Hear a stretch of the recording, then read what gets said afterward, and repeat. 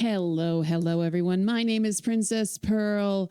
It's an absolute delight to see you on this insanely hot day. Thank you for stopping by.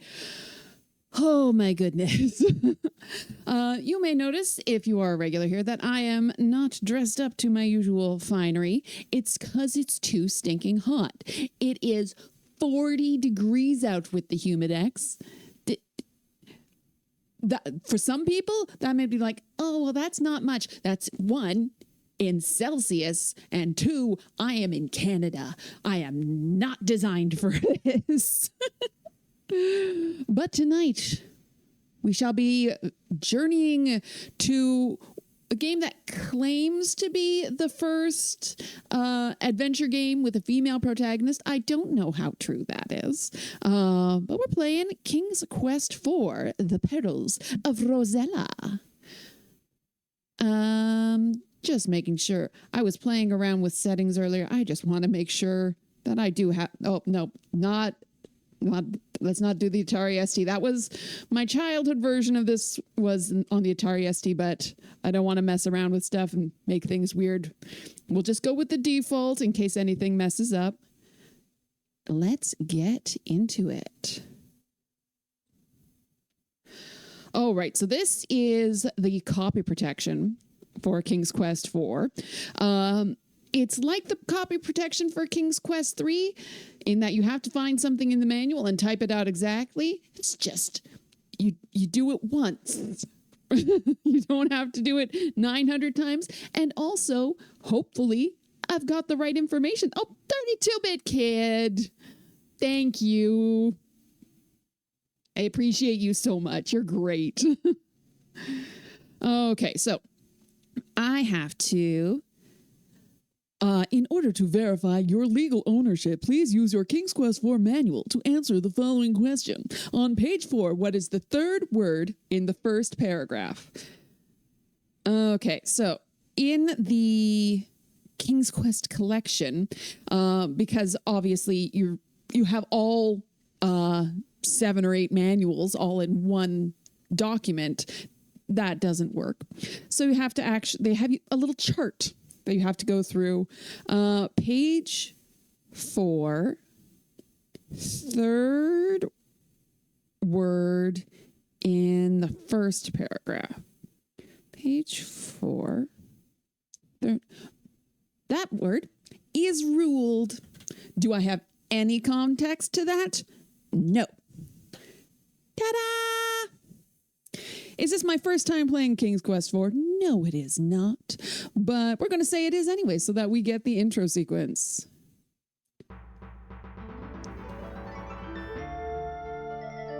I accidentally clicked through the fanfare over the 4. That's fine.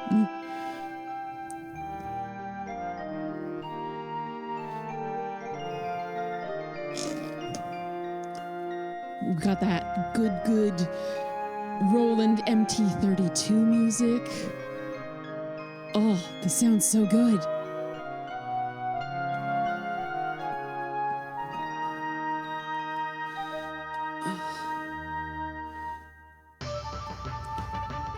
With the return of his long-lost son, Alexander, and the rescue of his daughter, Rosella, from the terrible dragon, old King Graham decides it's time to pass on his adventurer's hat to younger blood. Off he goes. In this version of reality, his hat is on a table instead of hanging on a wall. He flings the battered hat towards his children while his wife, Queen Valenice, proudly looks on. Alexander is very confused because he's only just met this guy and has had no explanation of why the hat is significant. The hat arches through the air suddenly. King Graham experiences a terrible squeezing pain in his chest. Help me, he rasps. The adventurer's hat lies unclaimed upon the floor, forgotten.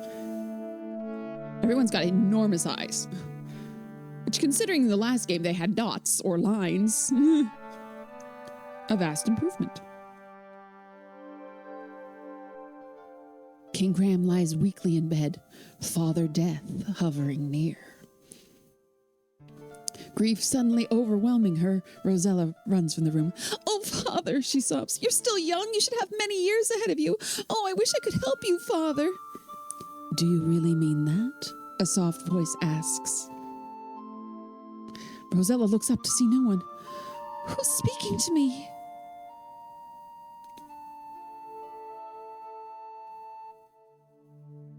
I am, the voice says. Look in the magic mirror. The mirror of distressed ladies. Rosella sees an image in the mirror. Who are you? She queries. It's a good word.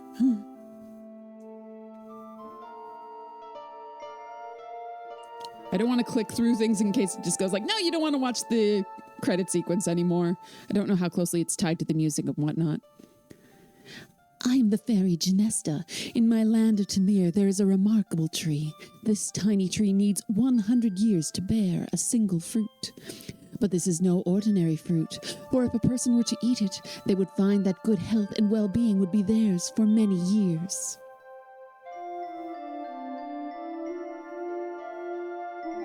Rosella is much heartened by this news. Where's the land of Tamir?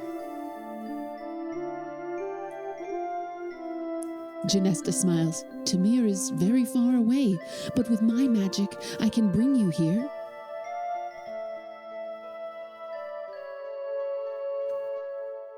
Rosella senses that there is more to the story. But I suppose there are some problems. This, after all, is the magic mirror of troubled ladies. Again, Genesta smiles. Yes, you are correct, Rosella. If you're willing to come to Tamir, I will explain the situation. However, once I bring you here, I can't send you back. You will have to help me first. This seems like a bad idea.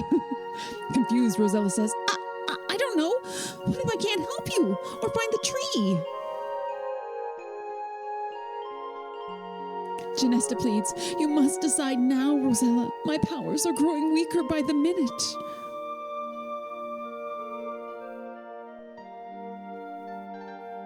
Now the fairy is but a faint glimmer, and her voice is barely audible.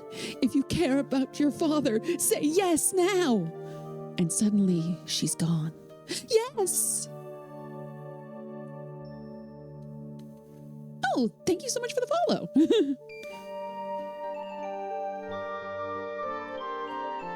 Little tiny fairies.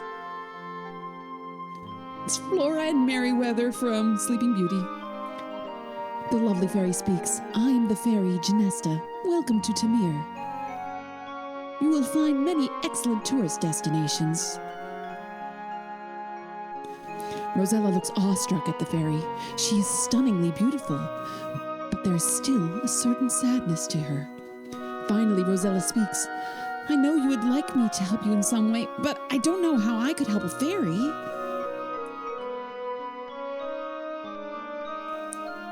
Genesta looks sadder than ever. You're wrong, Rosella. You see, I'm losing my magical powers. Yesterday, as I was strolling through the woods, Lolotte, the evil fairy, I don't know what she did. She stole my magical talisman. She yanked it from my neck and raced away, shrieking with laughter. Immediately, I felt my powers diminishing and my body weakening. I will die in 24 hours if my talisman is not returned. Tear. Single tear.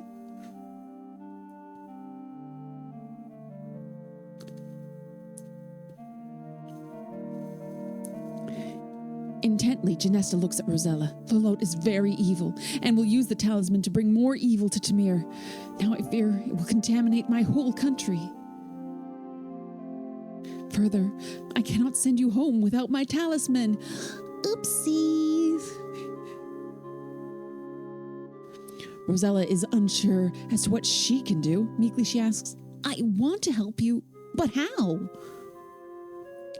You can do more than you think, Rosella, Genesta assures her. I believe you will be able to penetrate Lolotte's domain.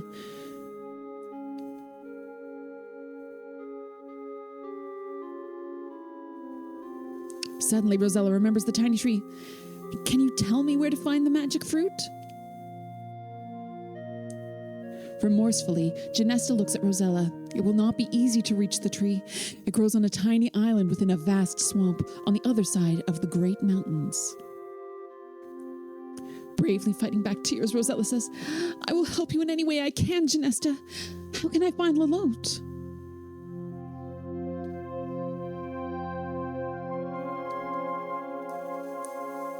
The beautiful fairy points eastward. Lalotte's castle overlooks Tamir from the great mountains.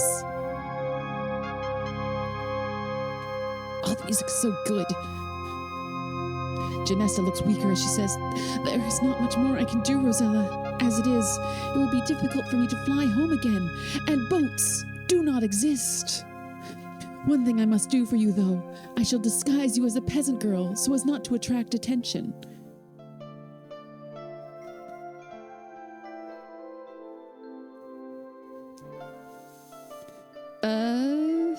Thank you, Genesta.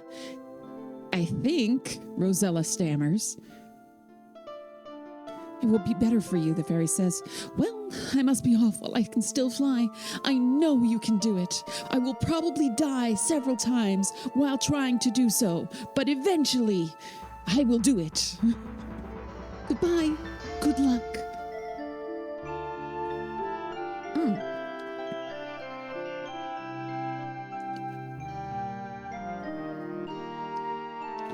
Well, you're on your own, Rosella. Hello, Decaf Jedi. You love King's Quest? Me too. Oh, the music's so good.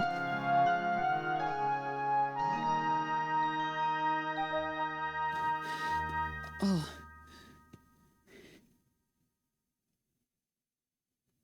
Hello, David Alexander. Welcome, welcome. Alexander was in the last game, not this one. Okay, speed going up. Something I noticed during the intro cinematic, Rosella's wearing a sapphire necklace. In King's Quest 1, Graham was finding sapphire jewelry all over the place.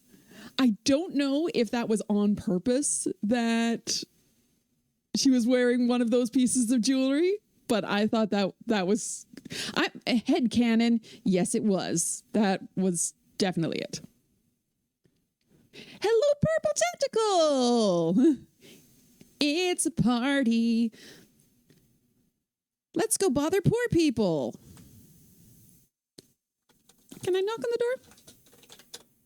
You knock loudly on the shanty door. A woman's voice enters. Just come on in.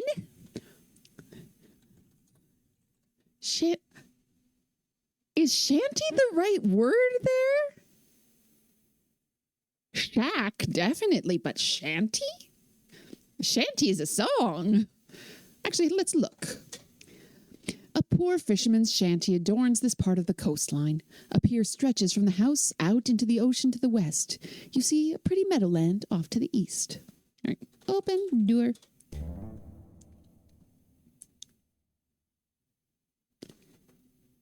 Hello.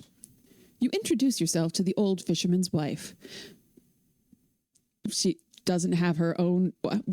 Not introducing yourself to the knitter? She's sitting there knitting. With little patience response, what are you doing here, young lady? Can't you see I'm busy? We're having enough problems without worrying about you. Apparently, she's some variety of Irish. Oh, I know. My brain's going... Newfoundland. Shanty means a small, crudely built shack. Wonder how it also came to mean song as well. Yeah.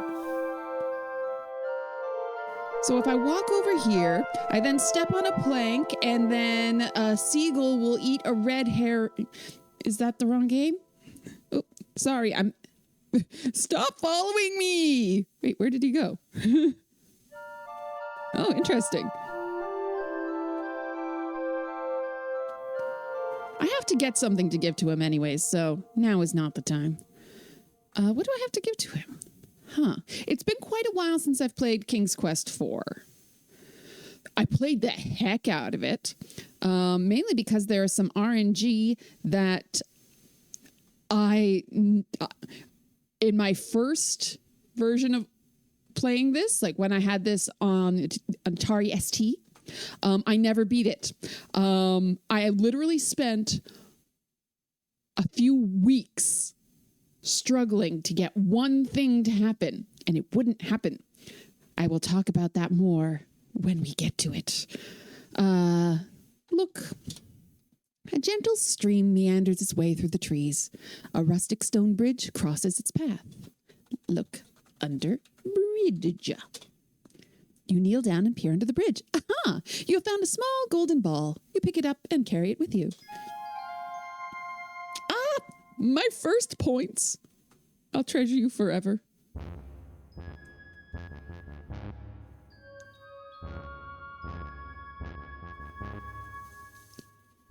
I like this music. Look. Numerous water lilies float serenely upon the lovely little pond nestled in these woods.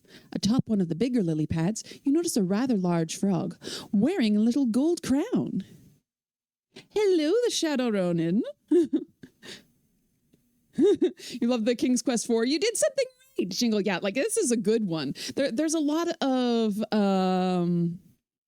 points, noises throughout the Sierra canon. But this one's quite good.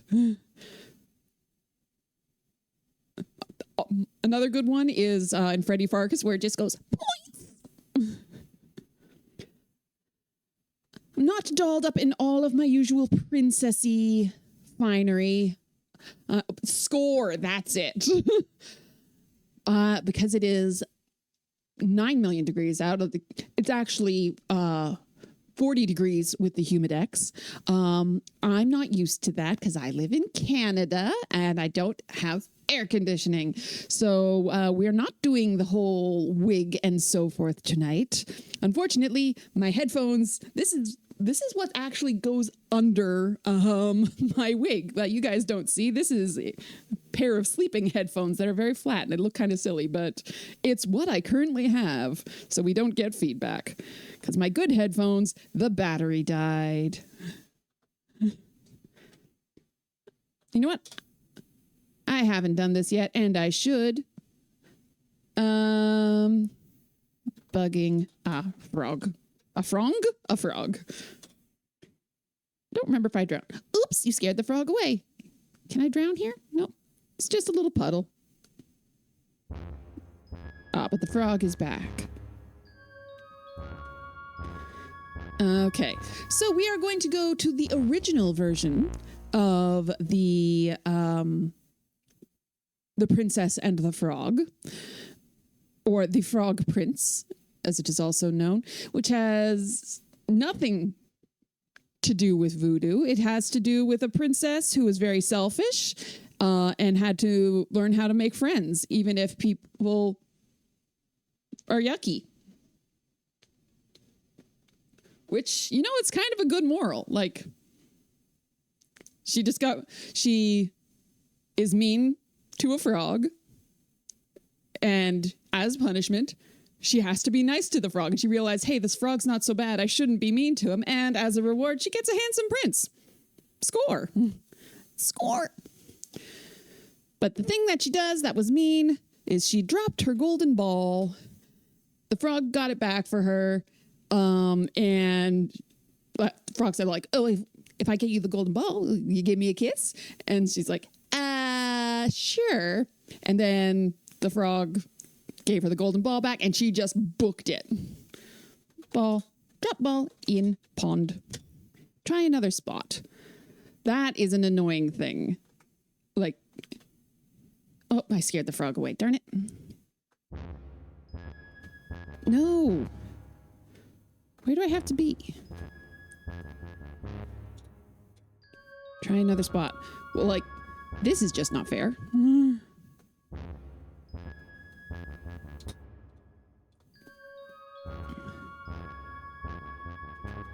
Oh, come on. This should not be a puzzle. Oh, there you go. You accidentally drop the golden ball into the pond. From atop a lily pad, a large green frog leaps into the water and disappears from view. A moment later, the frog emerges with, yes, your lost ball in its mouth. It seems as if the frog is kindly returning your gold ball to you. Bloop. Where are you? Beep, beep, beep, beep. Okay.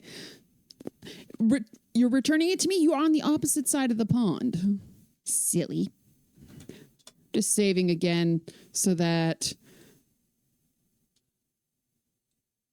in case I accidentally leave the screen.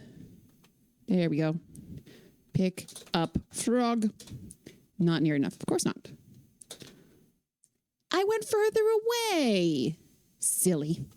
Squinching, that's a good word, up your nose in disgust, you catch the large frog and hold it in your hand. It stares at you with its big, bulgy eyes and wobbles its throat. You love how the game says, accidentally. Like, I typed that. I told you to do it. And then we've got the little sprite with her holding the frog going super fast. Kiss frog. 'Cause you gotta kiss a few frogs. You look at the frog's green lips. Good. You feel silly doing this as you slowly put your mouth against the frogs. I like how Rosella's sort of internal monologue through the text boxes is a little bit sarcastic, just like, I'm so glad I'm doing this. Suddenly, the little green frog changes into a handsome prince. Who are you? The prince demands. I thought you were supposed to be a princess. Why, you're nothing more than a peasant girl. You blanch a bit at that remark, but say nothing. Well, ta-ta, he says. I'm off. Here, you may keep this. To your surprise, he tosses the little golden crown to you as he takes his leave. Good riddance, you think. That's clearly Prince Throckmorton. That's Prince Throckmorton. I have decided he is Prince Throckmorton as mentioned in King's Quest VII. Prince Throckmorton? Mom, he's so boring. Alrighty. Do I get the ball back? Get ball. Yeah. This is so pretty. Like, just look at this. This is so pretty. Okay. Look. Just because I can. The scent of wildflowers fills the air in this lovely green meadow.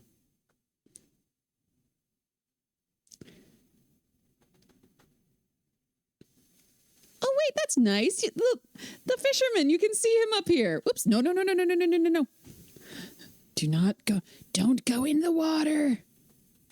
Don't do it.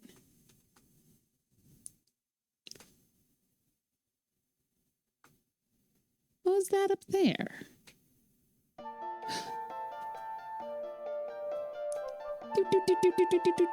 Bye-bye, unicorn. In French.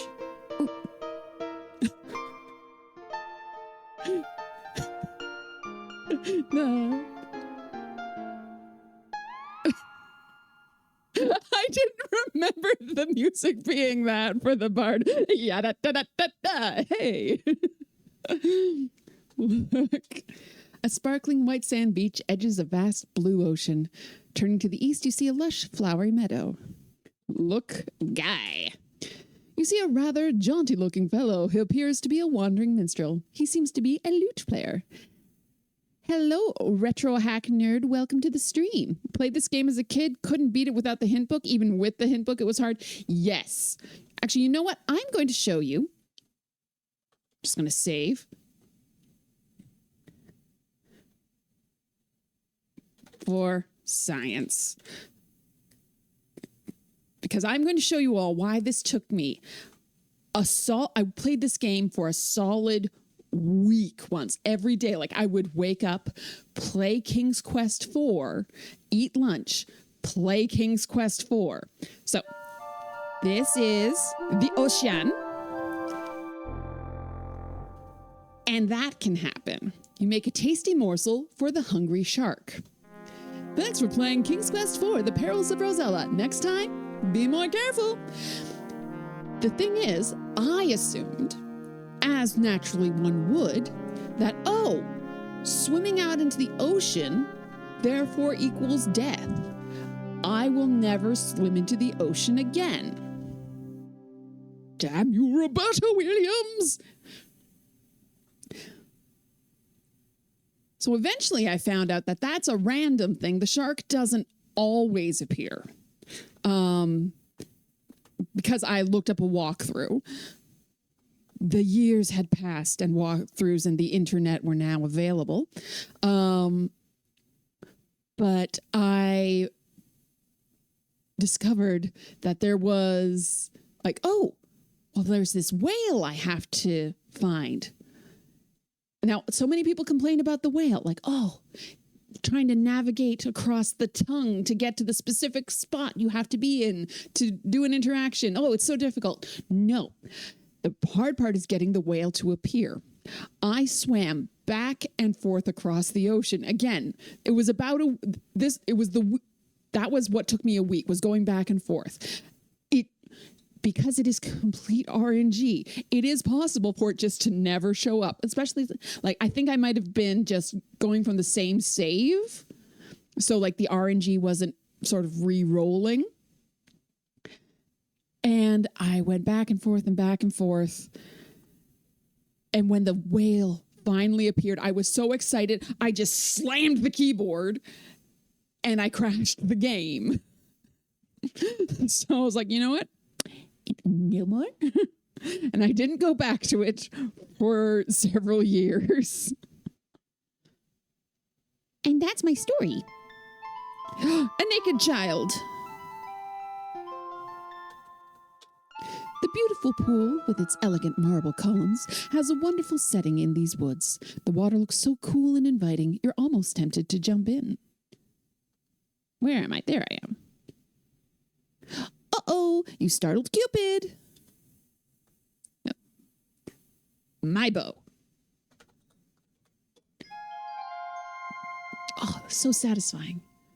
You can get soft locked in the whale if you don't have the thing. Hate the whale. Oh yeah, the whale is evil.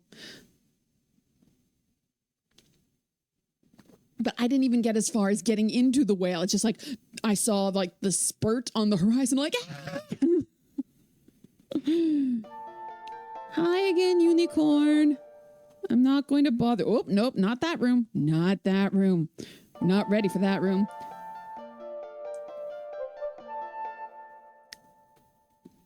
Where is the thing I'm looking for? We're just going to follow the river.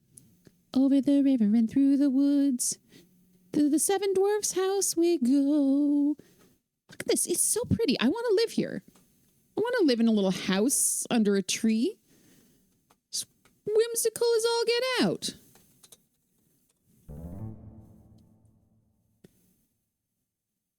Look. This is the main room of the Seven Dwarves Cozy Treehouse. Just right off the bat, you know it's the Seven Dwarves. Despite there's nothing specifically indicating that dwarves live here. Like, everything's pretty much full size. What a mess it is. You could tell that 7 people live here because there's 7 place settings. Actually, 1, 2, 3, 4, 5, 6, 7. There's 8 place settings. Why would you possibly think this is the Seven Dwarfs house? But this is my favorite sequence in the game. I'm just going to save. Doesn't hurt anything. But I like this bit. And I might want to go back to it and just play it for myself.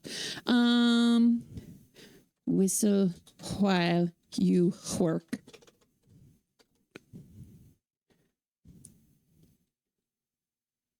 Clean.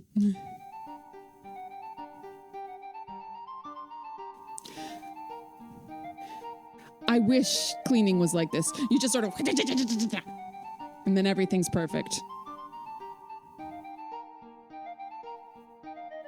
And the music's so charming.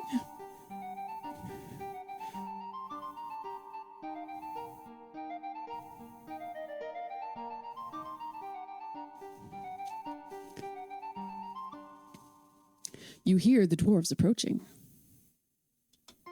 You watch quietly as the dwarves file in one by one, get a bowl of soup, and take a seat at the table.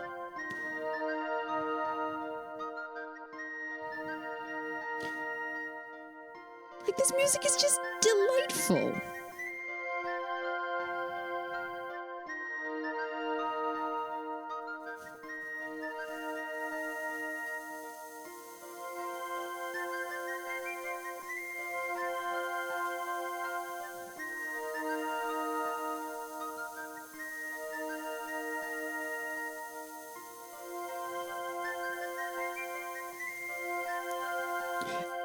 And they actually bothered to like have each dwarf be its own color.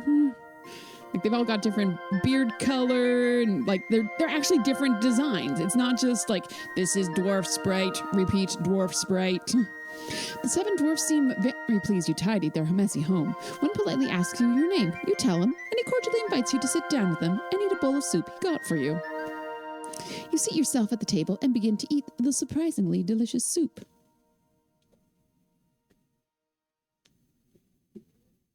Which we also bothered to animate. And they're all eating soup at their own pace, not everybody going, eh, eh, eh, eh.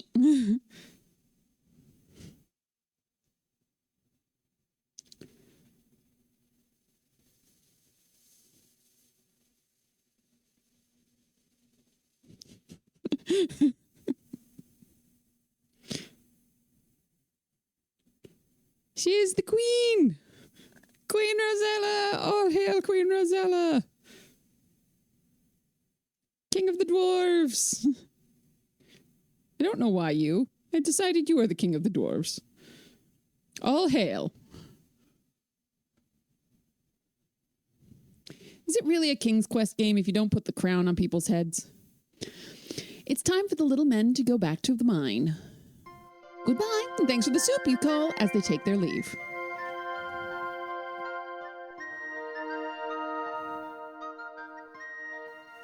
You finished your soup. It was the best soup you've ever tasted. Maybe, though, you were just really hungry. Oh, I said that I wasn't actually reading that you said that purple tentacle. I just said it out loud on my own. Remember to stand up and exit the room one at a time, lads. Oh, yes, yes. Everyone in order. Dwarf 1, Dwarf 2, Dwarf 3, Dwarf 5, Dwarf 4. You know what you did. Okay. Look, table. You see a long wooden table. Empty soup bowls are left on it. You also notice a blue pouch. Take pouch. Oh, that little chime, it just gives me so much serotonin. It's so delightful. Also, you can do this. Queen.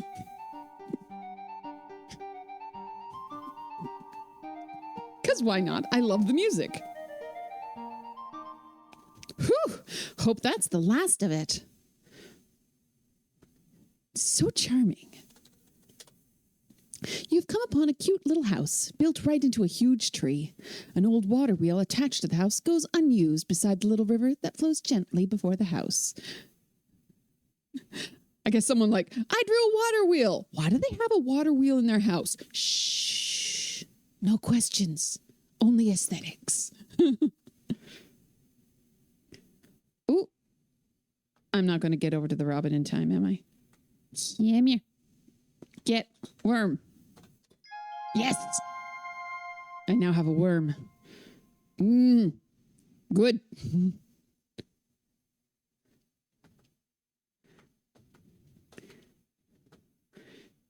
Okay, so this house up here terrified me as a kid. Not that I ever got to the night section where there's actually dangerous stuff around.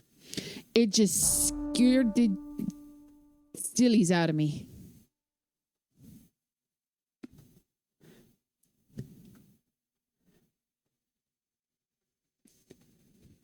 Look, stone. Not close enough. Lord Coningsby, 1559 to 1626, sleepeth here in peace, an honourable man, a valiant soldier. He served his country well. I plant these shrubs upon your grave, dear wife, that something on the spot may boast of life. Shrubs may wither and all earth must rot. Shrubs may revive, but you, thank heaven, will not.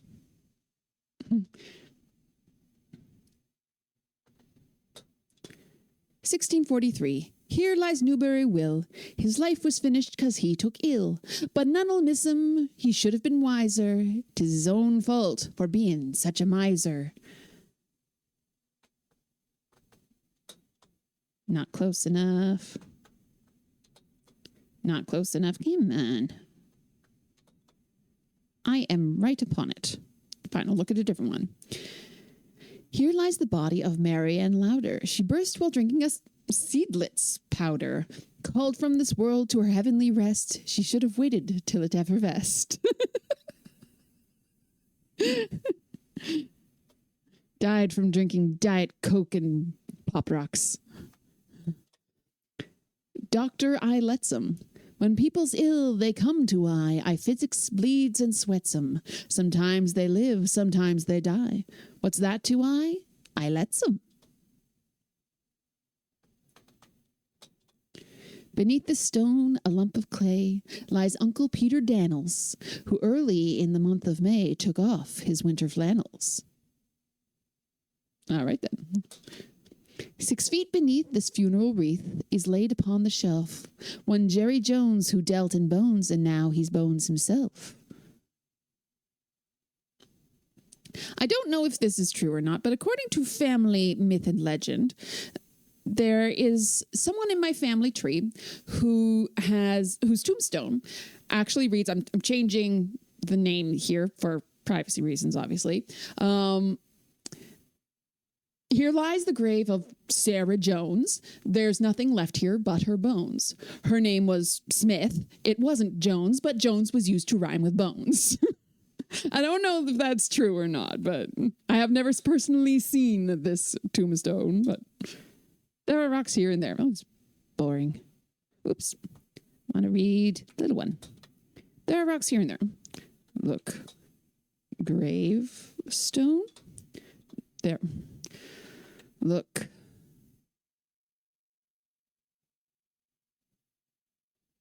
Tombstone? Each tombstone has an epitaph written on it. Well, I'm trying to read it. Read. Tombstone. 1634 to 1672. She done her best. Ooh. 30, 40, 50, 40, 50, 60. So that's 42. She probably could have done better. At length, my friends, the feast of life is o'er. I'll eat sufficient and I'll drink no. I've eat sufficient? That's weird. And I'll drink no more. My night is come. I've spent a jovial day. 'Tis time to part, but oh, what is to pay? The scansion on that's a little wonky. Dentist Brown, stranger, approach this spot with gravity. John Brown is filling his last cavity. That's silly. Not close enough. Whoe'er you are, tread softly, I entreat you. For if he chance to wake, be sure he'll eat you. Aha! That's where all of the zombies later come from. Whoa. Here lies a poor woman who was always tired. She lived in a house where her help wasn't hired. Her last words on earth were, dear friends, I am going to where there's no cooking or washing or sewing. For everything there is exact to my wishes, for where they don't eat, there's no washing of dishes. I'll be where loud anthems will always be ringing, but having no voice, I'll be quit of the singing. Don't mourn for me now, don't mourn for me never. I am going to do nothing for ever and ever. I like that one. 1546. Reader, here lies, but forbear to read more without a tear. One, I cannot speak the rest. You may weep, I'll smite my breast. Grief preventing, and this stone, too small to be written on. Only this, a little boy, Willie, in Abraham's bosom laid. I think this was probably meant to be probably from a real tombstone somewhere, and it was only this a something made in Abram's bosom laid, which makes a lot more that's boy does not rhyme with laid.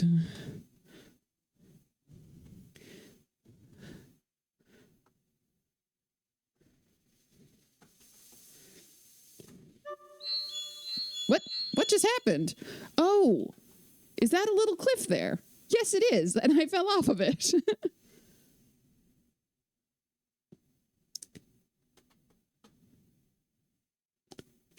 Aha.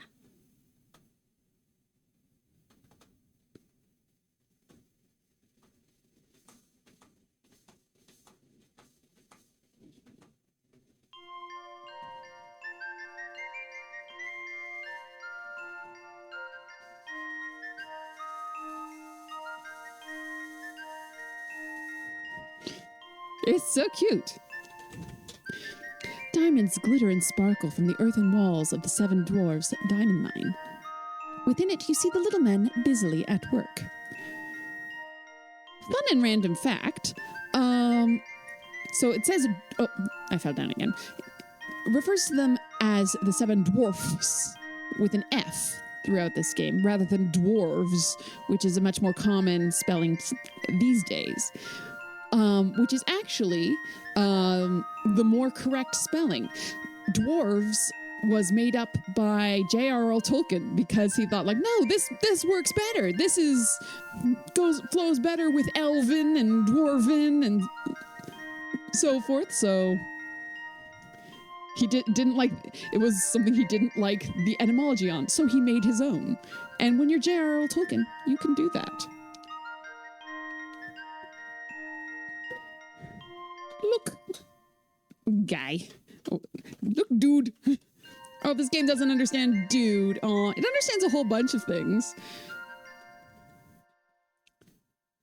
I know you can call them a bunch of rude things. Should I call them rude things? It is a fun fact. Yeah, I didn't know about the... Yeah,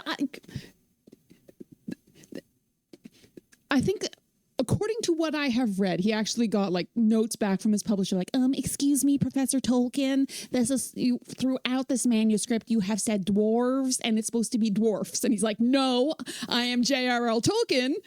I do what I want. Okay, look. I'll call him Guy. One dwarf appears to be idling by the diamond bucket. Now, is it because he is the boss, or is it because he is slacking? These are the important questions. Oh, no, never mind. These guys up here are slacking. They're just having a little chit-chat. Hello. You say hello to the small man next to the diamond bucket. He seems amazed to see you there. Rosella, he exclaims. What are you doing here? Don't you know this ain't no place for a fine girl like yourself? You don't argue with that. You don't agree with that, but you don't argue. Give pouch. Being an honest person, you offer the forgotten pouch of diamonds to the dwarf. It was in his own house. It would have probably been fine, except that obviously anyone can just come and go from that house, because they don't lock the door. His gruff exterior softens a bit. Nah, you can keep it, he says. We got plenty here. We also got an extra lantern we ain't using. Here, go ahead and take it. The dwarf's gruffness returns, he says. Now skedaddle on out of here. That's so weird, like, clean my house, so I gave you soup. Fair. You brought me my diamonds, which I don't want. So here's a lantern. Okay. Yay. Well, that's one way to get down, but it's not an immediate death, so an improvement from King's Quest 3. Hi, unicorn.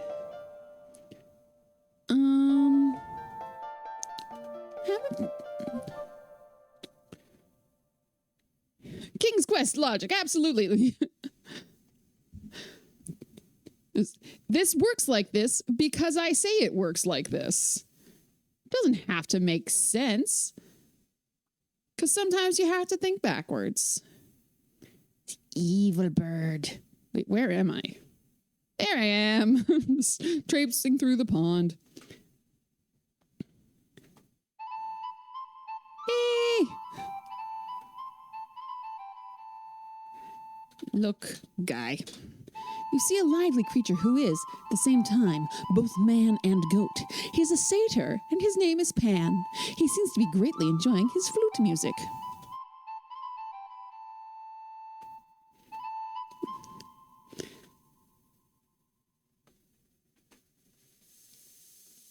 I like how Tamir, it sort of has, like,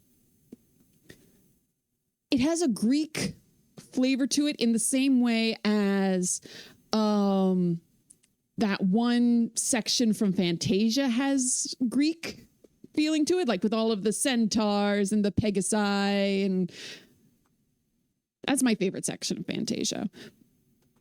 But it's like, it's not full on like...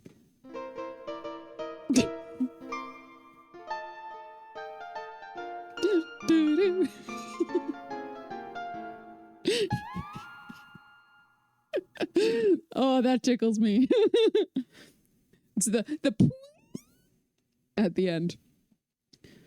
It's fantastical, mythological Greece rather than, you know, Athens and Sparta.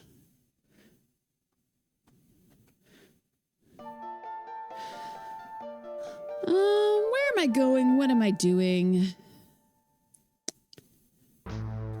Running away. That's what I'm doing. No, ogre. No.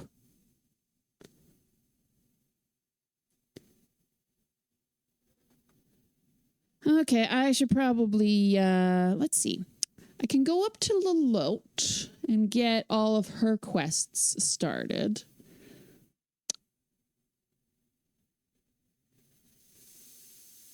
Yeah, let's get on with the actual story, because that'll give like reasons to do the things I'm doing. Or I could fall off a cliff. I could save.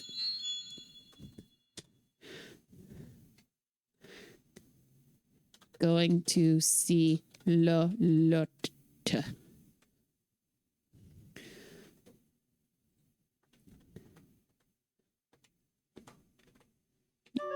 Nope.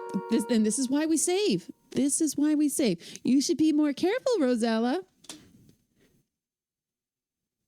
Come on, Roberta, show your face. There we go. This is why I saved.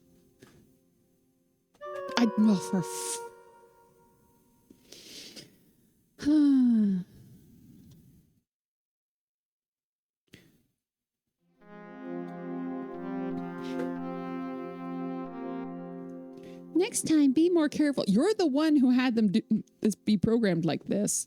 Okay, we're just gonna slow things down a little. Crying out loud.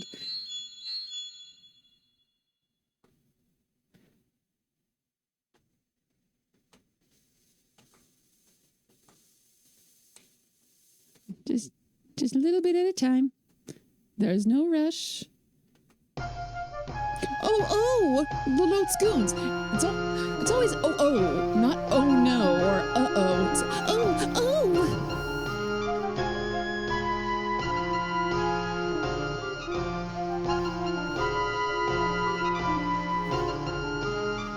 That's gotta hurt so much.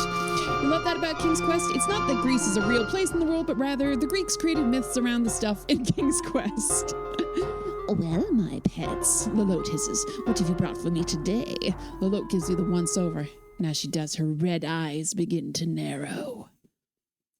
Are you a foolish girl who wandered here by mistake? Or are you a spy sent here by my enemy, Genesta? You swear to Lalote that you are nothing but a poor peasant girl who has lost her way. But she doesn't seem to believe you, as her mouth begins to snarl and her eyes narrow to mere slits. For the first time, you experience real fear and begin to tremble. Lalote snarls, you don't look stupid enough to have wandered here. I believe you are a spy. Take her to the cell. It always kills me. Oh. Sometimes it works, but usually it's obvious they intend to mean, oh. Look. You found yourself in a horrible cell. It looks as if others have found their way here too.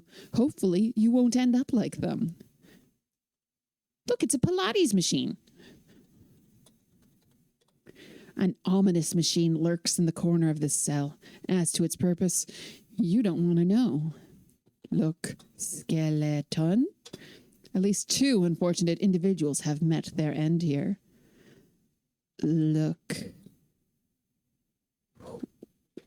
Walls. What did they think? There's nothing of importance on the walls. I think the manacles... Cat o' nine tails.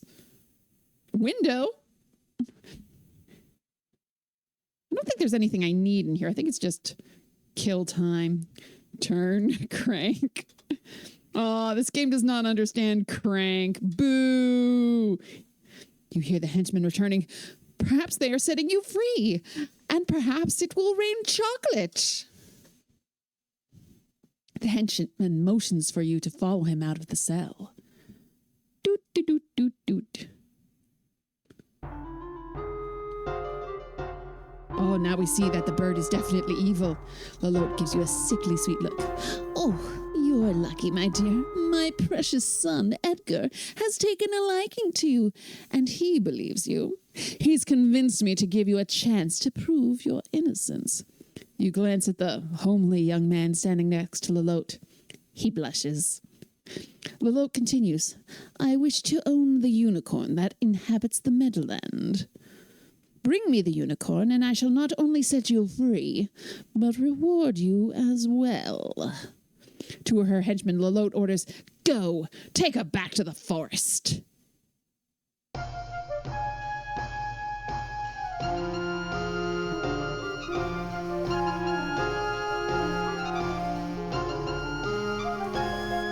got a little landing animation. Little things they don't need to do, but they did. Dragon Lancer! Oh, that's a resubscribe. Wow! Okay. This is my first time someone's had a recurring subscription go through. Neat! Oh, evil music. Evil music. Oh, but it's so good. Okay, let's up the speed a little because I'm impatient. Ad break will begin in 3 minutes. 3 minutes to ad break. At which point I can go and get my good headphones instead of these ones because I'm not going to be wearing a wig. So once my batteries are charged, I can actually wear the good headphones. Yay!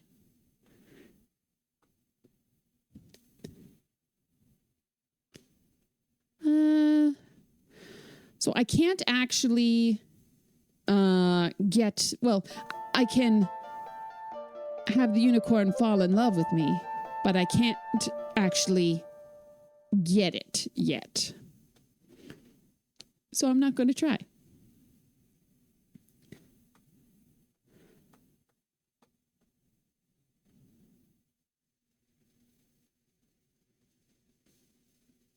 I've just remembered that I need to do something, but I don't remember why. Bird. Hello. You say a few words to the old fisherman. However, he must have other things on his mind and seems to ignore you.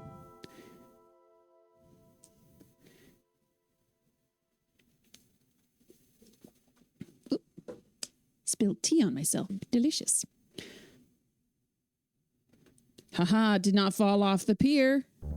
Yeah, get in your house. So ad break will be starting soon. I will be going to get my headphones and having a little break at that time. You talk to the grizzled fisherman as he sits at the table. Sighing, he tells you, them fish ain't been biting lately. If things don't get better soon, I don't know what to do. What is that voice? My voices are all over the place today. Give diamonds. You offer the pouch of diamonds to the fisherman, who takes it gladly. Wife, give the girl my fishing pole in trade, he tells his tired wife. Obediently, she retrieves the pole and hands it to you.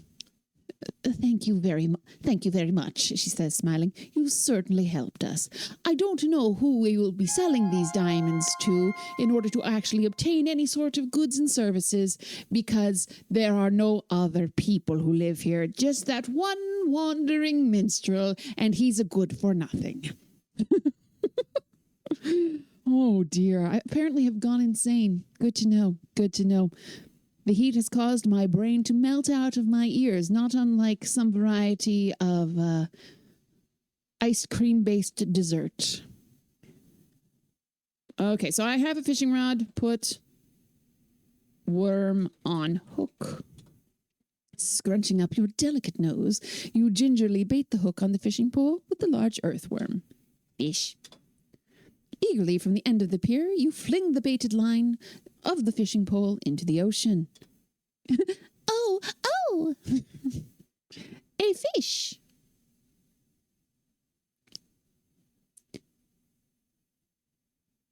The fish don't seem to be biting.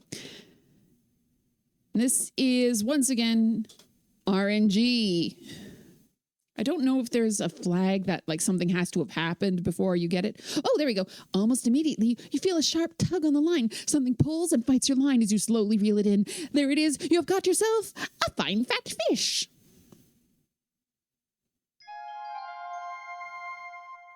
I don't remember why I want this, though.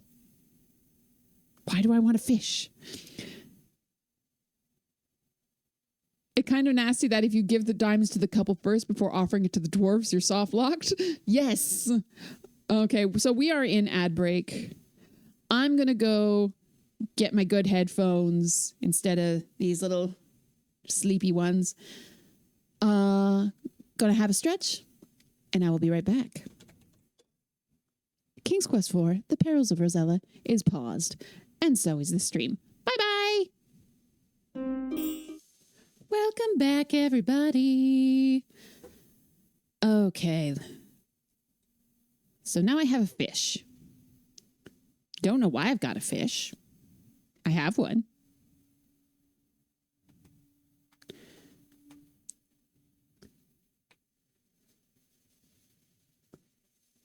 I think maybe this is the one I have to swim over from. Oh, I should save. Saving is a good thing to do. Got fish will swim.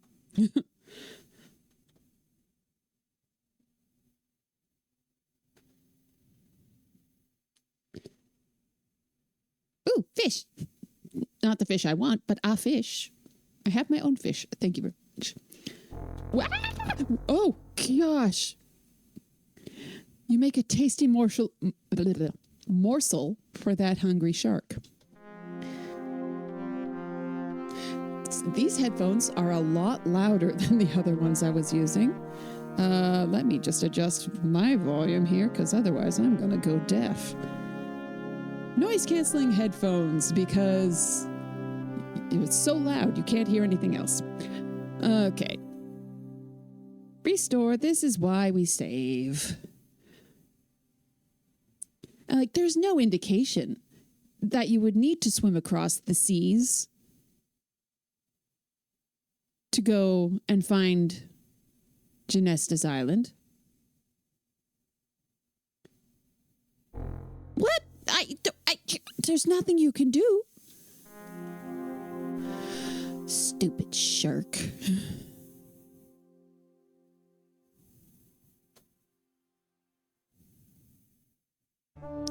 No! I'm not ready! No, no, no, no, no!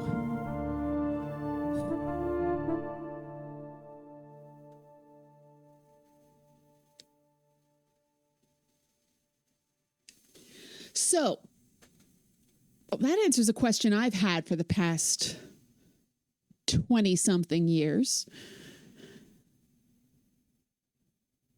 The whale can just show up at any time.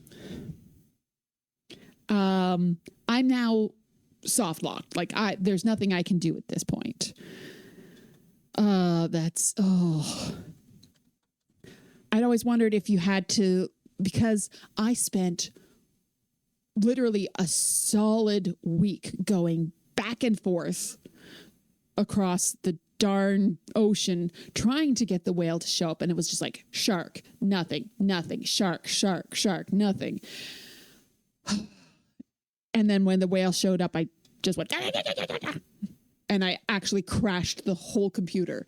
The Atari ST, when it crashed, it didn't just like go general protection fault, blah blah blah blah blah, have blue screen of death or something. No, a series of bomb pictures would show up across the screen, and the worse the crash was, the more bombs would show up.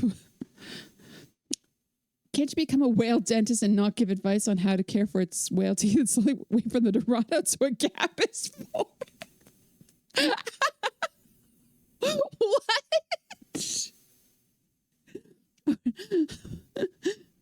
This is a King's Quest game after all. Absolutely. Yes, of course. That's clearly the solution. I just have to find the cetacean dentistry school, get my MDSC, Masters of Dentistry Sciences cetacean, and then I can have to find, however, it's really difficult to find the golden dental drill. The RNG on that's terrible. Excuse me. All right, let's try this again. Stupid whale. Fish. Fish. Okay. Shark. And there's nothing you can do. There's nothing you can do.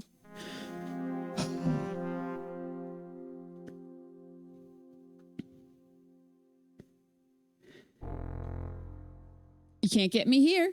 This is land. You can't come up here. You are not Jeff the land shark.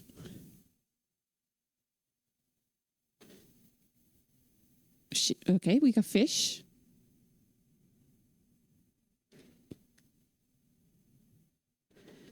Have you ever tried swimming fully clothed? I was going to say. But like skirts are heavy.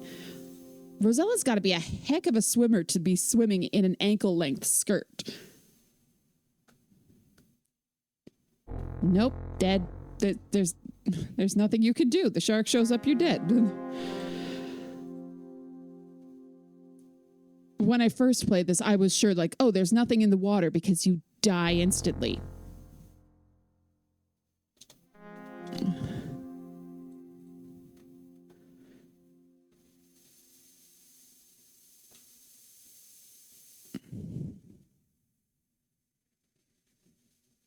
No.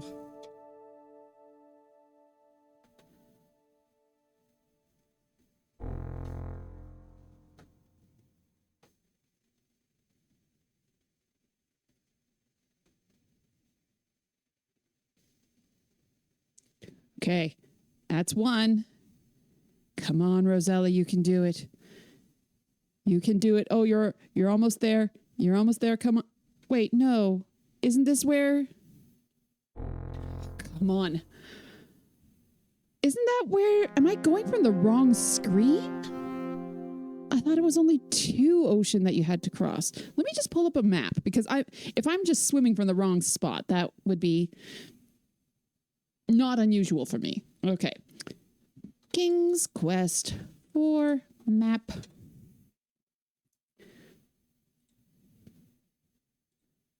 Do. Oh, this one doesn't even show. Oh, it's two. Okay. Well, in that case, I'm just going from the wrong spot entirely. Apparently, I have to go from the dock. According to this map I'm looking at anyways.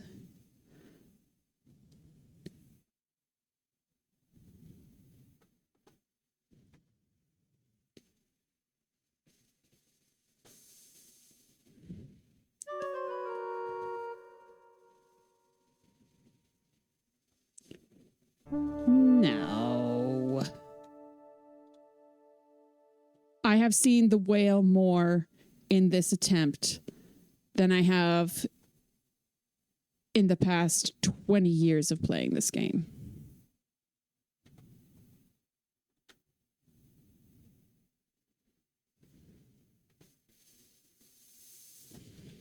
Just going to save over here. Got fish will swim.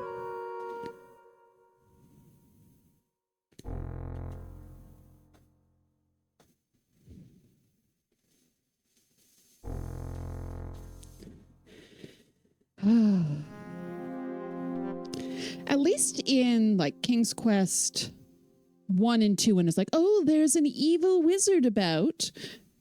there was a chance to get off of the screen. There's nothing you can do when the shark shows up. You're just, oh, you're dead. And boats don't exist in the land of Tamir. Yay! Did it. You stare out at the ocean and the white sand beach of the secluded island. From the middle of the island, a majestic ivory palace towers, surrounded by a lovely manicured garden. Look, peacock. A majestic peacock with a beautiful tail struts by. It's got such a cute animation. Look, feather. You see a beautiful peacock feather laying on the beach. Take feather. Hooray! The peacock celebrates. Or wants to date me, one of the two. You are roaming through the wonderful island garden. Towering beside you is an enchanting ivory palace. You see an interesting statue within this part of the garden. Look, statue. What? Depicted in the statue, a pair of dolphins leap gracefully from a wave. That's a weird way of saying that.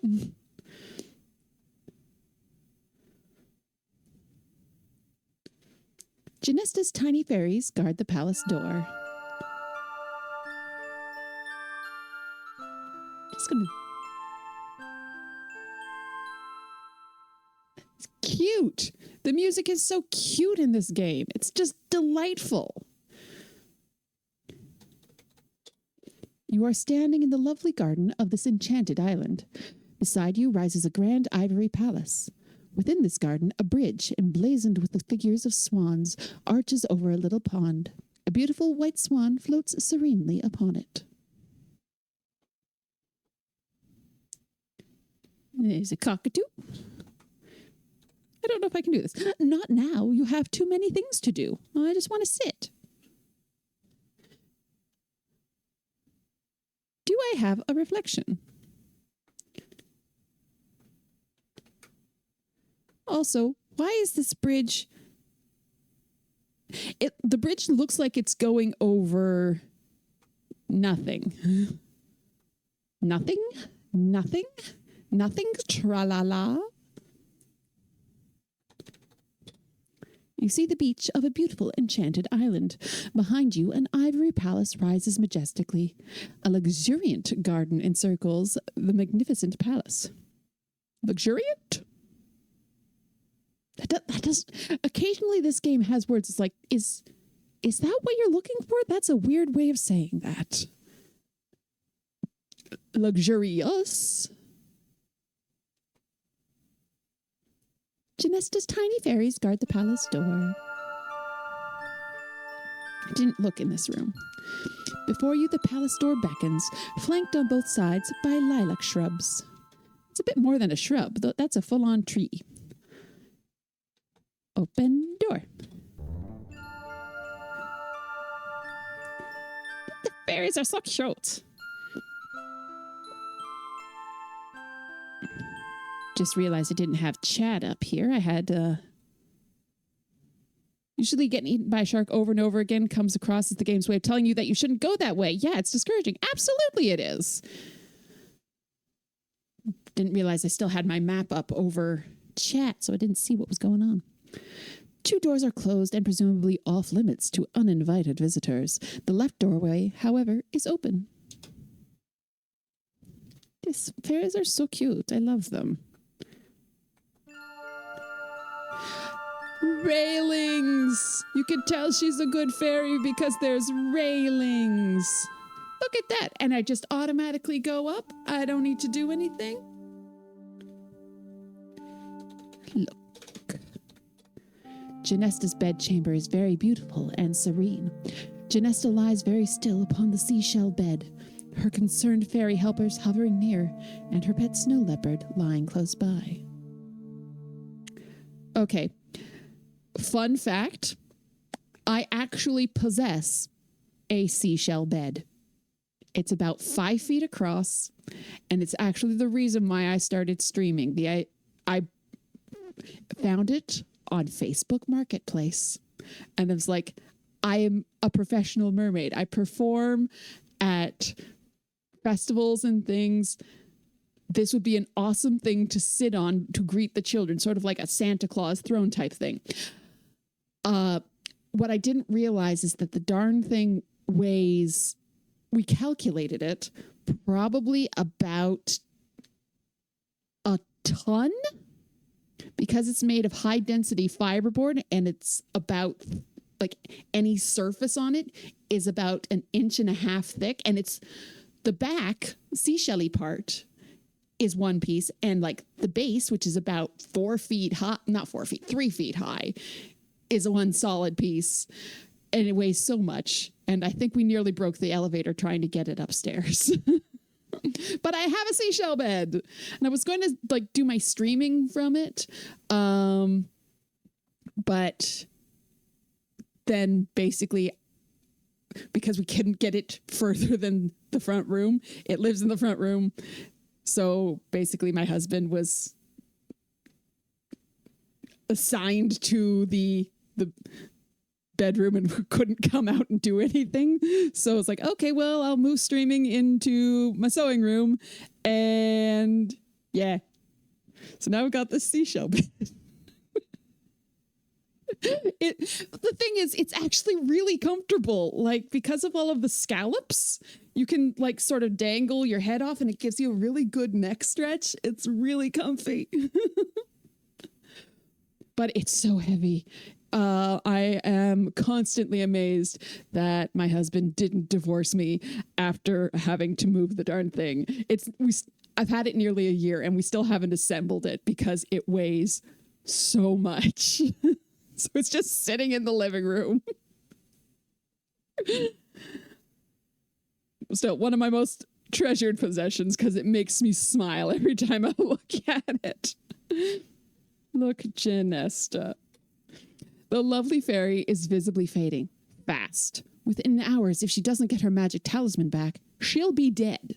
This will be a loss for Tamir, as the evil Lalote will come to power. Is there like a timer on it or something? There actually is a timer in this game. Like, in real time, time passes. So if you just, like, if I just stood here with the game unpaused, eventually it would become night, even though I hadn't done the narrative things needed for night to happen, which is pretty cool.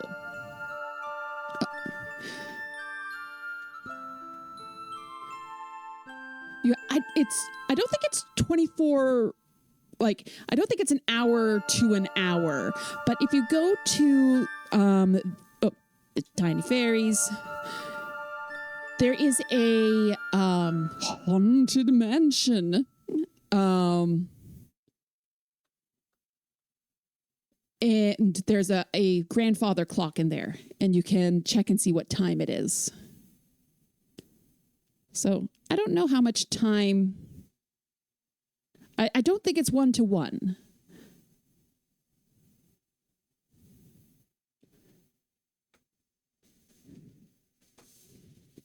Okay, save.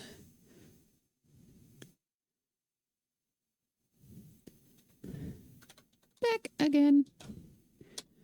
All right. So now I don't need to worry about the whale, just the shark. Is that right? I think so. We'll find out.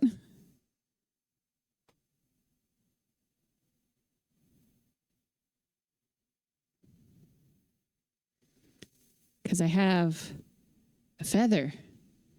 That's a shark.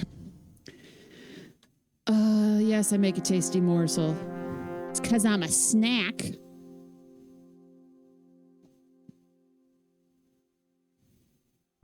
Yay! And I'm just going to sit here. Just going to sit here. We're going to wait. Yay! Horrors, you have been swallowed by a huge whale. Cool, this place stinks. We are two mariners Our ship's sole survivors, trapped in this belly of a whale. Look, bottle. You don't have it. Take bottle. Okay. Oops. I didn't mean to climb that. That's not what I was going for. Best part of the game, whale tongue. Well, well, well.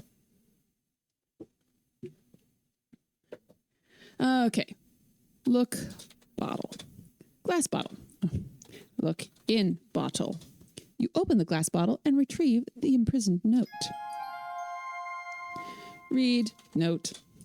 Help! The girls in Leisure Suit Larry in the land of the Lounge Lizards are mighty uncooperative. Give me some help here, guys. It's a bunch of different things it can say. Oh. Drug dealers are terrorizing the city of Lighton. I need a partner to help put away these bad guys in Police Quest. No, you can't make me. Just, where can I stand? So I'm girls in Leisure Suit Larry. Help, I'm about to get blasted by evil Sarians in Space Quest. Anybody have a handy ray gun out there? I don't think Roger even had a handy ray gun.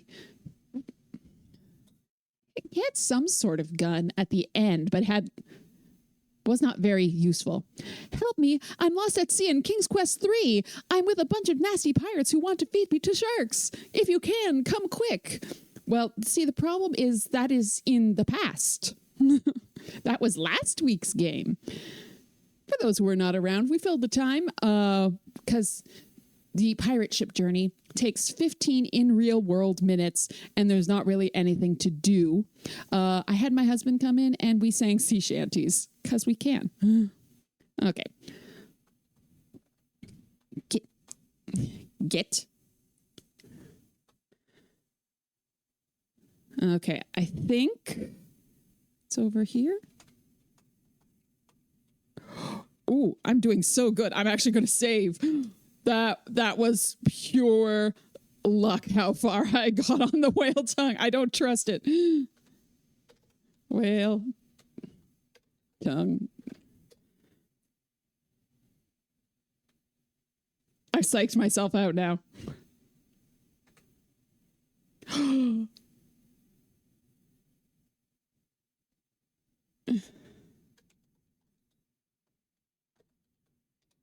Not here. Okay.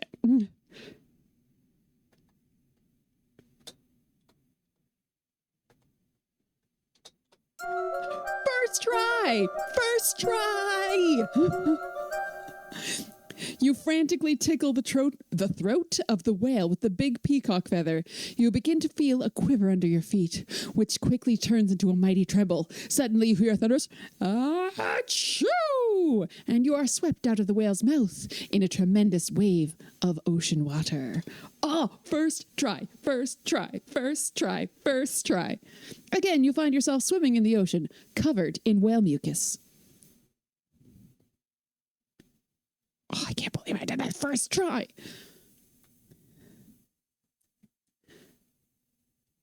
That's what the fish is for. Have to give the fish to this guy. That was it. Which, there's no way you would know that if you hadn't played it before. Like, it's completely possible to have gotten here with no fish. I'm going to save. First try, whale tongue.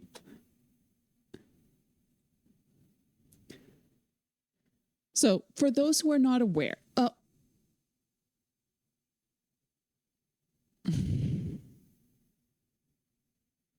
come back. I love you, Pelican. I need you in my life. This is what I get for being chatty. Okay. So for those who aren't aware about the whale tongue, there's like a very specific path around the whale tongue that you have to climb. And if you fall off it, you fall. So it's sort of like the beanstalk in King's Quest 1, things like that. But there's no indication on the whale tongue where these slippery spots may be that will cause you to fall. I can't believe that happened. And I am bad at that sort of thing. Okay, but now I have lost the pelican, so let's see if I can feed it a fish before it flies away. Give bird fish. Not close enough. Of course I'm not. No! Well.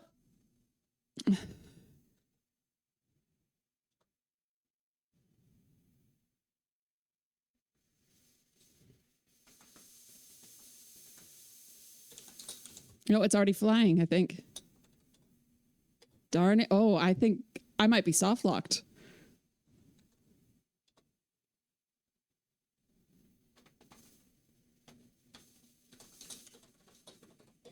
There we go. You throw the stinky, dead fish to the pelican. Greedily, he catches it in his large bill. As he does so, you notice something shiny fall from his bill onto the ground. Look. You found yourself stranded upon a desert island. Also, it seems, have others before you. Now what are you going to do, Rosella? Look, ground. You see a shiny whistle lying on the ground. Take whistle, which you can't even see from where it lands. And also, look, ground. Oh, how would you know? How would you possibly know? You look at the ground inside the wrecked boat. What is this? Why, it's a golden bridle. You pick it up and carry it with you. There's no indication that it should be there. Okay. Got stuff from island. How do I leave here? Blow whistle?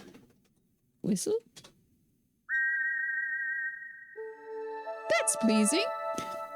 You put the shiny silver whistle to your lips and forcefully blow into it, producing a loud tweet. To your astonishment, a friendly dolphin appears just offshore and jabbers excitedly at you.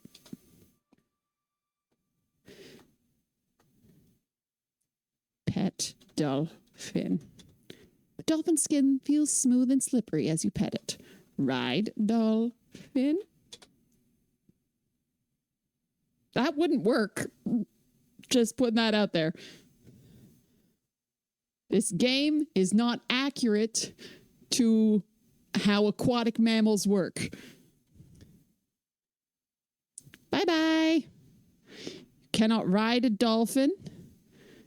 Whales don't have molars. In fact, if I'm recalling correctly, I think it's either a blue whale or a humpback. Their throats are like ridiculously small. Like you would not be able to fit a person into. Hey.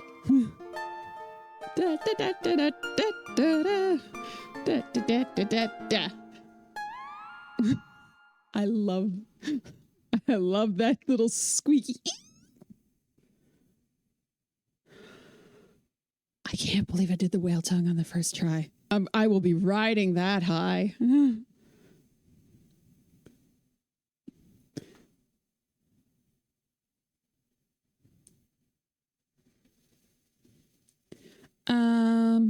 Okay, now I have to be mean to the unicorn. I don't wanna.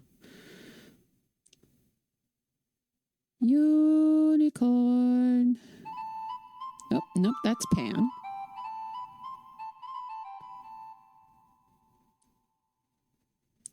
I don't know why, but in my head, unicorns, they go along with things like centaurs and, nope, not that one. Centaurs and Pegasi and all these sort of Greek horse myths. But I don't think unicorns are in Greek myth.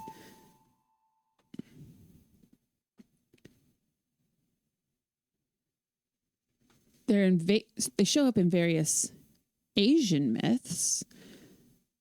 And then in sort of the Western European mythology. So, oh, there we go. I'm sorry. Shoot unicorn with bow. You aim one of Cupid's golden arrows toward the beautiful unicorn. You let go of the bow string. Zing! Bullseye. The magnificent unicorn is no longer afraid of you. It's now your friend. And I'm going to be mean to it. I don't want a pet unicorn. Not close enough. How? I can't be any closer. You gently stroke the velvety, soft nose of the unicorn. Seems as if you've made a friend, Rosella. Yes, unicorn. You plant a big kiss on the velvety nose of the beautiful unicorn. Put bridle on, unicorn. As the beautiful unicorn offers no resistance, you gently place the golden bit into its mouth and fit the bridle and reins over its majestic head. The unicorn looks at you with curiosity. Ride, unicorn. Not close enough. Boop. Try the other side. You have pathfinding, Rosella. You could just go there. You nimbly mount the magnificent unicorn, grab the golden reins, and start off towards Lalote's castle. Okay, the thing is, so she is side saddle with her legs over the left side of the unicorn, but she has to jump on from the right side. So she'd have to just do a full shwa, flipping her legs right over. At least it automatically takes me up the hill there. I couldn't read that fast enough. This whole game has themes of betrayal. Yes, it does.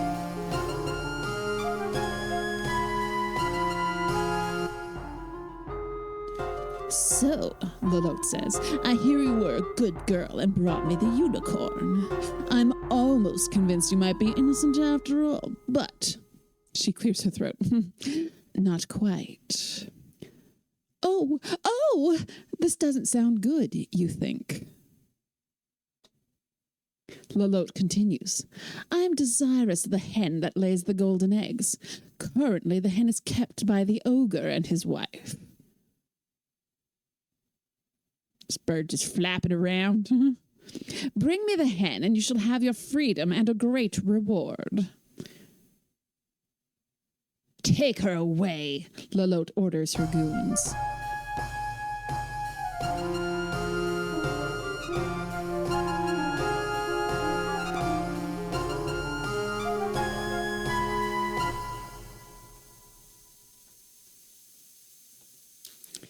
Interesting audio thing. Just the music doesn't just cut out there. There's like a little decay.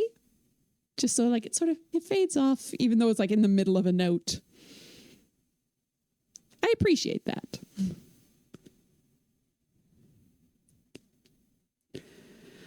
Okay. The ogre. Well, actually, I should probably save. I was mean to a unicorn and I feel bad.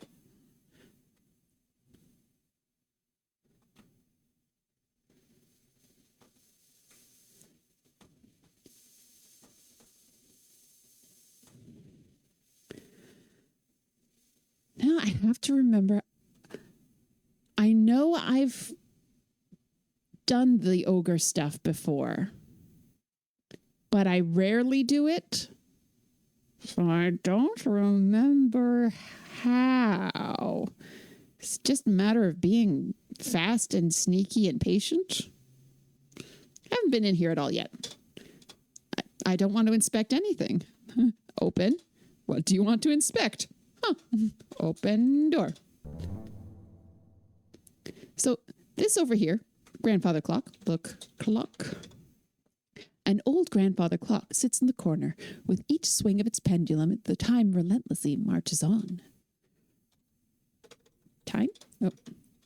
Game doesn't understand time. No one understands time. It's not a word. The time is 11:04 a.m. So you can only do that in this room. Because if I do it out here, try another way to say that. Doesn't tell you.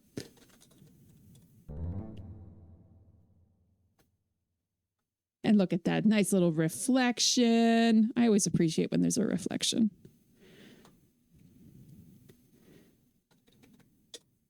This old dining room has seen better days. The long table is littered with crumbs and dust, and against the wall, the empty hutch is covered with cobwebs.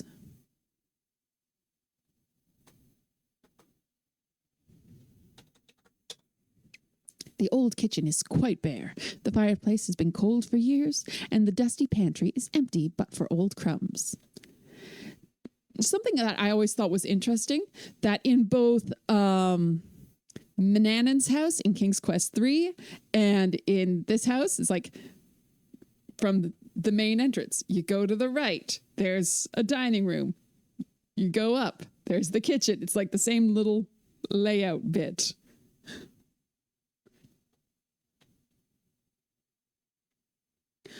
Also, the kitchen and dining room are on the right side of the house in Colonel's Bequest as well. Does Roberta Williams just, like, kitchens are on the right-hand side of houses, this is where they go?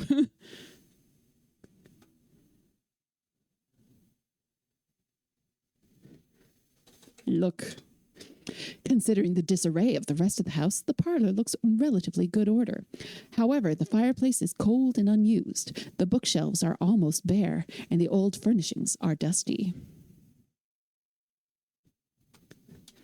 Look. Painting. An interesting portrait of a young girl hangs above the fireplace. You gaze at it intently and notice that her eyes seem to stare at the left wall of the parlor. How do I do this again? Look, bookshelf. You examine the books on this side of the room. None of these books are up to the quality of reading you're used to.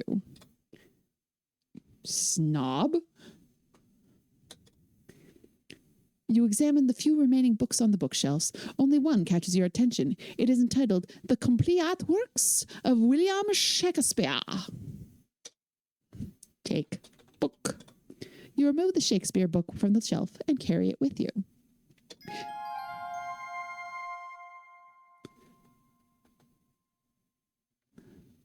Look, wall.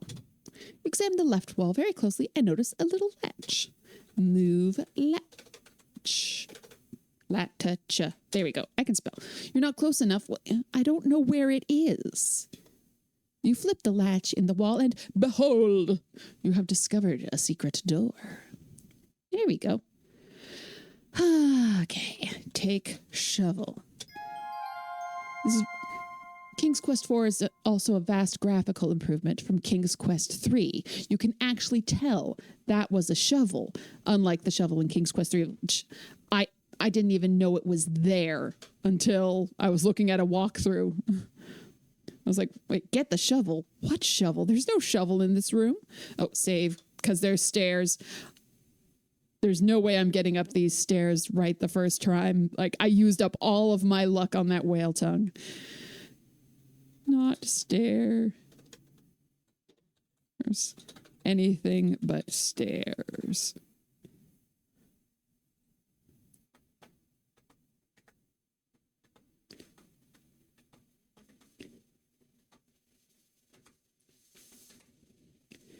Now, these stairs in particular are mean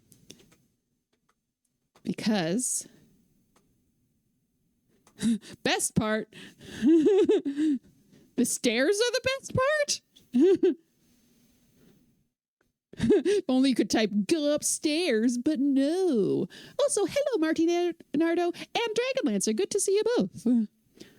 But this is mean because you have to rewire your brain because you're going towards the camera, which is normally down on the keyboard, but now it's up.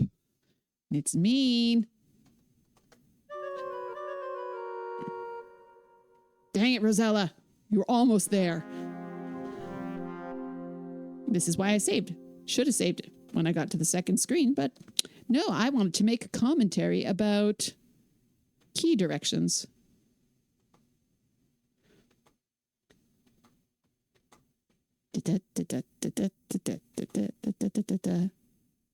Save. Just saving right over that one. Not stairs, anything but stairs. Okay, and then this. Nope.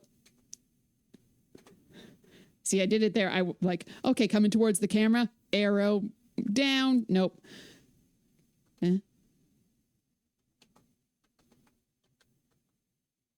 Ha ha ha ha ha ha ha ha ha ha. I just realized I don't need to come up these stairs right now. Oh well. Play organ. Not sitting at the organ. Sit. Be better to move to the inside of the bench.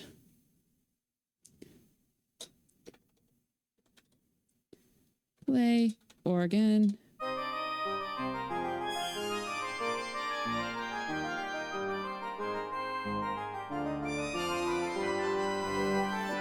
It's so good. The music is so good in this game.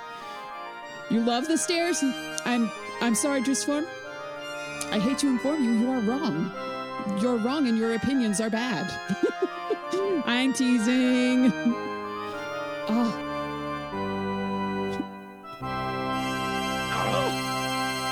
So good. Love the music. What a virtuoso you are, Rosella. But unfortunately, as soon as I got into the screen, like, I don't have the thing I need for this to just go to the next part. I didn't get the thing. No idea what you're missing out on by not having Roland MT32. Yeah. Instead of like beep, beep, beep, beep, beep, beep, beep, beep. It's such an improvement. It's crazy. No, you're making me fall all the way through.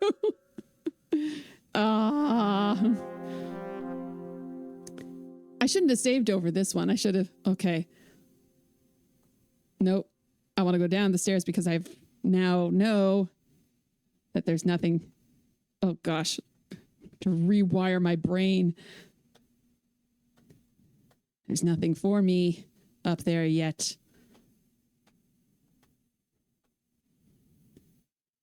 You had a PC speaker when you played this. In fact, it had the AGI version of the game. Oh, so you had the one that like nobody had. Yeah, I had this on the Atari ST. So I don't know if it would have been AGI or SCI. I think it was SCI because like it had the swinging braids and like from what I remember, this is what the graphics look like. But going back and playing through a lot of these games, I've realized like, wow, my brain filled in a lot of detail in these that just plain old wasn't actually there. Just you fill in all of the gaps with your imagination when low res graphics. Oh, this room is mean because look at this ceiling. Look at this here. Isn't this just screaming out to be opened? This is an adventure game.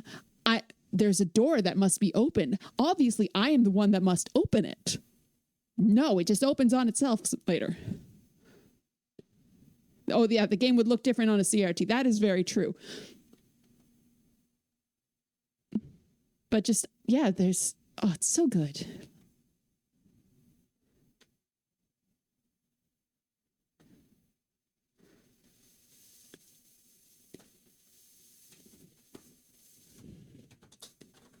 Haven't been looking. Not close. How can I get any closer? Where do you want me to be?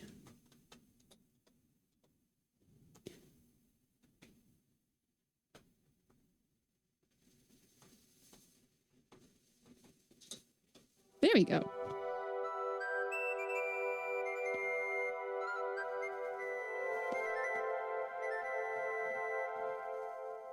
Aw.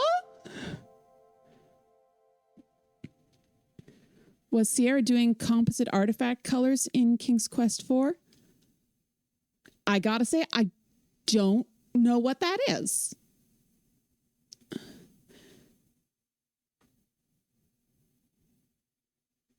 You have used some fancy big words. Look at that, just automatically goes down the stairs. Oh, but I also just want to show something. That's because open door. If I type time, it's now 11:27 a.m. I should have looked at like the actual time when I came in, compared that to the Tamir time, see how much time is actually passing. Ooh, I haven't done this bit yet. Ooh. Wear crown.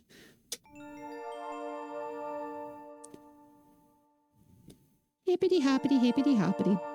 It sure feels good to be yourself again. Now, if taking the crown off just turns me back into a person, why couldn't the Princey boy have done that earlier? So Princey boy was like,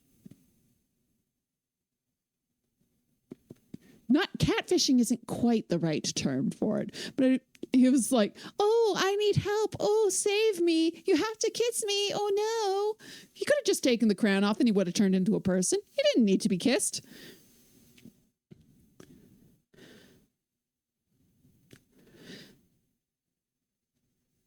Some game studios took advantage of the way that composite video works to create more colors, but they don't show up in standard emulation. Sierra definitely did it with at least one King's Quest game. Yeah, like that's something that would probably, like, this is it's more like technology they'd be using in 5 and 6, because this is the highest graphical graphics that the King's Quest game got before we went full VGA. Okay, oops, I'm Okay. Also, this is another mean puzzle, because if you're not looking for it, you have to get this brown thing that's on top of the other brown things. But I guess this is sort of what you're talking about here. Like they've got the dithering going on so that this brown looks like a darker brown than the plank here. Speaking of, get plank. The game does not understand plank. Get bored. Da-da-da. Ah. Thank you for the points, game. Save. I got bored. Haha, puns. Okay.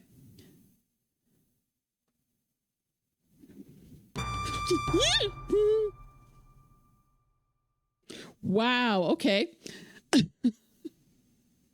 I know that's a possibility. I was prepared for it, but I just had like a deep emotional childhood response. Like my entire body went, no! Oh. My heart rate is through the roof. And that's from the shadow of a troll that I easily escaped. It's not that scary. I know it's not that scary and nothing really bad is going to happen, but that actively scarified me. Okay, we're going to try again. Using a flint attached to the oil lantern, you light it. The lantern burns with a bright glow. Okay, hadn't done that before going in there. All right. I know I've done one thing. I don't care. I'm saving. Troll cave. Oh, creepy music.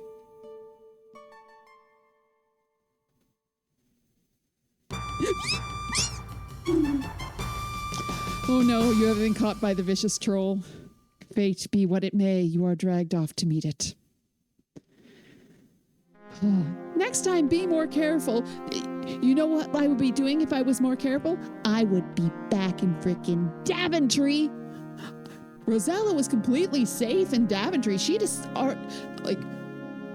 it's been like 10 minutes since she escaped from a 3-headed dragon. And then this random guy showed up and said, I'm your brother. Like, she has had a very stressful day. Okay. Let's try this again. I apologize. I apologize for the squeaking. I'm scared. I'm so scared. And there's nothing I can do. I'll try to stay a bit further away from the microphone than I usually do. No. Okay, we've gotten to the point where I'm not scared of it anymore, at least. We've passed through fear and gone to annoyance. The squeaking's your favorite part. Yes, I love the bit where you're terrified. That's great.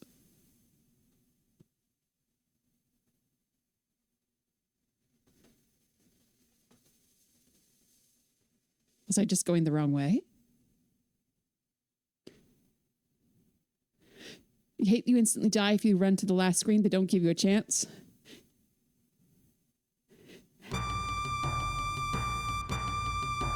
No. Yeah, like there's nothing you can do. Like if the troll shows up, you're dead because it follows you.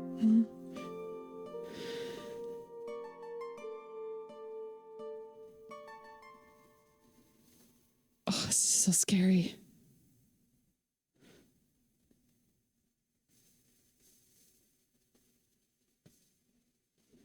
I don't wanna. No.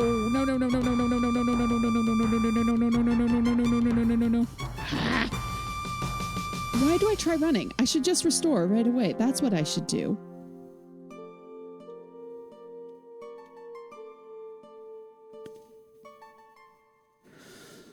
Oh my gosh, it's so warm.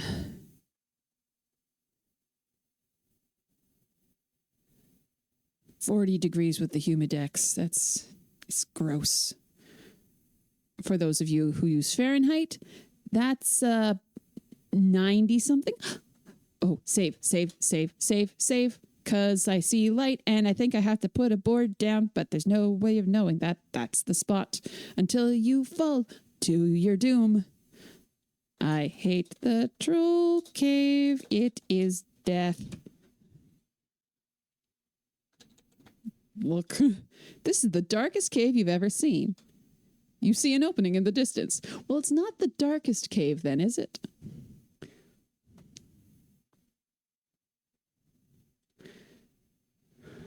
Okay.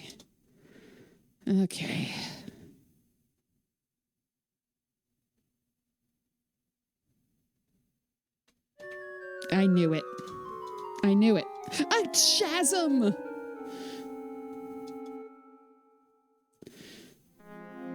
Stupid chasms.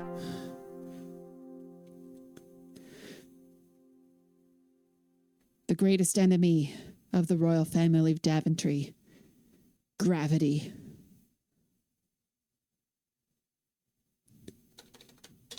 This darkest cave. Put down board. Not close enough.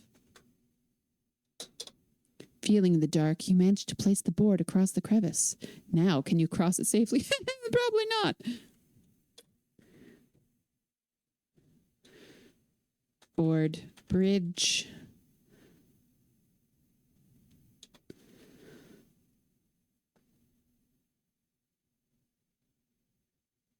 Feeling in the dark again, you managed to pick up the board without dropping it into the crevasse. It says crevice, but that's no fun. Do I go up here?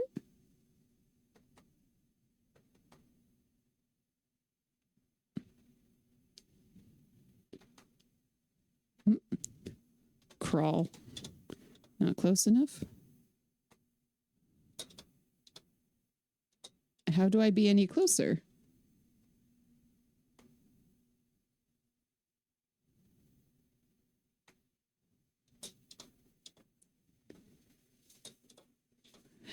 Where do you want me, game? Ah, there we go. I don't know why that spot was more special. Saving. I'm free. Okay. This part's so cute. Jump. Not from here. Not from here. Not from here. Well, where do you want me to jump from?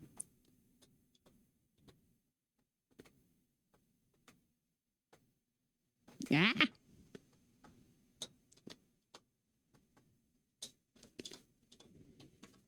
Slowing down.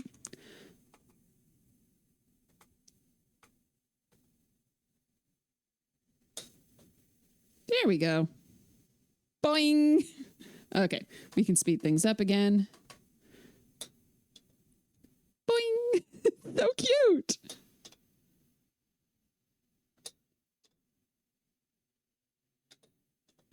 Boing! I don't have the flute.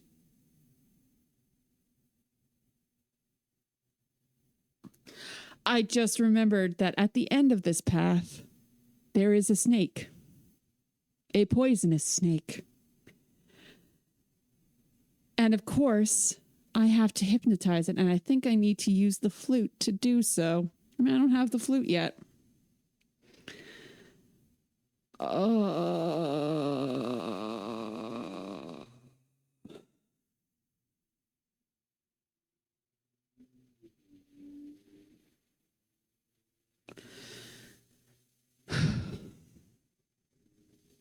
I have regrets. I'm going to keep on jumping across.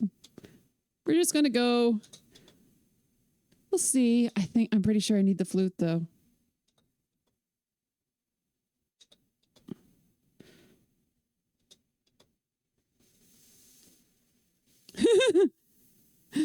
Look out, Graham's sister. A poisonous snake. This is his daughter, actually.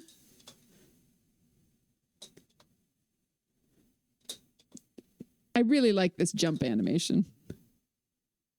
Yeah, snake. Oh, what? I did not expect to drown. What did I do, Rosella? Don't you know that some swamps are quagmires that will suck you under as you take your last breath? You contemplate this final information. I jumped. Mixed up Graham and Alexander. Yep. It happens. Oh, well, I was going to die anyways. Oh, okay. Well, I got bored. I'm going to go back out. So I could put on the crown and swim out, but I can also... Oh, that was dumb. Okay. Gotta find Mr. Minstrel Man. Oops. I like this tree. It looks like he's going, ooh.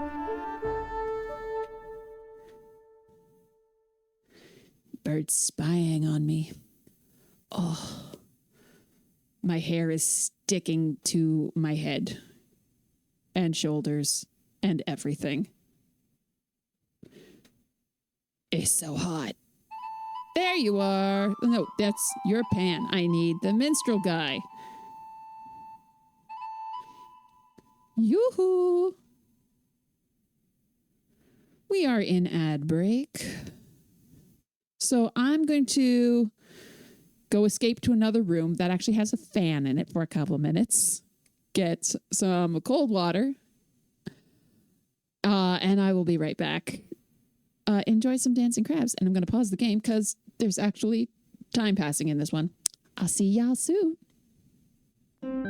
Hello, everyone. Welcome back. Oh, my BRB screen is so cute. Thanks so much. I did the little animation myself. I'm very proud of it.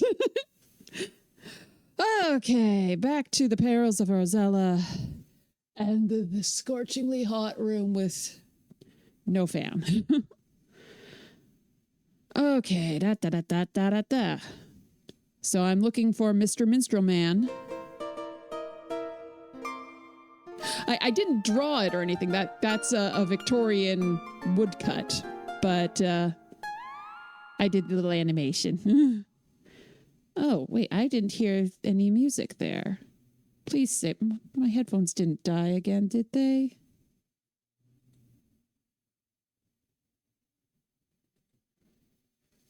No, they are at 100%. They say they're connected. Yay, thank you.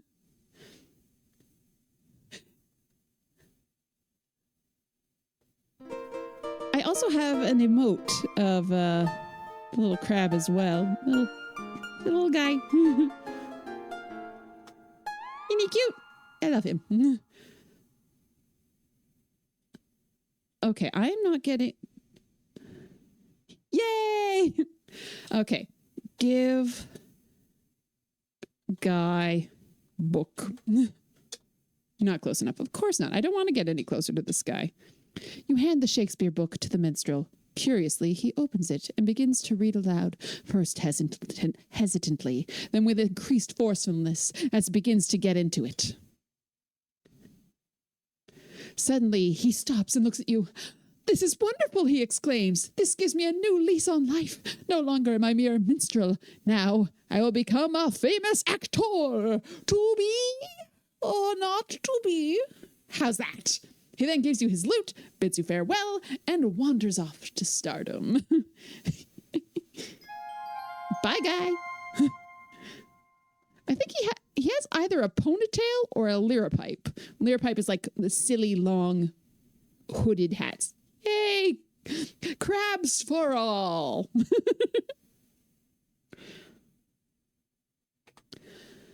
Okay, I now have the lute. Okay, I'm not getting... Why am I not getting any music? I know it's playing. I can see the little things going. Why don't I hear the music? I want to hear the music.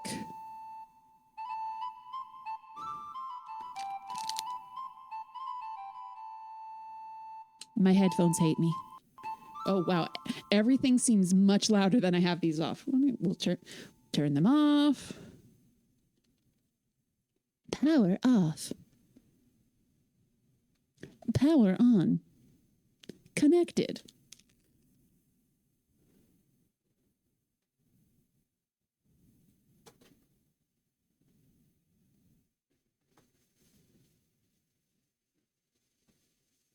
Yeah, there's usually like blorp, blorp music down there.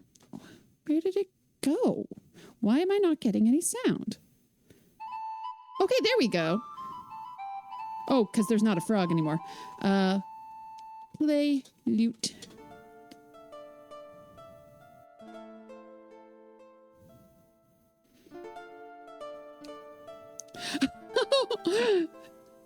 I just saw that purple tentacle. That's amazing. Perfect. Pan has ceased his dancing and now looks at you and the lute curiously. He thinks I have a cute lute. Give lute. Okay. Pan gratefully accepts your gift of the lute, and in return, he gives you his flute. Happy now, he dances away with it. Show off. Booze.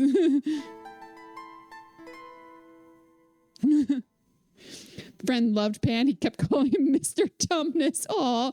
Yeah, you see, he's got to have like the... If anyone watched the old BBC version of Narnia where he's got like the 2-part flute, that was... Oh. I loved that version of Narnia. We're going to ignore the fact that the wolves and beavers and everything, they were just people in costumes.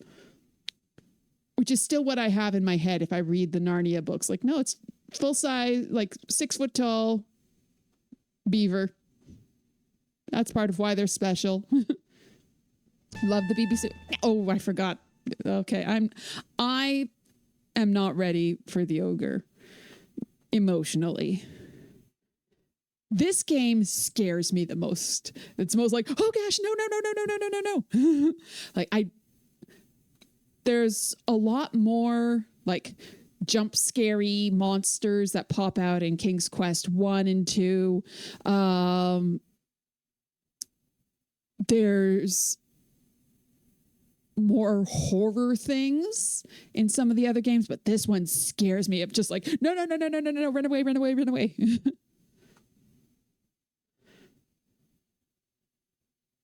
Okay. You know what? Save. I'm going to try it. I'm going to try going in here. I don't quite know what I have to do, but I'm going to try. Ogre's house. Oops.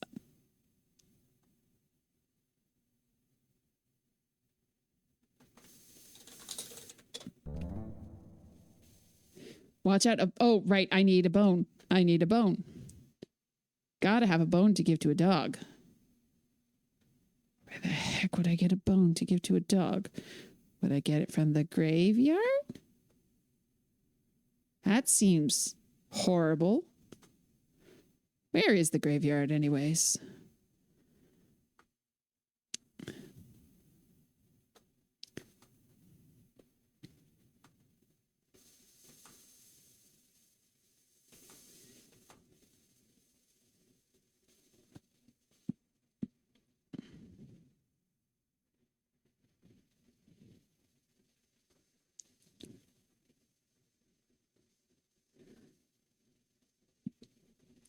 Like, look at this. Like the tree branches that look like arms around there.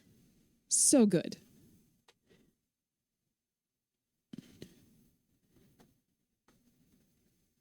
Oh, no, it can't be that I have to dig them up, because if I dig it up, you've only got a certain number of uses on the shovel. And it's a King's Quest game, so you don't have any extras in case you mess it up. Okay, I'm going to do the troll cave again. Be prepared for more squeaking, everyone.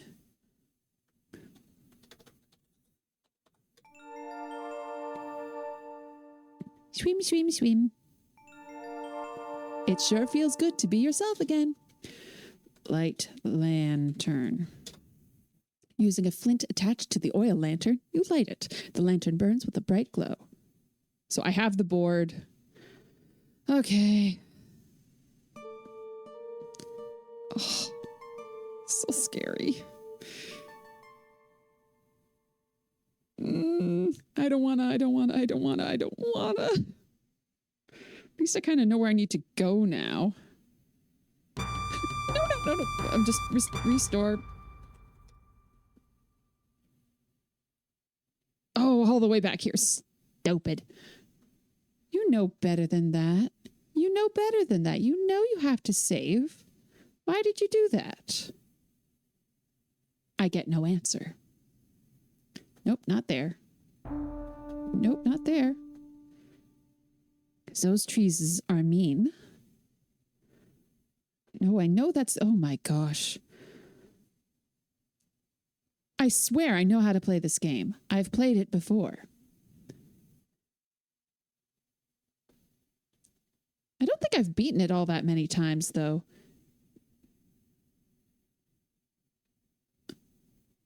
Just because the RNG is a cruel mistress.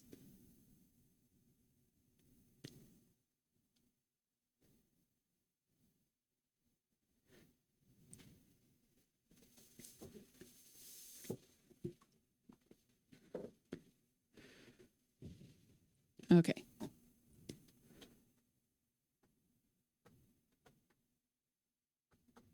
Wear crown. Then save game. Save game. Feels good to be yourself again. Yeah, you know what? It feels good to save the game. Troll Cave version 2.0. Light lantern. All right, here we go. And we go down.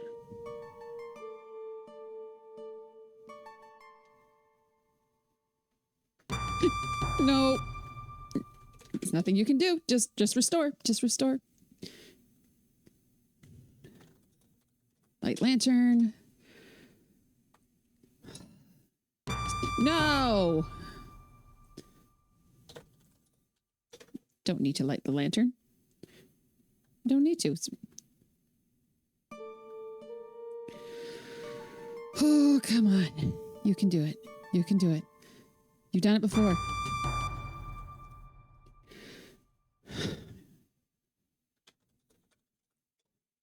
Just going to save again after I've lit the lantern.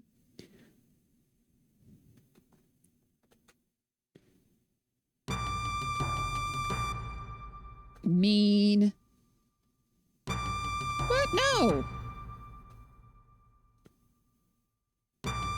What? 3 in a row? Really?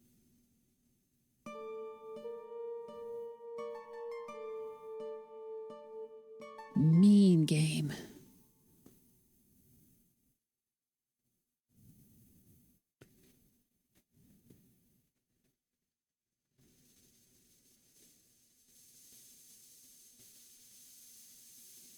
No, it's the room that has the little bit of light that has the... Okay, we're going to take the speed down a little. And once I see that there's a weird thing, we're going to stop. Put down board. Feeling in the dark, you managed to place the board across the crevice. Now, can you cross safely? I don't know, can I? Feeling in the dark again, you managed to pick up the board without dropping it into the crevice. Good for me. Just go a little faster. Little faster. Little faster.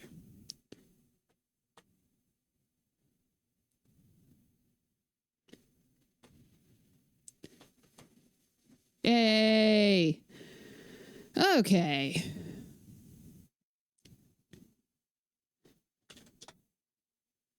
Saving.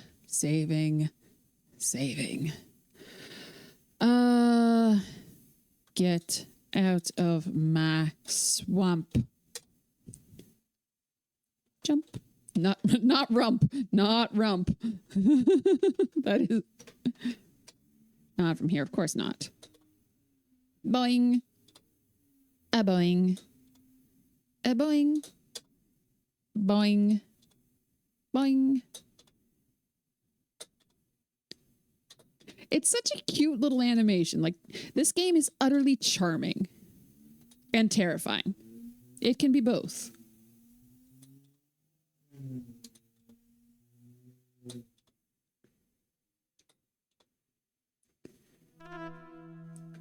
And I'm going to save again. Jumped a bunch.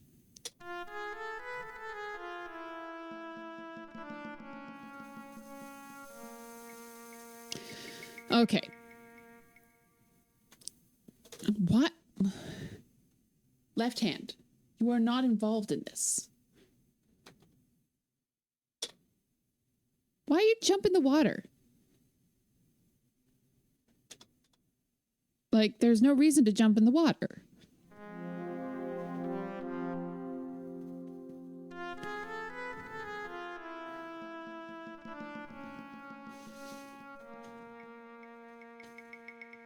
Nope. I tried just walking. What did I do? Like, seriously.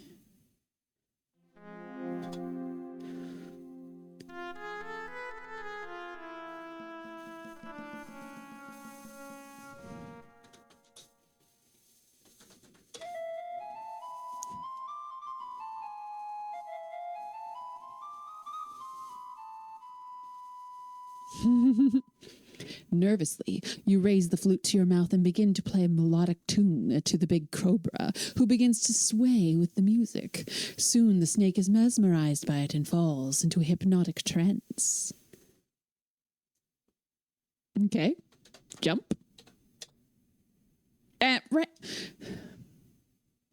Right into the water. Why?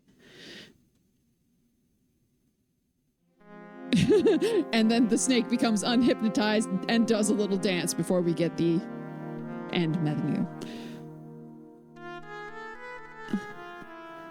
Okay.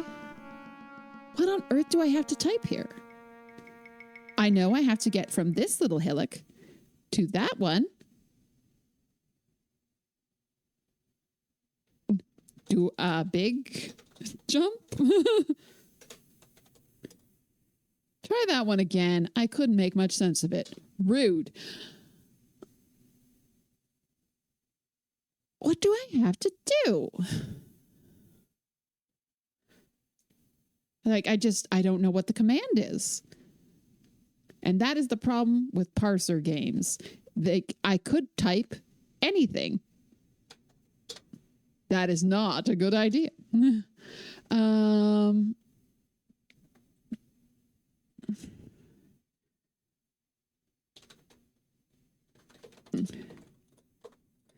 actually looking up a walkthrough just to find out what on earth is the actual thing I have to type.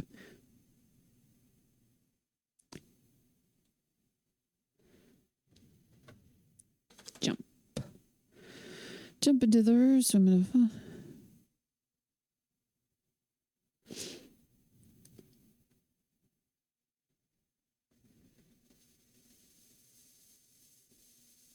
Oh, there's a pile of bones back there. Not what I was looking for, but that's fine.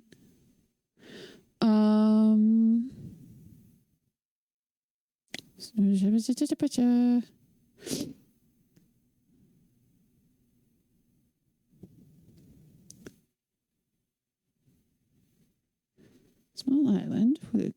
Okay, you will see a small island with a tree growing in the middle of it. You will also spot magic fruit. Snake guards the tree. Put the board down. That's it. Oh, that was dumb. I was just trying to go back to the game window.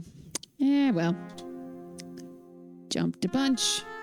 Put down board. There we go. Play flute.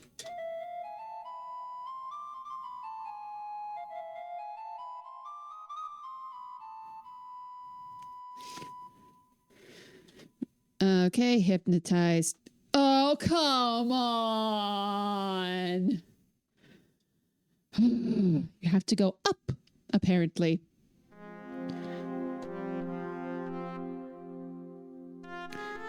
Put down board.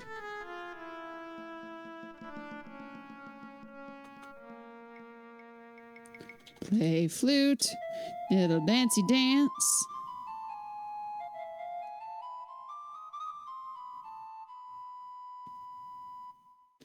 Snake is memorized. Take the fruit. Okay. Ooh. That was an even bigger noise. Pick up board. And we jump again. Boing, boing, boing, etc. I guess one more. Having the silhouetted trees at the front makes very nice artistic framing, but does make it difficult to see when actually you're getting off of the screen. Oh, now I gotta do the troll game again.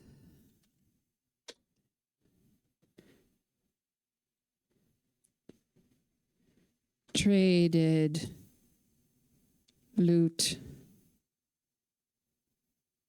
for flute, got fruit.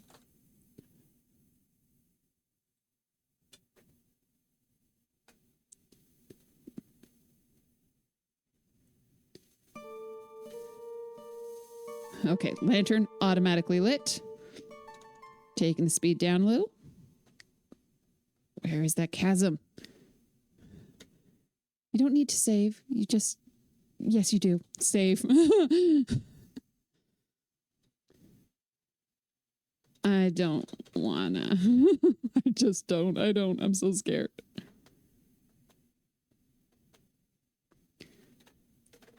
Put down board.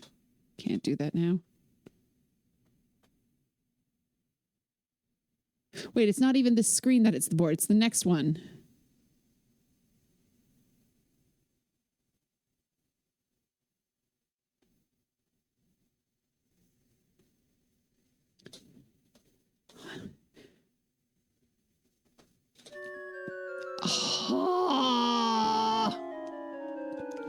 Oh my goodness, a chasm. Oh no.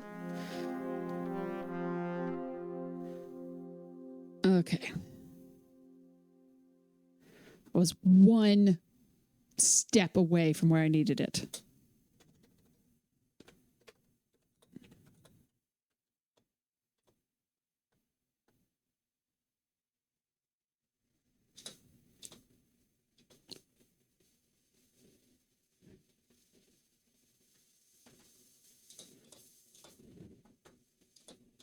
I'm just going one step at a time. There we go. Feeling in the dark, you managed to place the board across the crevice. Now, can you cross it safely? I don't know.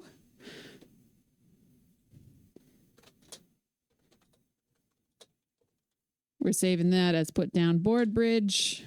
I think Roberta Williams had an unhealthy obsession with people falling to their deaths. Yeah, that's gotta be the most common way to die in a King's Quest game. Feeling in the dark again, you managed to pick up the board without dropping it into the crevice. Good. You're going awfully fast, Rosella. I'm gonna save again. I've crossed the bridge. Bridge for last time.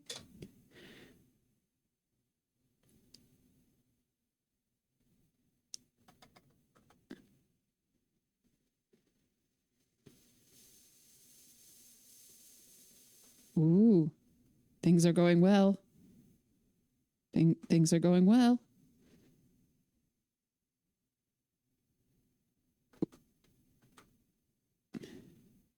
What on earth?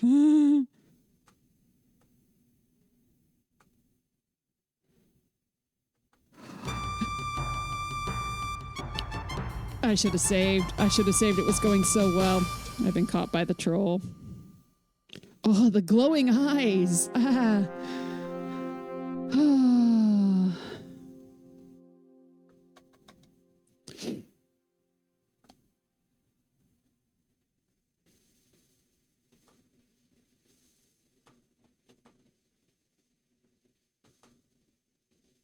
Where? I'm stuck. This is one of the meanest mazes.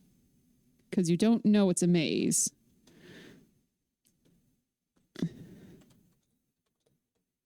Because you can't see.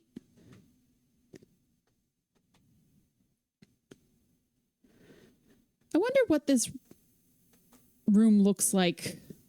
Like if you could actually see all of the... Did it? I did do it! Hooray for me!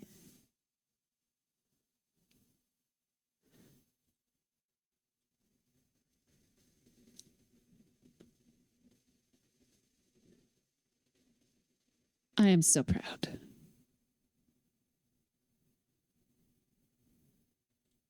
Oop. So apparently... Okay, it said there was a pile of bones here, according to the thing. Huzzah! Victory for me! Save. I should save. Oh my gosh, I should save. No more stinking troll.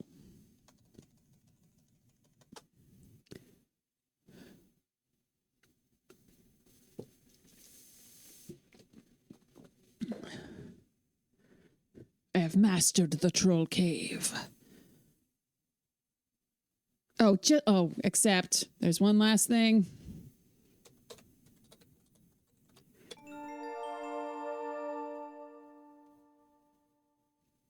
Because apparently...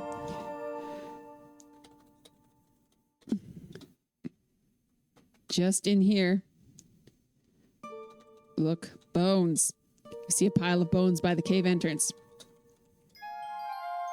Yeah, and I fully cheated on that. I was looking at a walkthrough to see what the heck I had to do to cross those little hillocks in the swamp. I didn't see there were bones there. I was too busy being terrified. Love stealing human remains. Yeah. They're not using them. That's why they're called remains.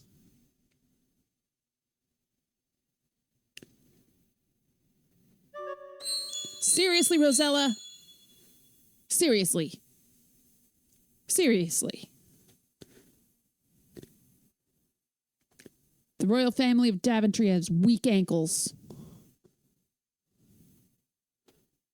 I am not one to talk, but man, they fall down a lot.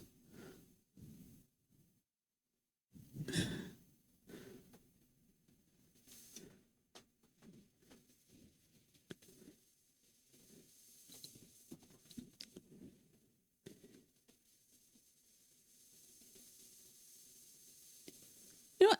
Totally random aside, I have always thought that the Witcher games would actually work seriously, Rosella, would work really well as adventure games. Like, combat is the weakest part of Witcher 3. It's an absolutely fantastic game. I love the story. I love the puzzles. But the combat is just like, yeah, just spam the button. And also the fact that if Geralt of Rivia falls off a 3-foot high wall, he will die. So clearly, it's an adventure game.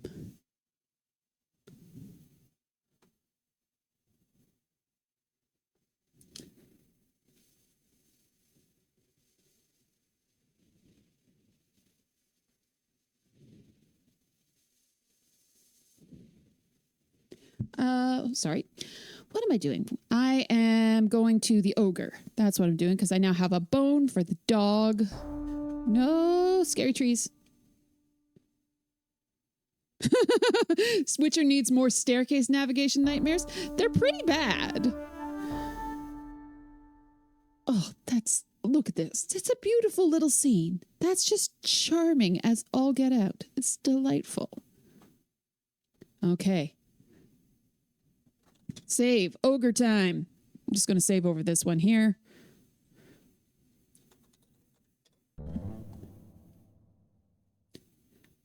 Okay.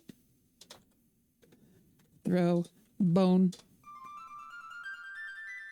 Quickly, you toss the bone to the big dog, who catches it in midair.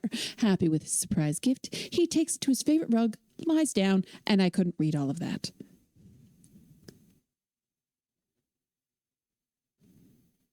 Hello, dog lover Murby. Oi. Well, you have come at a perfect time. Here is a dog for you to love. Okay, open door. Yep. My name is Princess Pearl. I stream Sunday nights to Monday morning, Eastern Standard Time. I play a lot of adventure games. Usually, I dress up in a full merperson costume, but it is 40 degrees with the humidex right now. I am melting, so we're not going with the full get up today. I cannot put fake hair on top of all of this real hair. That's too much. Absolutely, dog lover. Shoot away. You hear the ogre in the house. Look, keyhole. The ogre roars. Fee, fi, fo, fum. I smell the blood of a... Quiet, you old goat, interrupts the ogress. That's just a deer you smell. You know how you get when you're hungry. Here, eat. Munch, munch, munch, munch, munch.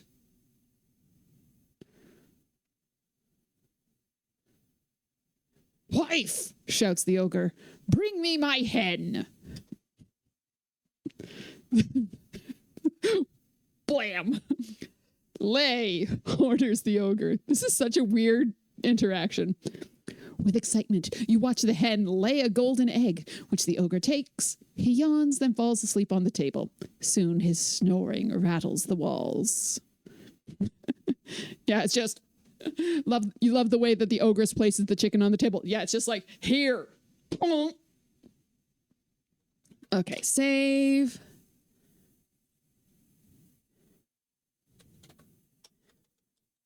Ogre is scary.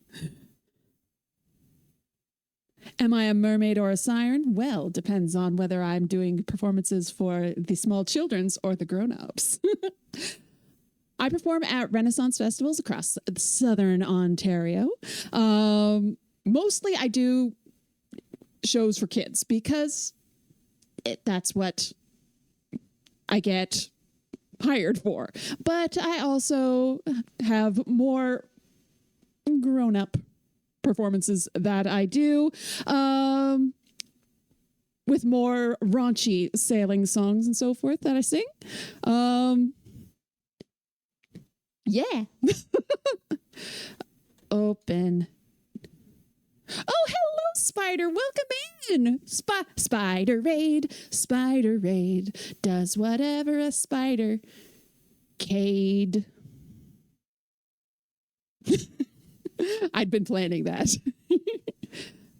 Shout out time for Glorious Spider.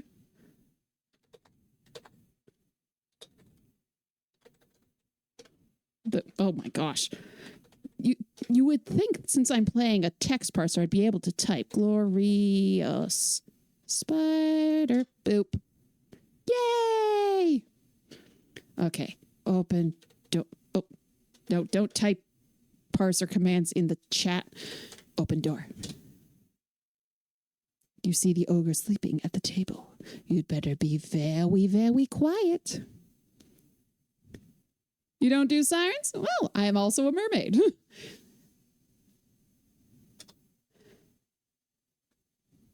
Get chicken. I have a chicken now. Don't kill me. Don't wake up. Don't eat me. I don't want to die. Open door. Oh no, you've welcome the ogre. Run.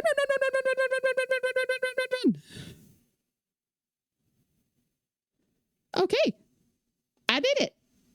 Game's going pretty good. I accidentally ended up doing the troll cave an extra time because I forgot something that would have it basically soft locked me. Well, not really. Like I could have gone back and gotten this flute I needed to hypnotize a snake, but I didn't want to. I just restored. That ogre is terrifying. Oh, yeah, I stream a lot of adventure games from the 80s and 90s. I do also occasionally stream more modern games, but not often. I play Dwarf Fortress, so basically a variety streamer. Confused the heck out of everybody when I streamed Date Everything recently. I was like, what is this game? What are you playing? Dang it, Rosella! Learn to walk down a hill.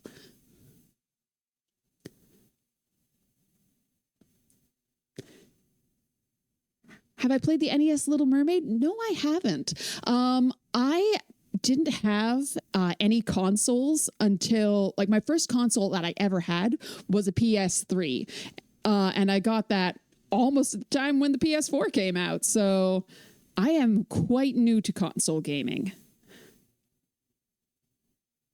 So I don't have a lot of experience with retro console games.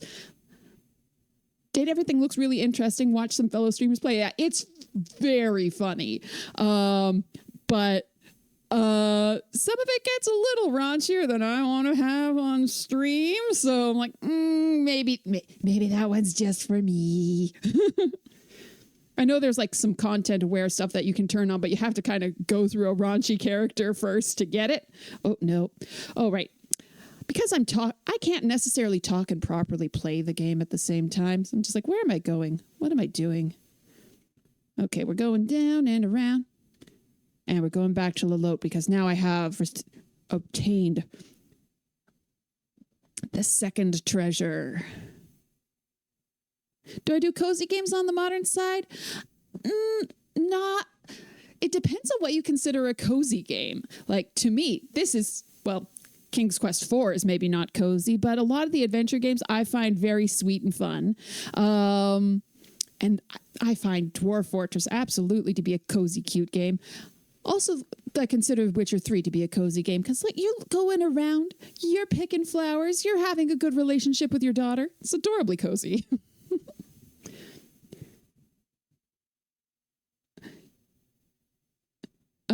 You didn't play console. Parents thought it was addicted enough to the computer. They said didn't need a console when playing computer games too much. Yeah, that was sort of the logic my parents had. Like, we have the PC. What do you need a console for? So we tried to do the like, well, playing on a console will improve our hand-eye coordination. It will be good for us. And that just got us put into piano lessons. I was like, you want to improve your hand-eye coordination? Here you go. Enjoy Chopin. Dang it, Rosella. Have I heard of Coral Island? No, I have not. What's Coral Island?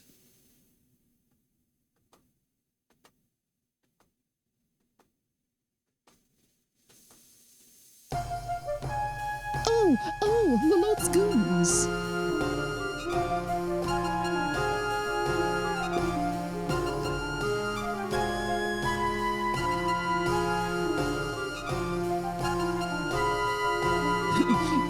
Went to friends' houses and played console games then? Yeah, my cousins had console games. I was very good at Duck Hunt. Oh, what a good girl you are, Lilot gushes. I really ought to give you your reward right now. She pauses, and you wonder what she's up to. Lilot goes on to say, but I have just the tiniest bit of doubt left. If you do just one more thing for me, I'll be completely convinced of your innocence, and you'll receive a wonderful reward. Somehow you don't quite believe her. I want to have Pandora's box. It is said that whoever owns it would be in possession of the purest evil. Lilot's red eyes glow as she exclaims, with the power and evil of Pandora's box, I would be unstoppable. You got to shake your fist when you say unstoppable. Your terror returns as you realize what an evil being Lilot really is. The fact that she's... Oh, back to it after reading. You wonder if you should be helping her in this way, but what can you do about it? Nothing right now. I don't know the whereabouts of Pandora's box, Lilot tells you. You must search for it yourself. Again, she orders her henchmen to take her away. It's a farming sim game where you can become a mermaid in it. That sounds fun. That sounds right up my alley. I do occasionally play Stardew, but I don't like playing it on stream just because there are so many people who are so intense about it. It's like, no, I'm going to dig my little 4x4 garden and I'm going to plant the crops that I think are cute. I'm not going to okay, well, I need to get the community center done within the first 3 days. That's not for me.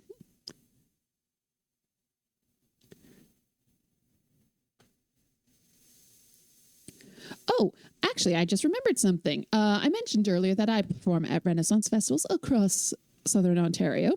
And not this coming weekend, but next weekend, I will be performing at the Gravenhurst Pirate Festival in Muskoka. It is their first festival this year. Will be Saturday and Sunday. If you are interested, I'll be putting up details on my Discord because Ren fairs and pirate festivals are fun times. And that I will be in the full mermaid costume for. The blonde hair, it's secret. Don't tell anyone at the pirate festival about it. It's in 3D instead of pixel art, unlike Stardew. Oh, nice. I'm not terribly good with 3D games. Okay. I'm just wandering while I'm talking. What do I have to do? I have to...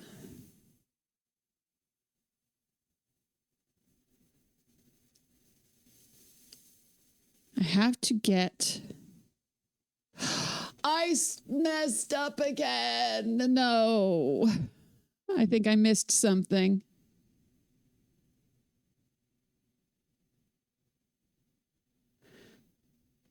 Oh, we'll see. I have to get an axe from the ogre, which this is one of those things like, how would you know that? unless you played this game before or read a walkthrough.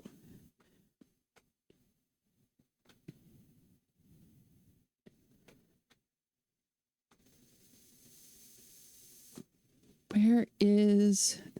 Nope.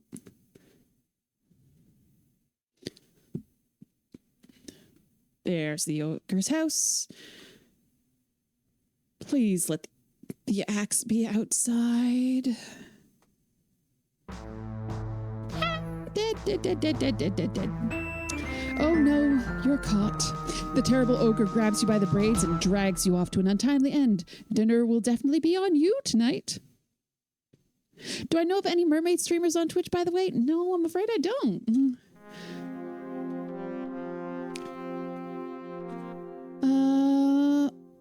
All the way back here. Okay, well, that's fine.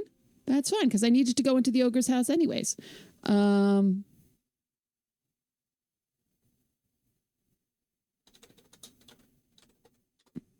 Okay. You see the ogre sleeping at the table. You had better be real quiet. Oh, thanks so much for the follow. Oh, dead. Okay, no, she's not following me. I would have assumed she would. Where is this axe?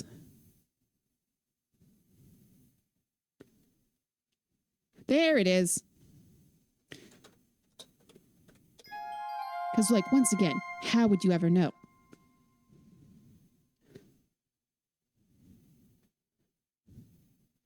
Okay, here, chick.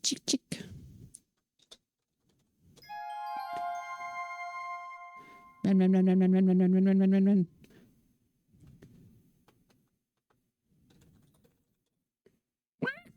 Uh-oh, the hen has woken up. Okay. Why? Why was I... No, why? Just following for the mermaid side, by the way. You don't like the sirens? That is absolutely fine. Most of the time on here, we're pretty family friendly, pretty happy and cheerful.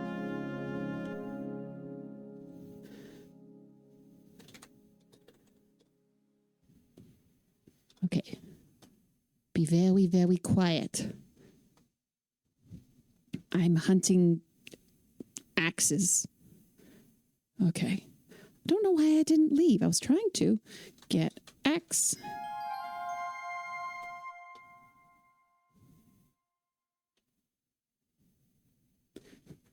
Chicken's just tootling around the table. It's so cute.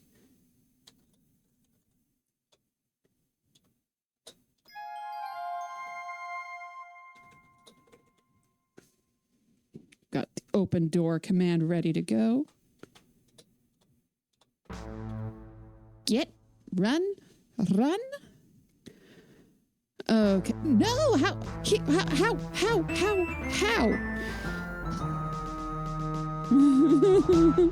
That's, you got to admit, that's not fair. That is absolutely not fair. That ogre teleported. I don't have that opportunity. How did he get from the house, which is up there, to come up from here? That's rude. And I didn't save either because I was too busy running. Ogre is scary. All right, open door. Sleeping. Dang teleporting ogres.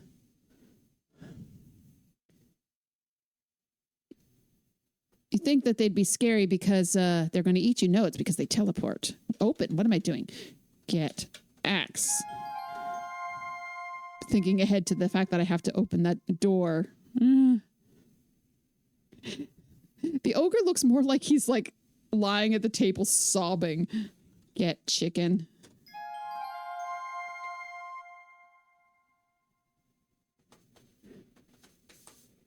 Open door. Squawk, squawk. Run away. Flee and fly. Wave. Axe. The trees tremble at your might and are frightened by your axe. They will not bother you further. Know of any mermaid in the industry?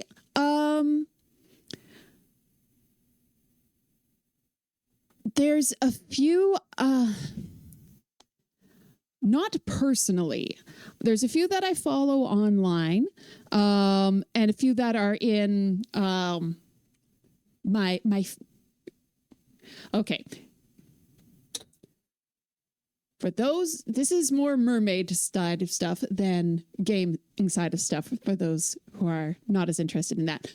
So a group of mermaids, mermaid performers, mermaid hobbyists is referred to as a pod.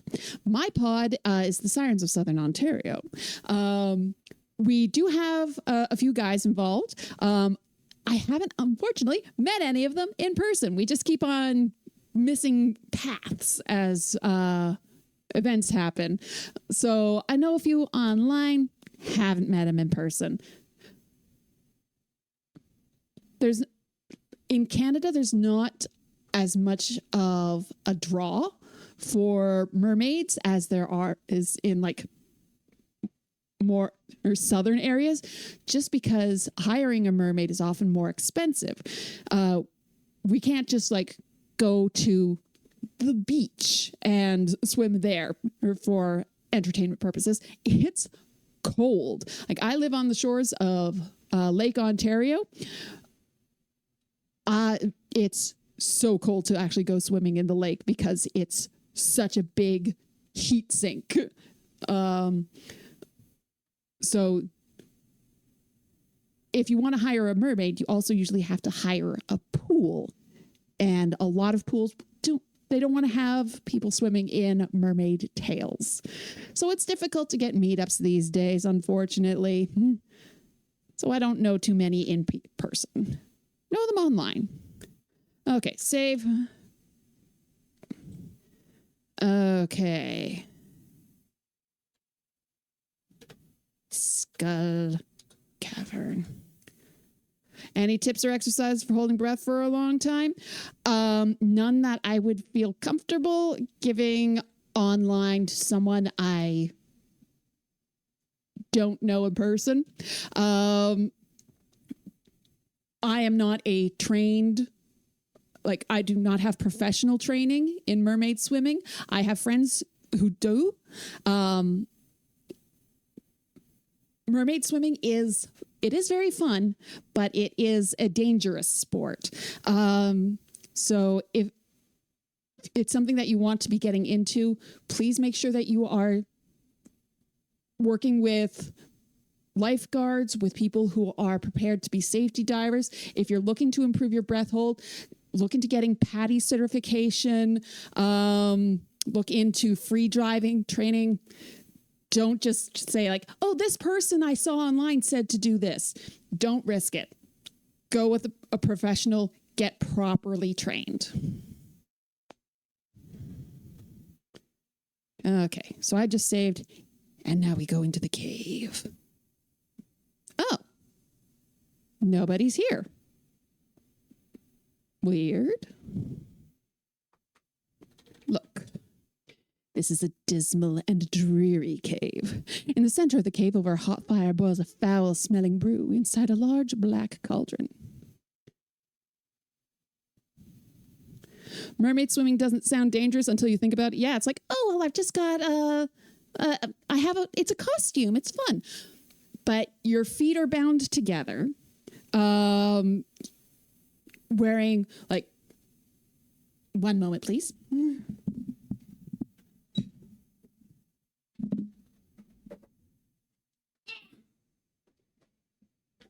I don't usually stand up on stream. This is my tail. This is my tail. This is a medium weight tail because I took off the scale body on it and put a cloth body. It still weighs probably 15, 20 pounds. It's heavy. The floppy bits, they cause a lot of drag, so it really changes the way you swim. Also, the proper body movement technique, it can be hard for a lot of people to get. Like, you see a lot of people that are sort of just like pushing with their feet rather than having a proper dolphin kick. that's going to use up a lot of energy. You're going to tire yourself out. You're not going to be able to recover as quickly if something goes wrong. Mermaid swimming looks adorable. It's very pretty. It's not something to be taken lightly. I can't remember ever being a time when there wasn't someone in the cave. Yeah, I am quite surprised by this. I didn't know this was an option. Okay, now I got to put the tail down. Ugh!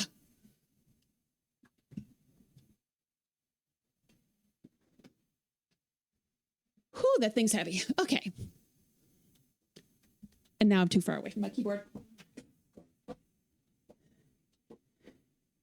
All right. Yeah, I didn't know that no witches was an option here. Look, skull.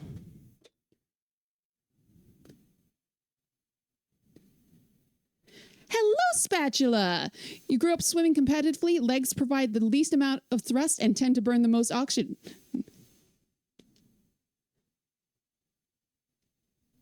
Yeah, like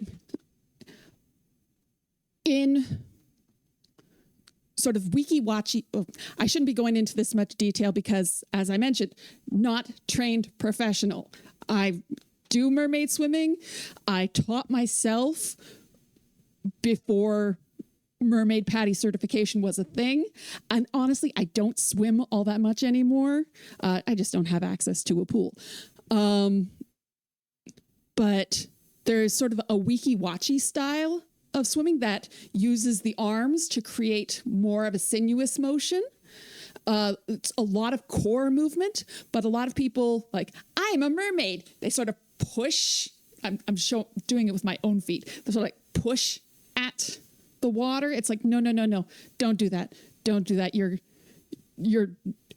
not getting anywhere. You're going to get frustrated. You're going to flounder. You're going to drown. Don't do it. You shiver at the sight of a human skull on the shelf.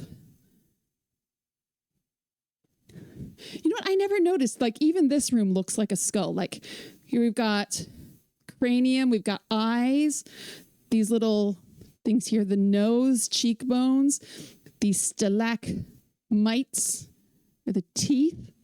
Oh, well done. Well done, art team. Well done. You can only imagine how much work it would be with your legs bound. Yeah, it's kind of counteracted by the fact that you are wearing a big fin. Like, one moment. I have this other fin here that's for like more posing stuff, but it is also a swimming fin. But it gives you a lot more surface area. So like a fan in the air, it displaces a lot more water. You move a lot faster, but if you don't have the proper technique, a lot of people just sort of at the water instead of fanning it.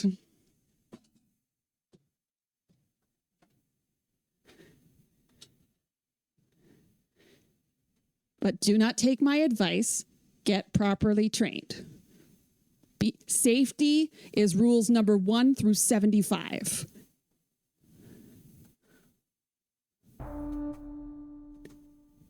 There was the scary music and I ran away. There's no witches. Why are there no witches? Oh, yeah. In Quest for Glory 5, you learn swimming just by reading a book. Someone who's been swimming since 2nd grade, you don't think you can learn swimming from reading a book. No. But yeah, you read a book, instant swimming skill of 100. I've never seen no witches. Did I have to bring the hen to... Oh, I didn't in this reality. In the Magic Hen. Yep, that was the thing. Because I realized I didn't have the axe. And I also hadn't saved. That is exactly what's happening. I found a new thing that I didn't know about. That's fun.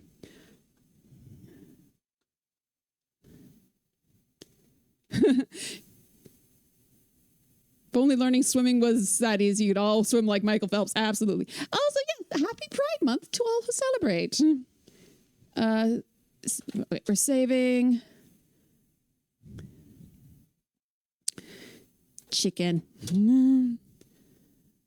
I remembered that I had gone to see Lalote with the chicken, but then I died. Well, I didn't die, I reloaded. Lalote's goons! Come get me! Come get me!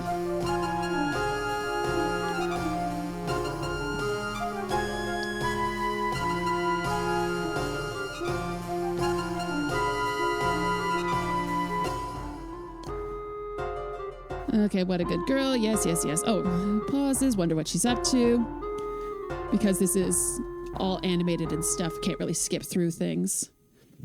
So we'll just continue through the ad break. Because we've already done this bit. I'll just wait it out. Wait it out. Are you assuming you have to kick your legs because it's how you were taught? Instructors always saying, remember, kick your legs. So do mermaid swing, just legs strapped together sounds hard.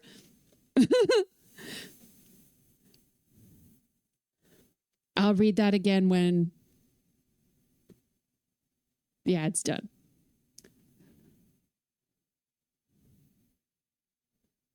Terror returns. You realize what an evil being Lalote really is. Yet she's killing Genesta slowly and painfully. You don't think she's evil?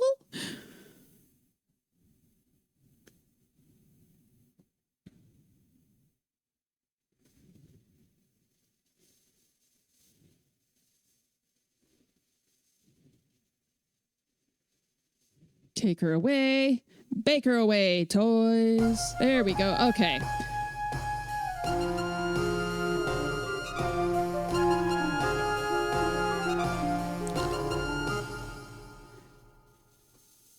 Alrighty. Minute and a half left in the ad break. We'll just get back up to the Skull Cavern.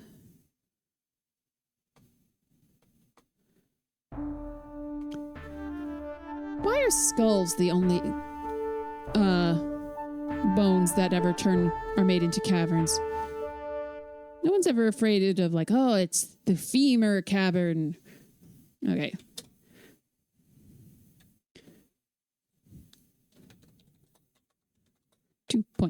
Oh. All right. I'm just going to pause for a second.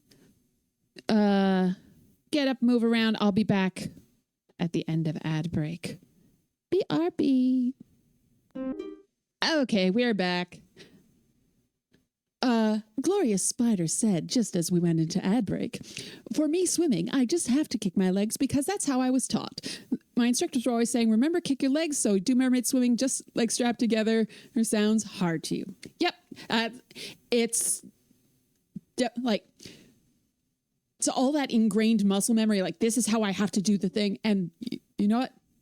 Better safe than sorry. When you're dealing with being in water, do whatever is safest. Don't mess around with water safety. Which is also, interestingly, why I don't have a blue mermaid tail. I was thinking of getting one, but blue is not very visible against a pool. There we go. Now we got witches. Whoop. Okay. Watch out. Oh, too late. Whoopsie. Okay. You knew you needed a hot bath, but not this hot. Dead. Whoopsie. Okay. Let's try that again. Okay, so what I have to do, I'm going to get my command ready. I have to get the eye. You'll have to take a different approach. So these three witches, they have one eyeball amongst them, which is, it's not actually the Fates that have one eye. It's something else. It's still a Greek myth. What is it? Greek myth, one eye, three. Greek myth, three sisters, one eye. What is it? What are they? The Graye, sometimes called the Grey Sisters. Their names are Dino, Ino, and Pamfredo. Pamfredo, yes. They share one tooth and one eye. Have a good night, dog lover. Boy, welcome, welcome, welcome.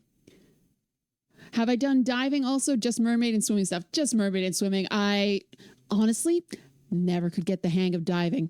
Never managed it. Okay. Okay, which way are you going? You going that way? Ah! I'm not sure where I have to stand for this. Oh, haha.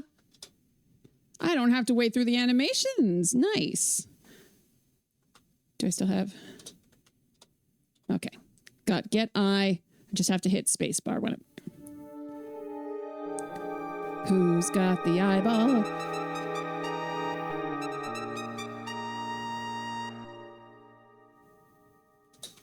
Oh, what? But, wow, where do I have to be?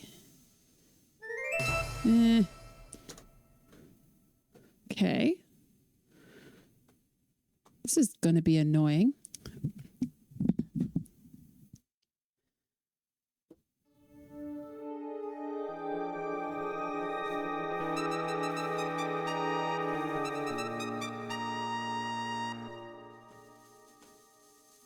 Whoops.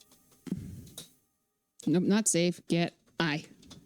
Not close enough. Oh, I was one more step. Rude. Come on. Where do I have to stand for this?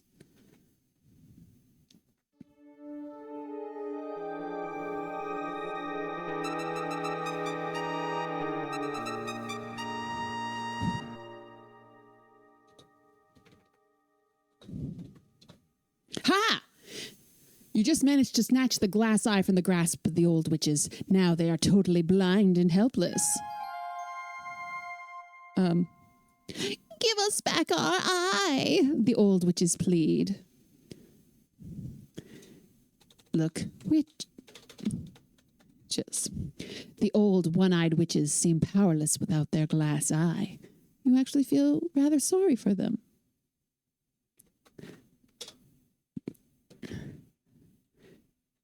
Got your eyeball. Okay, so there's two things I can do here. One, I can give them back their eyeball. You toss the glass eye to the pleading witches. Aha, foolish girl, they shriek. Leave us be or you'll flavor our brew. Which, not terribly helpful.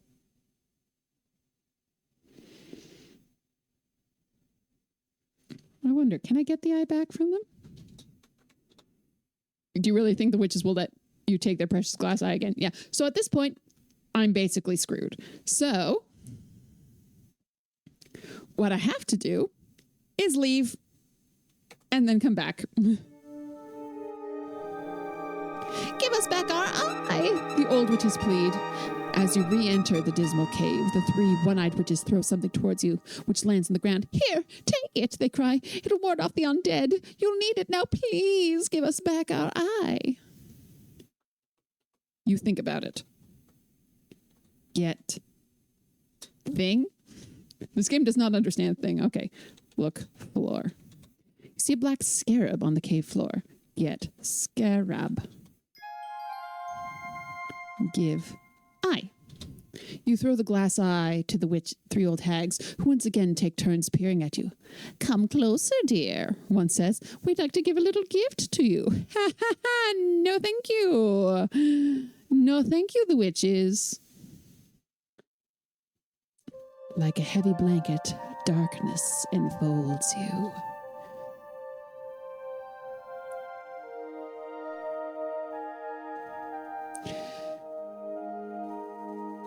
So there's two ways you can get to night in this game. Oh, that kind of looks cool with the glow at the edge. That looks kind of neat.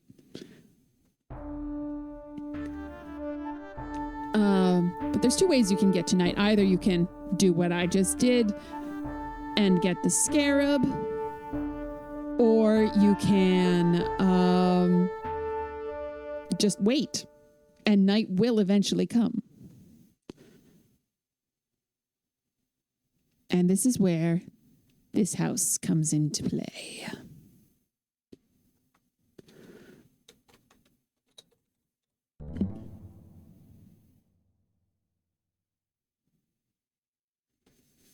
What's that you hear? Why, it's the sound of a crying baby, and it's coming from upstairs. Spooky time. I should save it spooky time. Spooky baby.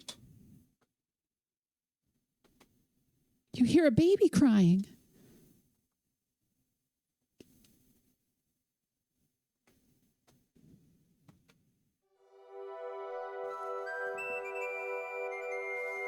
The crying baby seems to be in here. Look in cradle. With trepidation, you peek into the rocking cradle and see nothing. Tentatively, you reach your hand into it. There is nothing here. Wonder what happens. Play flute. That wouldn't be a good idea right now. Fine. I like this sort of like minor key variation on Rockabye Baby.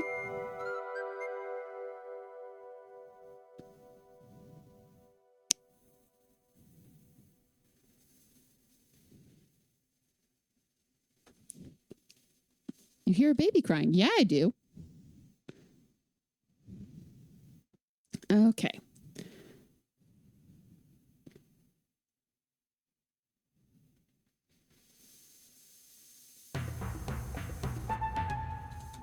Dig grave.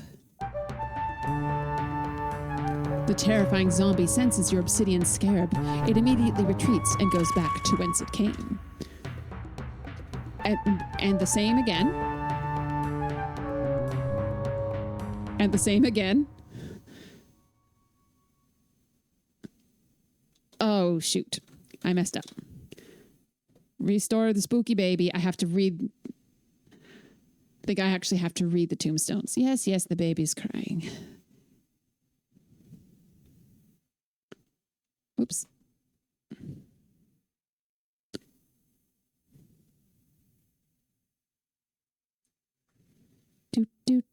Do. Yeah. Look cross.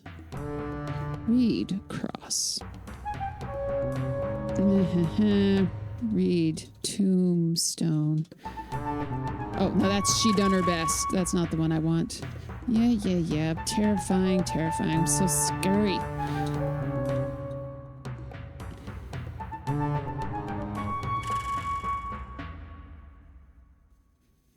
Oh, your friend didn't know the zombies pop out of the ground, so she was gently freaked out the first time. Oh, I was too. I think I might have actually screamed when I first saw them. Dentist Brown. Nope, that's a grown woman. Where is the baby? Here, baby. Baby. Oh. Yeah. Like, if I didn't know that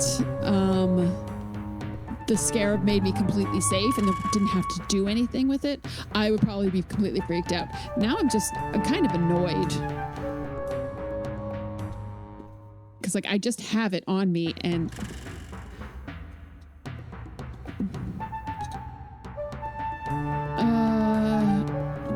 Here I lie with my 3 daughters who died drinking Cheltenham waters. If we had stuck to Epsom salt, we should not sleep in this cold vault. I wonder what that means. Dr. Letsum. That's the one who pop rocks and soda.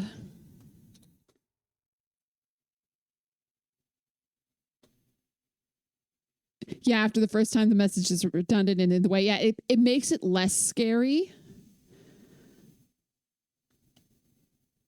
Where is the baby? Here, baby. Where is you?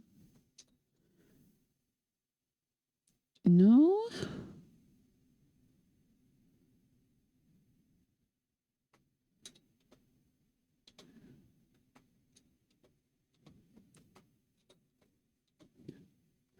Where is this baby?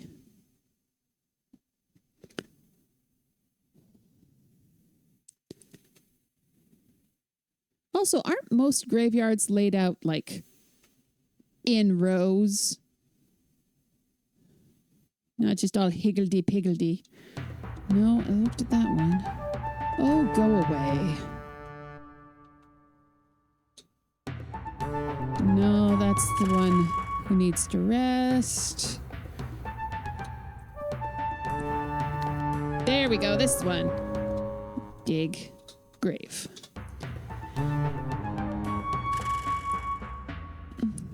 Also, it's a long digging animation. What? No. What? Why? Did I?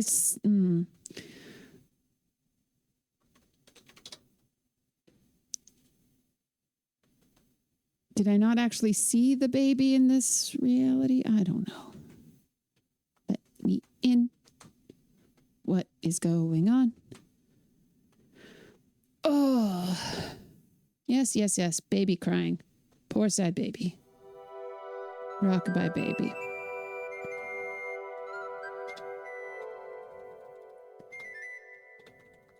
Rock cradle. The cradle is already rocking. Rock horse. You don't have it. So that's probably the horse just identifies the unicorn, regardless of whether the unicorn is here or not. Yes, yes, baby crying. At least I know which one I have to look for now. Oh, no.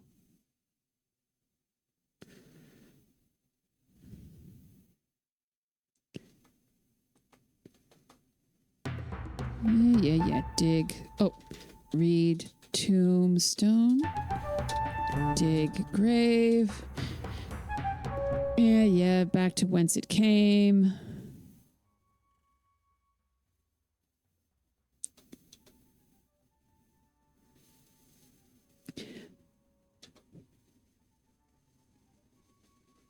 What?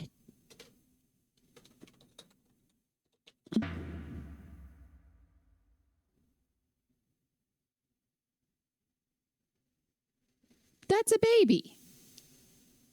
That is a baby. Why?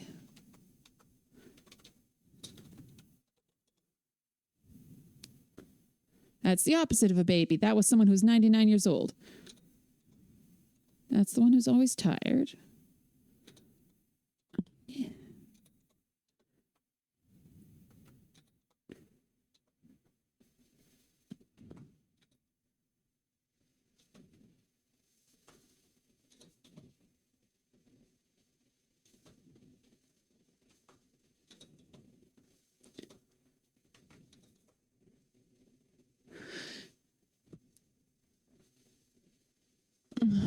Where is this baby? I require a dead baby.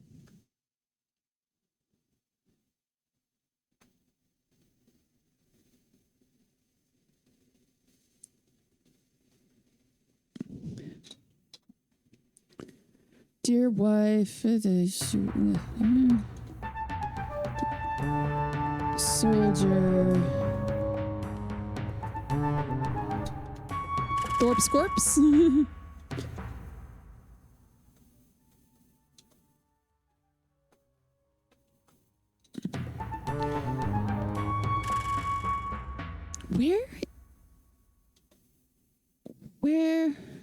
Where are you?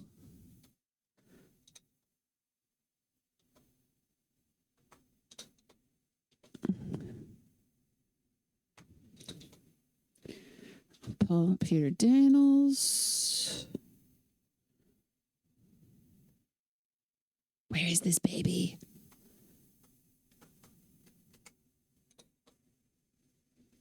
Baby son. There we go. Found it. Okay. Spooky baby. Yes, yes, yes. Because if you dig in the wrong spot, then the game gets mad at you. And that breaks the shovel before you've gotten all the digging done.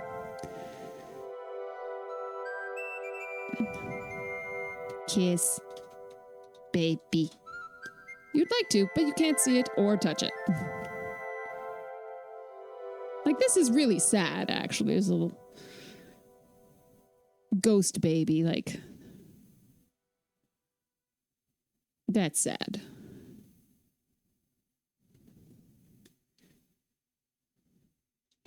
Yes, yes, baby crying.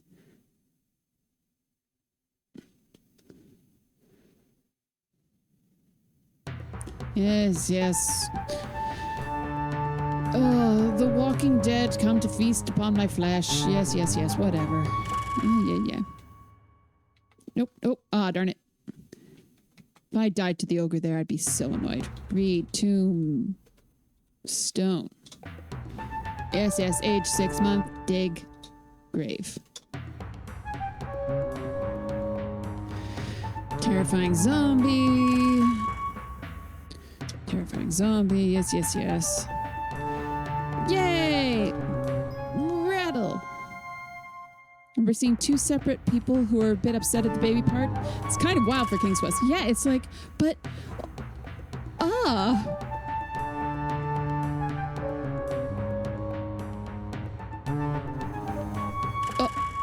dang it. Headphones.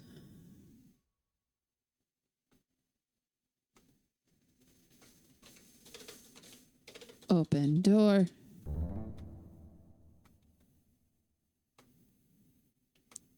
What's that you hear? It's the sound of a crying baby, which should not be shocking because the baby was... Oops, wrong room. The baby was crying a little bit ago.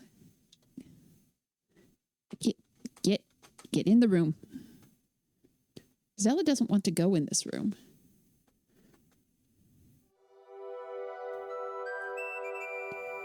Yeah, what the heck, headphones? Do my headphones have like a timer on them? Oh, you're still fully charged. Just like, no more listening to things for you. We turn off now.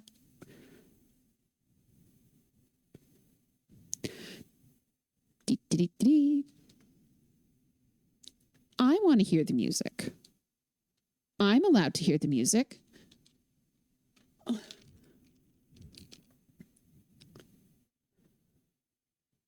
Okay, crying baby seems to be in here. There we go. Give rattle. You drop the silver rattle into the baby cradle. As you do so, the crying of the baby ghost and the rocking of the cradle cease. You breathe a big sigh of relief. And cry. Suddenly you hear a terrible rattling of chains from downstairs. The sound of loud moaning and the rattling of heavy chains disturbs you.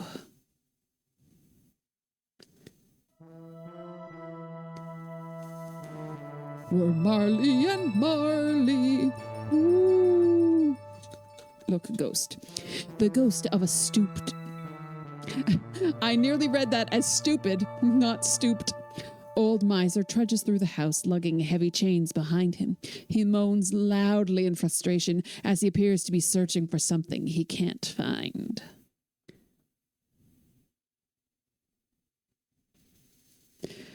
Like, really, should I be giving this guy what he wants? I don't think I should. He is a bad man.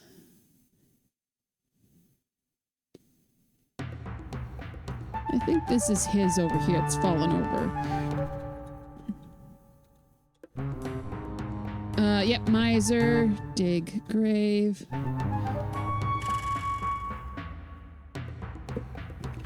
Yes, yes, terrifying, so scary. Oh no, oh no. You dig a small hole at the grave of the old miser. Aha, you found a bag of gold coins. Well, these are for me, because I'm a grave robber. I'm a grave robber. I'm a grave robber. We seem to be helping a number of bad people in this game, so at this point, what's one more? You know what? Facts.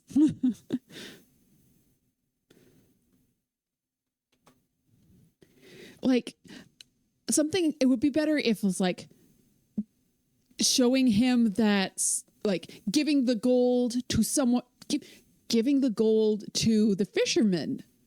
That would be a much better thing to show, like, yes, look, your money that you hoarded in life is going to help someone else. That would actually ease his burdens, right? That would be much better. That's it. I'm rewriting King's Quest 4.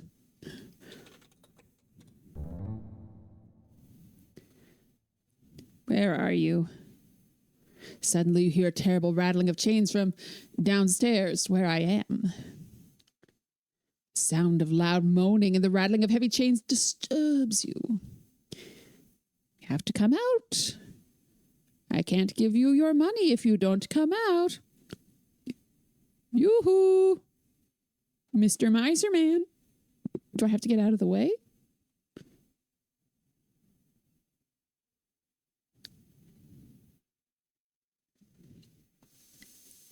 That's usually the King's Quest way, yeah. Also, I like that Rosella's hair is currently defying gravity. Just shwip, off to the side. Where are you? Do I have to go out and come in? There we go. Give gold to ghost. Not close enough. You offer the bag of gold coins to the old miser ghost. He greedily snatches it from your hands and then promptly disappears. Like that sound of sorrowful weeping floats down from upstairs. Also, that, like, it would be a better puzzle than doing basically the same thing 5 times. Oh, not this room. Sound of weeping fills the house. Sound of weeping fills the house. Some more.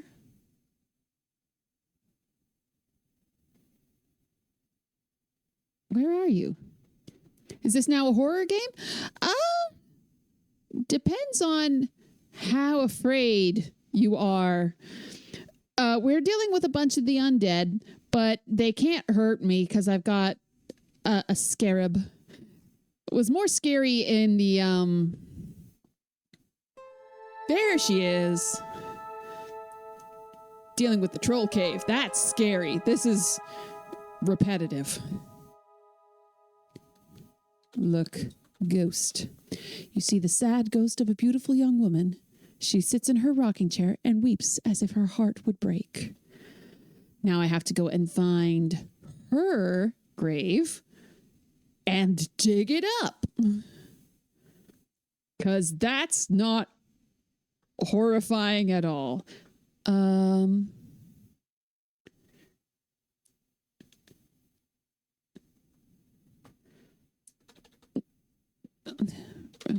Read tombstone. Nope, that's the wife that nobody likes. Yes, there are also zombies. They can't hurt me. They just kind of show up. If they touch me, they go back in the ground and give me the same message. Thorpe's corpse. There's nothing I can do to stop them from coming out of the ground. No, you'd think I'd remember which ones I'd looked at.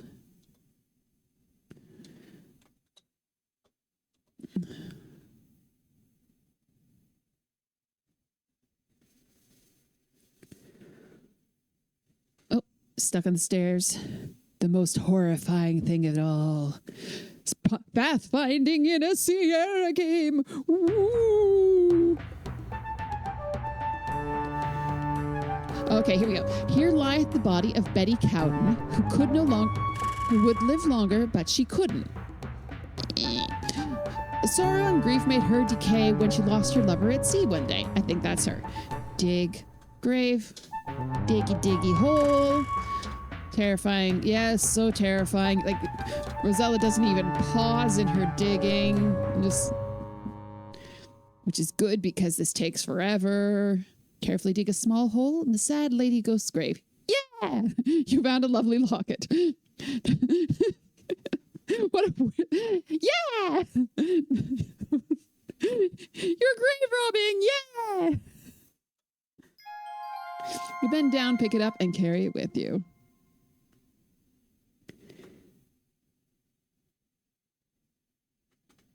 And back in. Sorrowful weeping. Yes, yes, yes.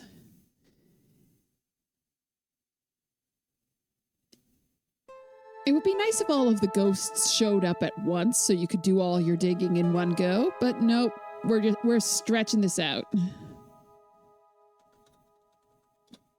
You hand the lovely locket to the distraught ghost. The locket seems to make her very happy as she vanishes into thin air. Like, also, these are grave goods that were buried with this people. Why don't they have these things in death? That's the point of burying stuff with people, that they have it in the next life. What was that? A loud wailing sound comes from downstairs. I don't remember. Oh, this is the soldier. Look, ghost. You have encountered the gentleman ghost of the distinguished Lord of the Manor. He wails despondently as he seems to be looking for something he desperately wants. Is it your leg? Do you need your leg? 'Cause you're missing your leg. I know this one. This one's here. Lord Coningsby, 1559 to 1626. Sleepeth here in peace, an honourable man, a valiant soldier. He served his country well. Dig grave. Diggy, diggy, diggy.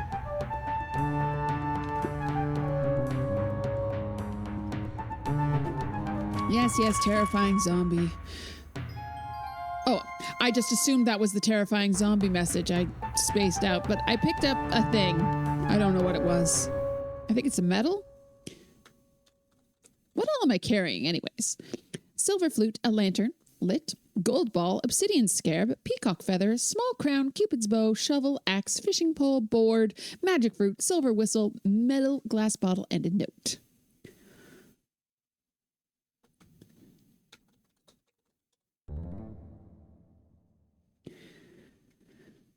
What was that? A loud wailing sound comes from downstairs. You gotta show up, though. Anguished wailing reaches you. Could I have an anguished ghost, please? Yoo-hoo!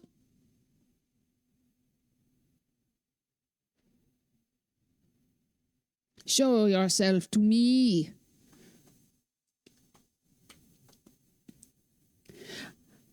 A random aside, I love Rosella's costume. It's so cute. Also, it looks very comfy. I could totally cosplay as Rosella. I got the hair for it.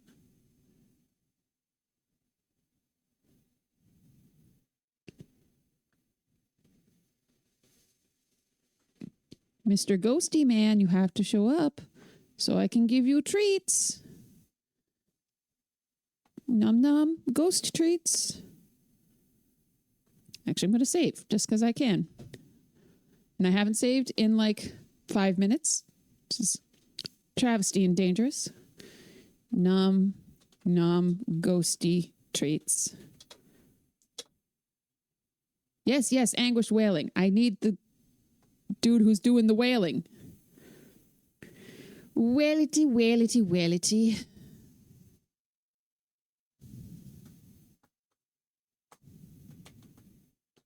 Oh my goodness. Go through the door, Rosella. There you are. You offer the Medal of Honor to the wailing ghost. He takes it from your hand with great reverence. Satisfied, he vanishes into thin air.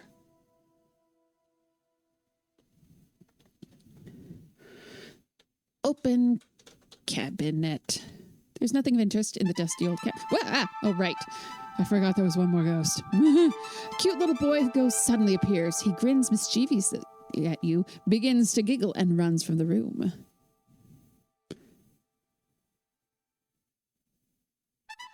You hear naughty giggling as the little boy ghost runs from the room.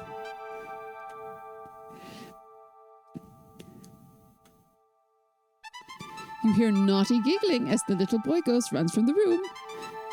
Berries and cream, berries and cream. I'm a little lad who loves berries and cream. That is a very nice ladder climbing animation. Like, look at the drapery on the skirt. That is well done. The little boy ghost laughs and refuses to budge from the seat on the top of the chest. Might help if he had a toy to play with. Okay.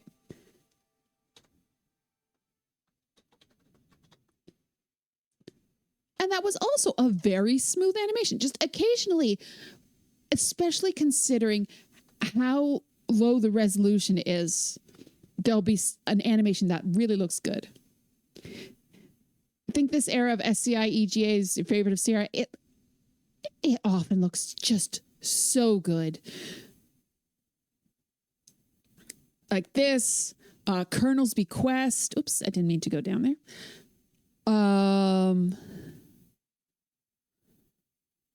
The SCI version of King's Quest 1, like, just, there'll be so many screens that's like, that is lovely to look at. I am pleased with this. Okay, read Tombstone. Nope, not that one. Where is it? Shh, go away. No. Is it this cracked one?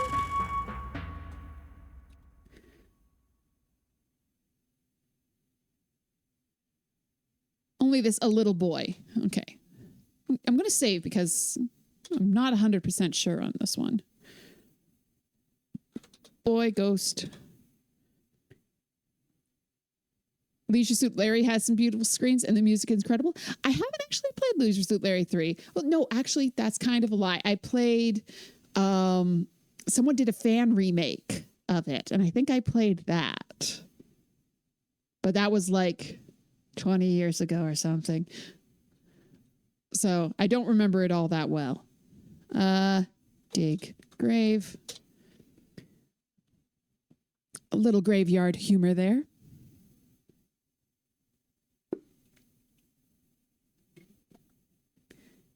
Aha, you uncovered a toy horse, which isn't there if the child boy ghost is haunting. Like, it wasn't there when I was looking for the baby.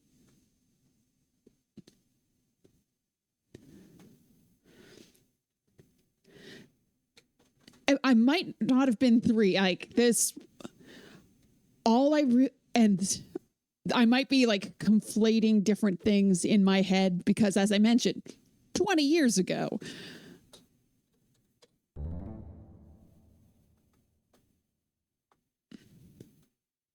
Yes, yes, little boy.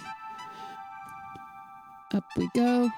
Oh, this drove me crazy when I first played this game because in the daytime, this is just a square on the ceiling, and I was 100% sure that I had to somehow open that myself because I am the protagonist. I am the one who does things. I'm the video game boy. I'm the one who wins. So like I tried so many things. Like there's this thing that looks like a ladder down in the kitchen. I desperately tried to get it. Little boy laughs to see such sport. Give a toy. You give the toy horse to the little boy ghost in hopes that he will vanish like the others before him. For a moment, you fear that he will not as he takes time to examine it carefully. Suddenly, he grins at you and in a twinkling, disappears. There we go. Open chest. All right. Look in chest. You peek into the open chest and find an old set of sheet music. You take the sheet music and carry it with you. Climb ladder.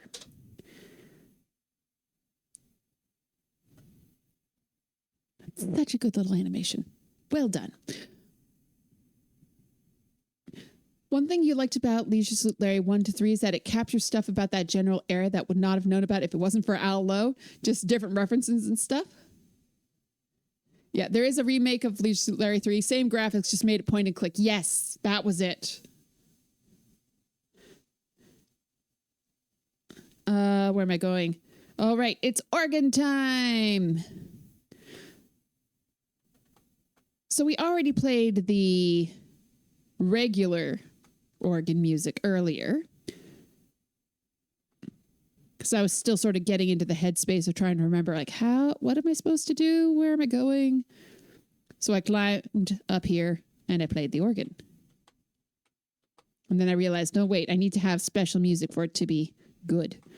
Ugh, worst stairs. Actually, no, that's a lie.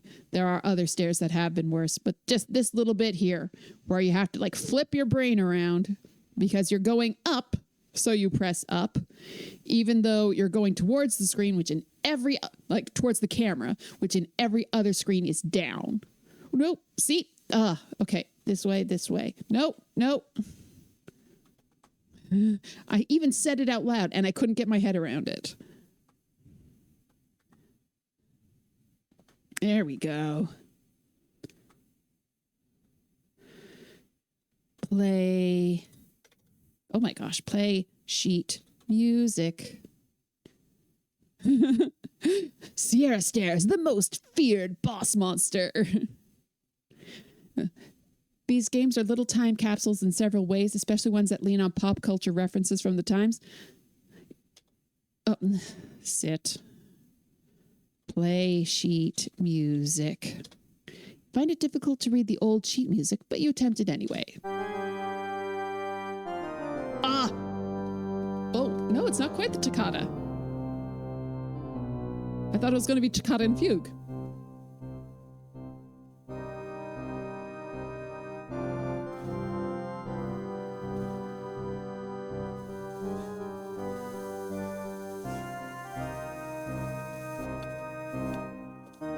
Roland MT32 is fantastic.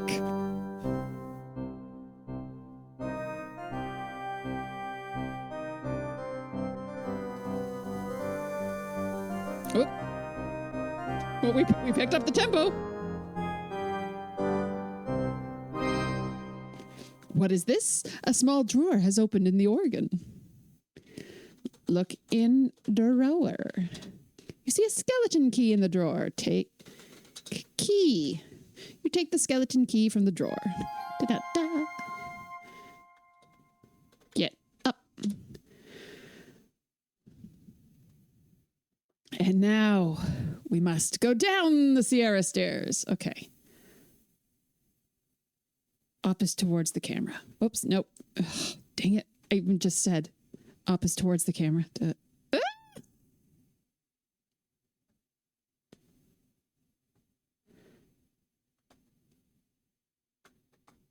Okay. Ugh, my brain's broken now.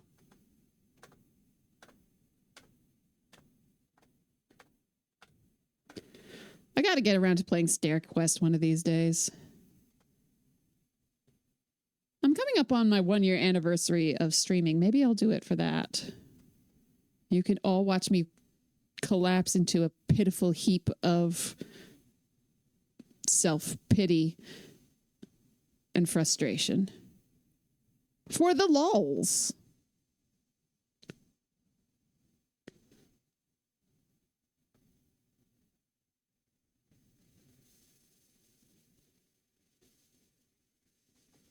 Oh, go away. Use... No. Go away. Use skeleton key on door. What do you want? Unlock door with key. You place the skeleton key in the lock on the crypt door. Slowly, you turn it. Click. It unlocked. Stair quest did actually seem like fun. Maybe you should play it more before claiming that. I unlocked the door and I didn't actually open it. Silly.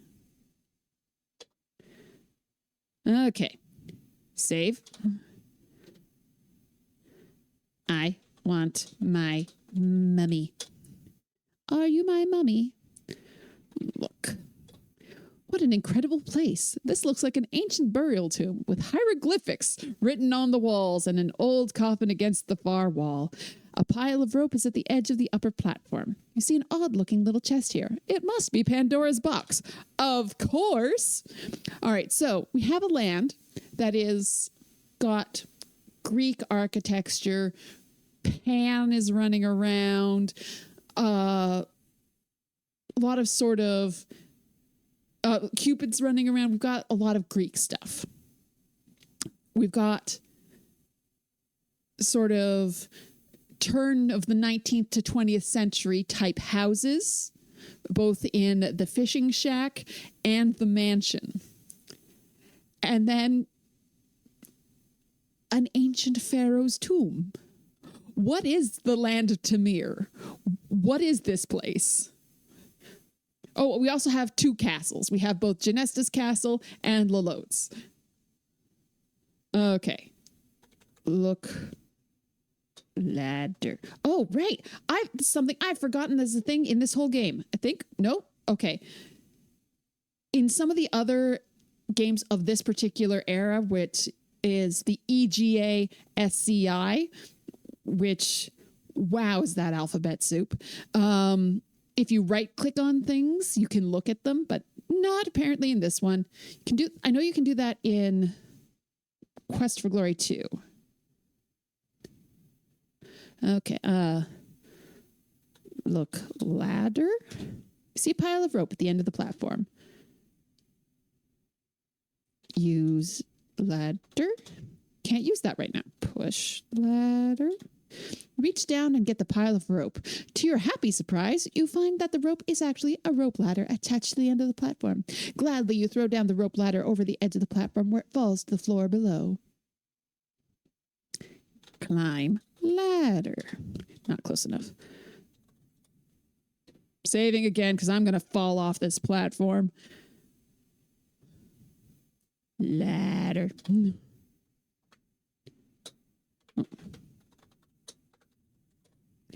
Here we go. And again, like that little transition action. The mummy runs from your powerful scarab. What was the point of that? There's no way I could have gotten to this screen if I didn't have the scarab.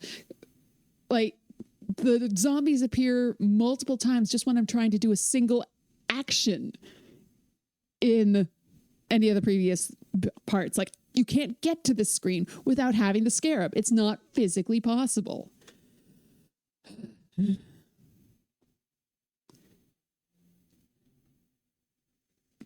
Get box. Save early, save often. Absolutely. Speaking of, got box. Climb ladder. Just that little transition animation going from climbing the ladder to standing. The little details like that just impress me every time. All the small things. It's so pretty. Okay. I know I just saved. I don't care. Once more up the mountain. I've got everything. I feel like I'm very low on points, but I might end up getting a lot of points shortly. I'm not sure what the... Oh, Lolo's Goons. Also, look at this. This is so beautiful. Like, all of the texturing, the shading for the dithering with the highlights. It's so good. Lolot smiles an evil smile. You know, she says, I've never asked you your name. What is it? You tell her, Rosella? Rosella, what a pretty name. You wonder what this is all about. You find out soon enough. Well, Rosella, Lolot grins ominously. You've earned your reward. My son Edgar has fallen in love with you. I wish him to be happy, and I give you the honor of being his wife and my daughter-in-law. Your heart turns flips and somersaults as you hear this. Alternatively, your heart turns flips and somersaults as you hear this. You don't know Rosella could be really into this. Also, she the queen. Okay, there we go. You'll be married first thing in the morning, she informs you.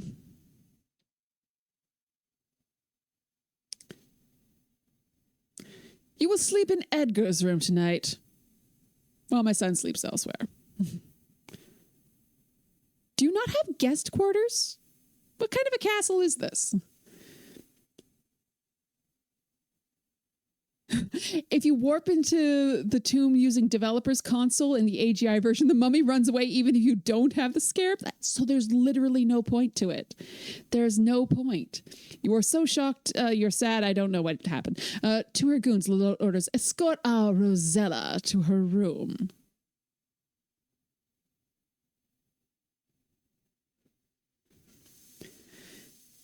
You think to yourself, now what? All right.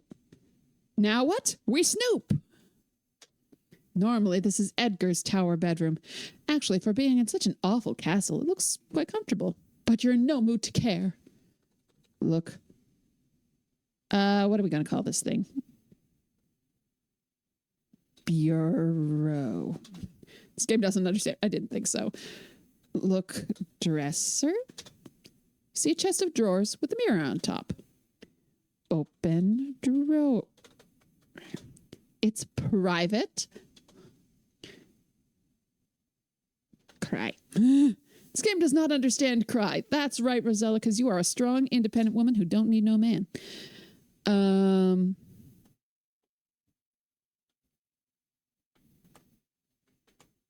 Jump out window. That wouldn't accomplish anything.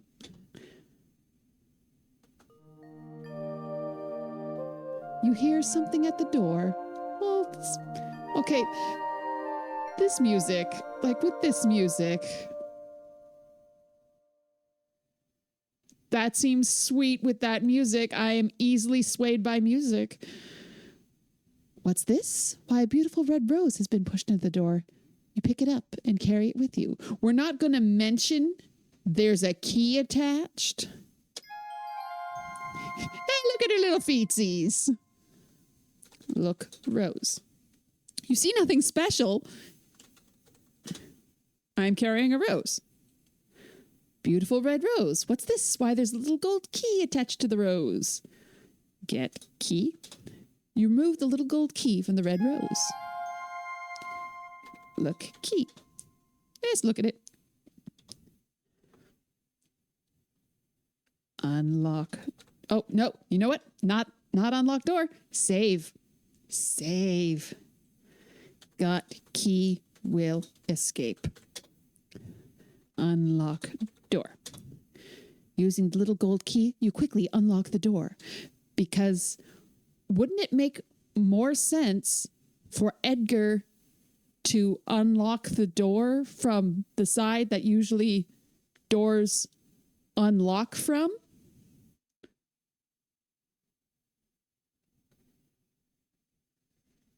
Like, to have her in here, you'd have to lock the door from the outside.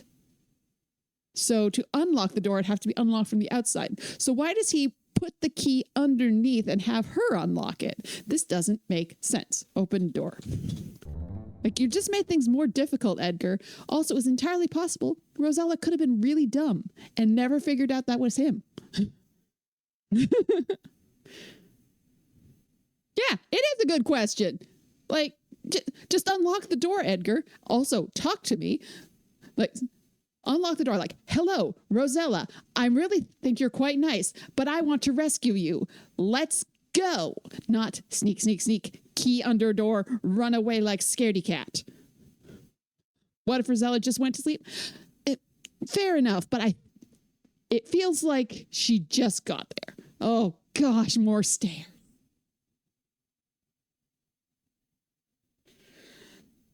Give me strength.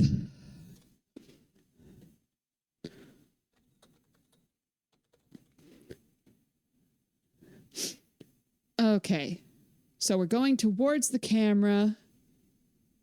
So that's down. Nope, that's too far down. That's good thing I saved. I don't know if Rosella would have had enough time to go to sleep. Telelo really is the evil fairy, as we mentioned before. Yeah, evil fairy. No handrails.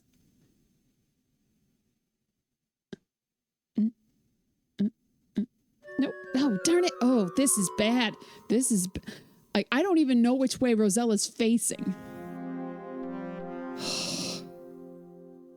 Okay. It's possible not much time's passed yet. Well, there's enough time that the goons got you upstairs and they all fell asleep themselves. What? Okay.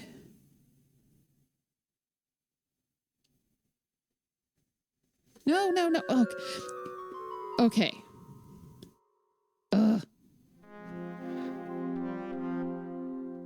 I'm just not getting my head around this one.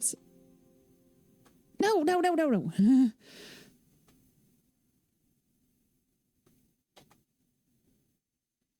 Oh, this is hard. There we go. I got the rhythm now.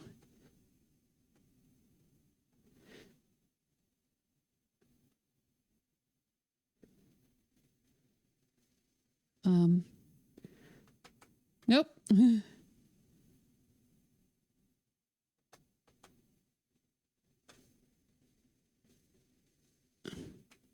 No. Where am I? No! Dang it! Oh.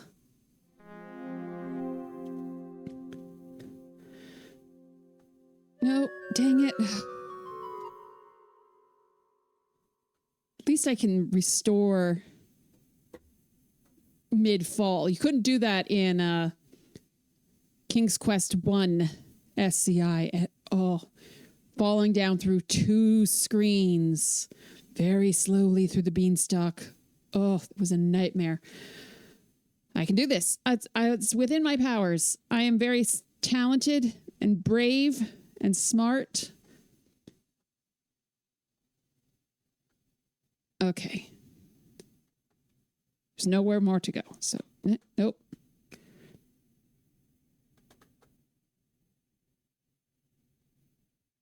Save. I'm just saving again here. It's like halfway through one screen. Nope. You see, this is why we save. This is why we save.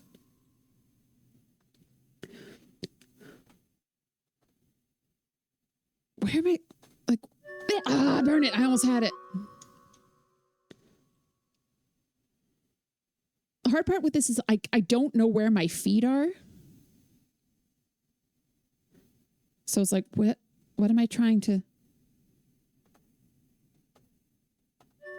And that's where it flips. Ugh.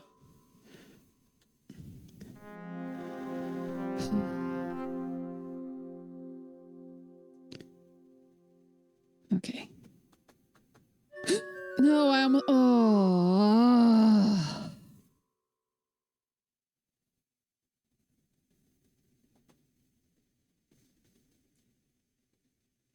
Okay.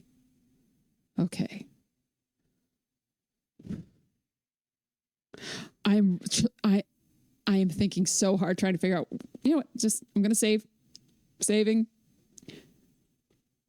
Because I think it's flipped at this point.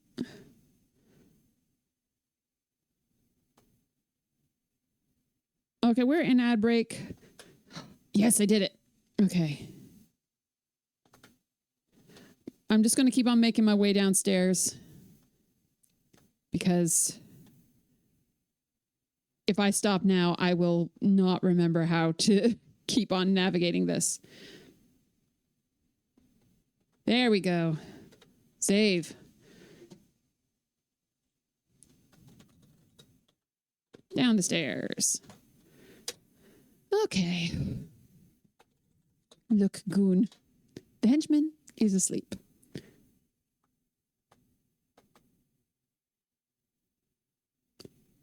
It's like, why even bother having your henchmen around as guards if they're just going to fall asleep? Look, this is a rather cheerless dining room. Eating here would not be a pleasant experience.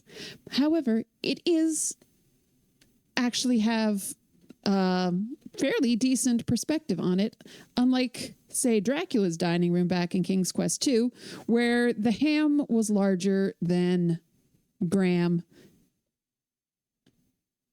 the Graham ham, as it were. The Graham.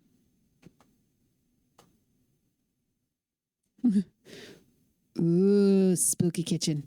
Look, you have discovered the castle's kitchen. Not a very pleasant kitchen, but a kitchen nonetheless. Against the back wall, 2 cabinets flank cold stone fireplace. You see a long table under one small window. Open cabinet. Cabinet is full of dishes.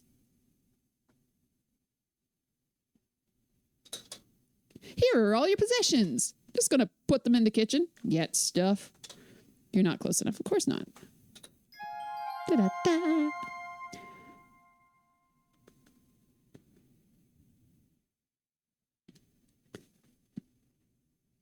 Why would you put the stuff in the kitchen? That's a weird place to put it.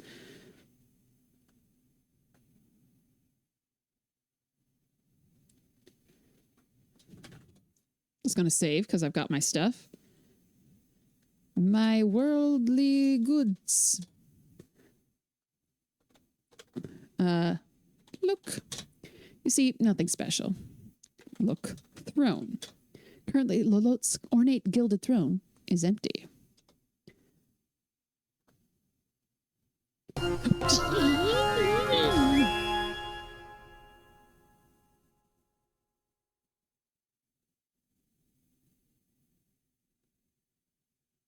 The henchmen have taken your rose and you no longer have the gold key. Looks like you're destined to be Mrs. Edgar. Scared me. Scared me. Although, come on, that is a look. Yes. I now pronounce you man and wife. Edgar, you may kiss the bride. The queen.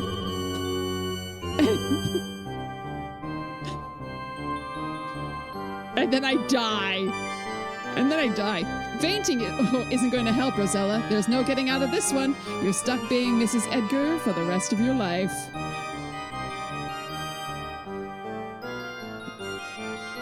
Not to mention having old Lolot for a mother-in-law. Good luck. You're gonna need it. Like, that is an amazing dress. It's very unfortunate it's only used for this one scene where she walks across. Like, it would be so good if that was just her, like, they changed her sprite, so, like, from what's like, you will wed my son, and she wore that dress for the rest of the game. Yes, that'd be so good. But no, we're in the peasant outfit. Okay, so we're gonna stay away from this guy. Yes, yes. Screw you, bird. Ugh. This is so mean. Save as not again.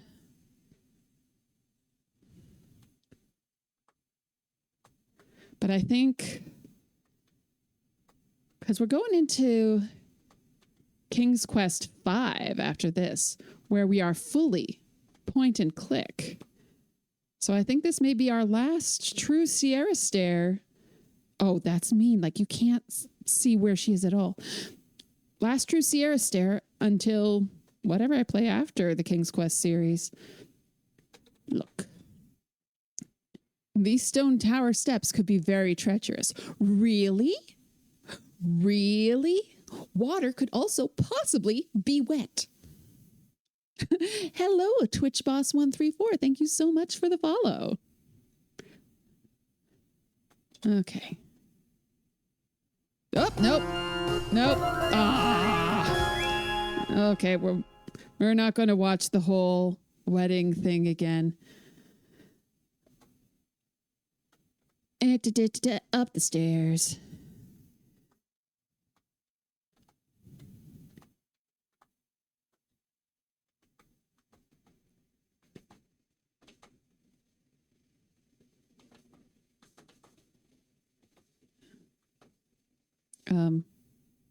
What are you stuck on? Dance, dance.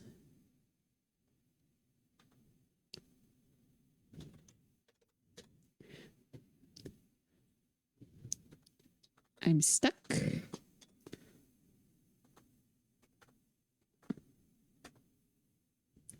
Okay, oh no, I just went in there and immediately died. Let's not go in there. Oh gosh. Okay. Oh my gosh, I can't.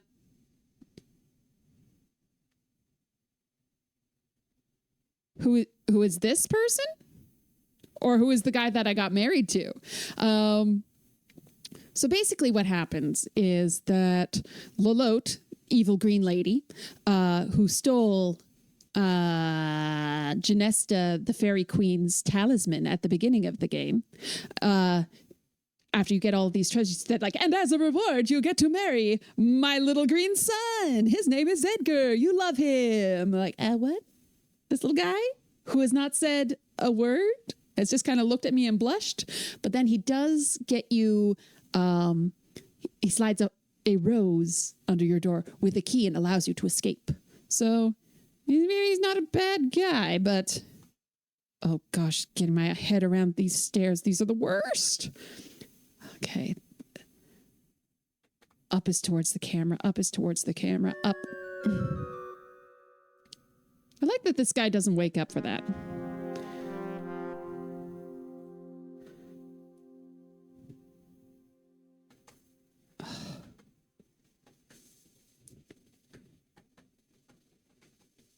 Okay. Up is towards the camera. Up is towards the camera. Up is towards the camera.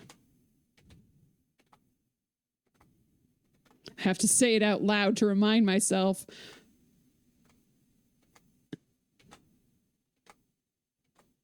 I'm pretty sure these stairs are designed to be mean. There is more to Edgar's lore, which we will find out anon.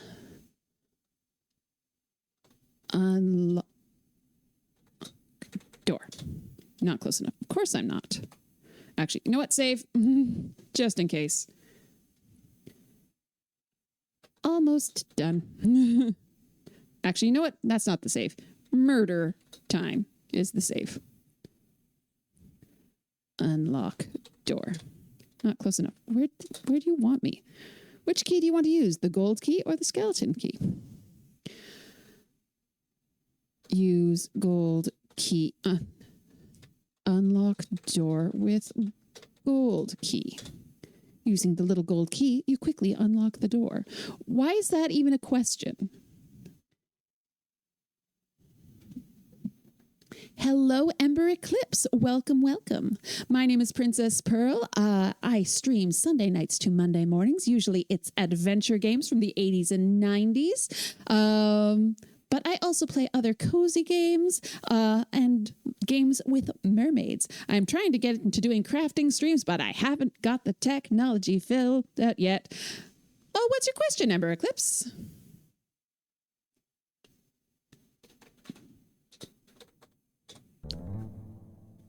Okay, I have opened the door. And then we're going to look. So this is Lolote's bedchamber. You question her taste in decorating, as her furniture is a bit on the gaudy side. And speaking of Lolote, the old bat is sound asleep in her massive bed. Marvel or DC? I gotta say Marvel. I had a moderate obsession with X-Men in middle school. I collected a good chunk of the first bunch of the Ultimate X-Men series. Never managed to get my hands on Ultimate X-Men 1 or 2, but those were available off of the Marvel website to read eventually, which I did. But yeah, I'm a Marvel girl. Never Spider. I've seen your emotes, Spider. Do not tell this nice new person fibs and lies that you do not know Marvel. Also, the Marvel animated TV shows of the 90s, delightful.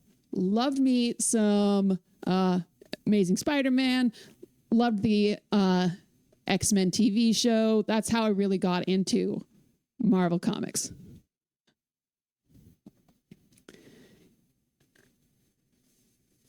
Even though Spider-Man is your favorite superhero, you would have to say DC girl.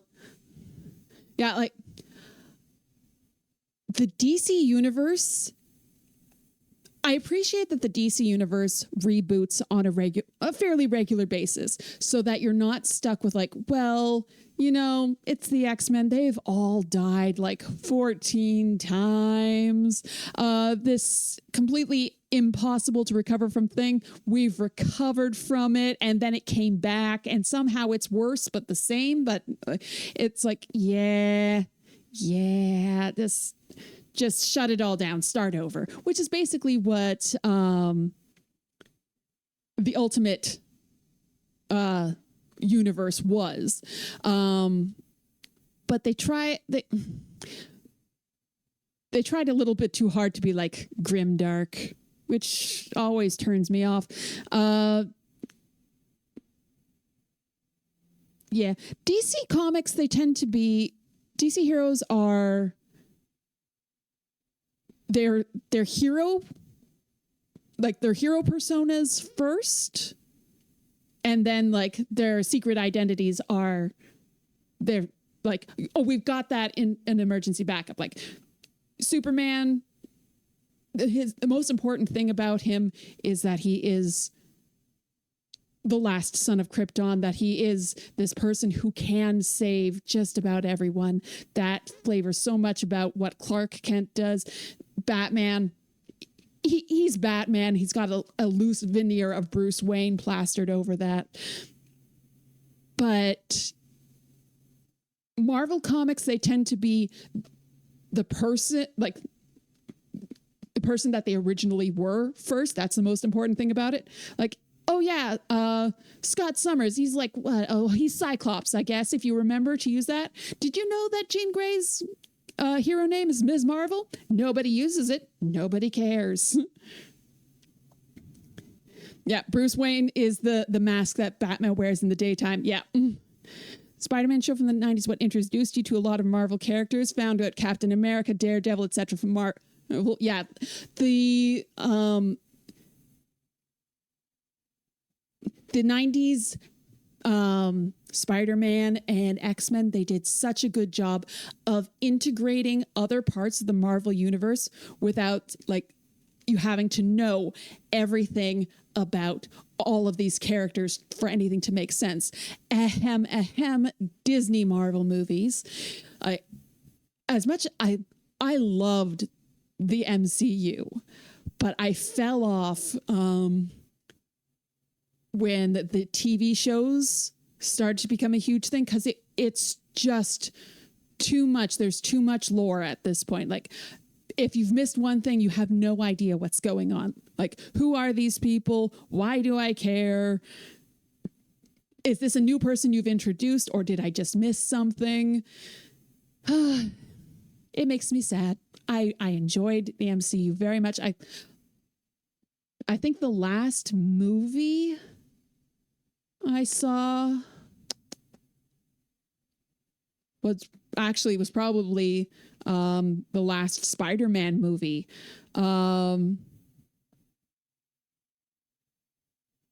Or was it Shang-Chi?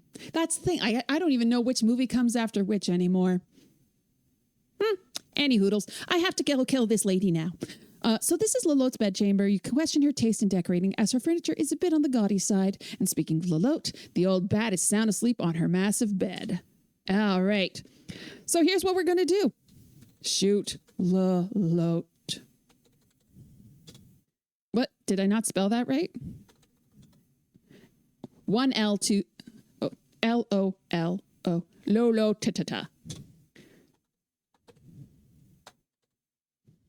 Oh, let's put a verb in this. Bruce even says so under Lasso of Truth, like, my name is Diana of Themyscira. My name is Clark Kent. My name is Batman. Oh, speaking of 90s animated superhero shows, in Justice League, my favorite bit of all time. Lex Luthor gets brain swapped into the Flash and is like, yes, at last I will know the secret identity of the Flash. Takes the mask off. I have no idea who this is.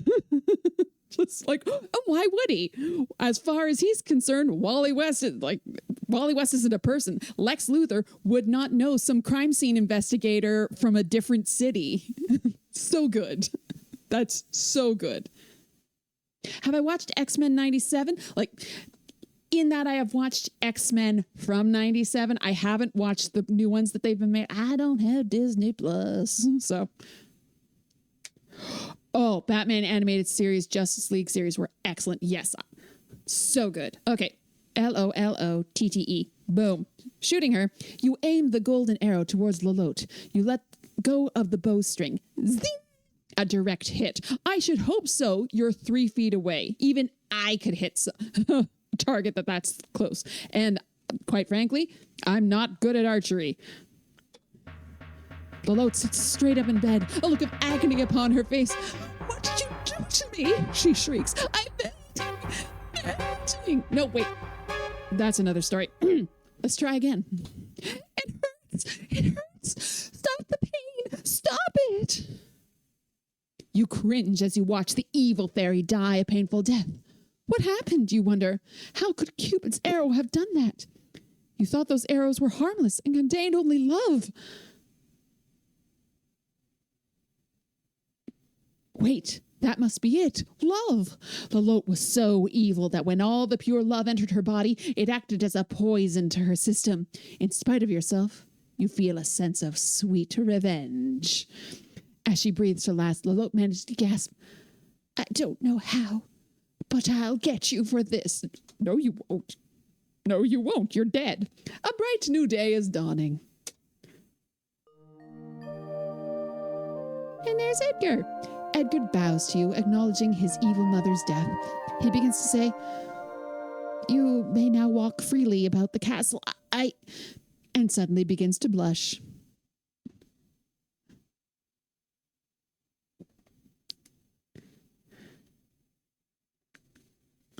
The MC, okay.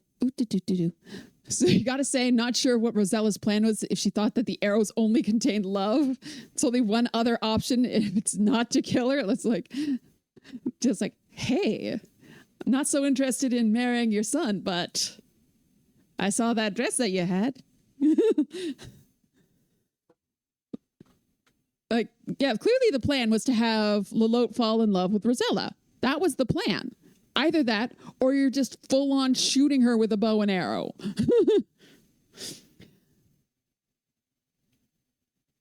MC is trying to go not needing to know everything about the lore going forward. New Marvel movie Thunderbolts is good and didn't feel like the need to know all of the lore. I've heard that people enjoyed it. I've been hurt too many times before. Oh. All right. Search body. Oh, the game does not understand body. Search Lolotte. Lolotte is quite dead now. Janessa's magic talisman hangs from around her neck. Take talisman. Okay. And now I can explore. Look. Mirror. You look in the mirror and see the reflection of a poor but beautiful peasant girl. I like that both Rosella and Alexander, when they look at themselves in the mirror, it's like, yeah, you know what? I'm good looking. They have excellent self-worth. Not excited for the new Spider-Man movie, not just because it's Spider-Man. They confirmed the Punisher is going to be in it. The Punisher... I'm conflicted feelings about the Punisher, which is basically what the Punisher is for. Like, you're not supposed to like him. He is, objectively, he does very bad things. But it is for compelling reasons. We're saving again because I gotta go back down the stairs.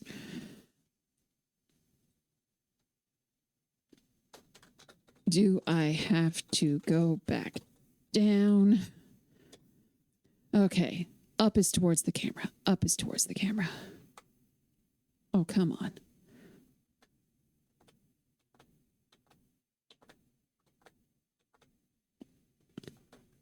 I saw someone made a comment. I will look at it once I'm done with this stretch of stairs. Haha. Punisher is more of an anti-hero, yep.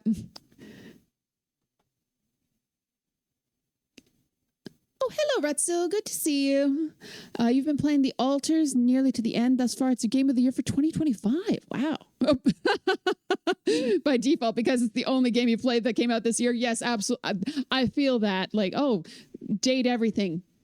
Game that is my game of the year, because everything else I have played is at least 10 years old. The newest game I have played other than that. Oh, actually, no, I haven't had a chance to play Witcher at all this year. That's the newest game that I have. Like, I played Dwarf Fortress, but it technically came out 16 years ago, but they're continuously updating it, so... And they bow to me because I'm amazing. Look, goons. Lolotte's goons are not appealing at all. Rude. Besides having an unnatural pallor to their skin, they are creepy little creatures who fly upon wings that resemble those of bats. Jeez, Rosella, you're shallow. Hello. There's no one nearby.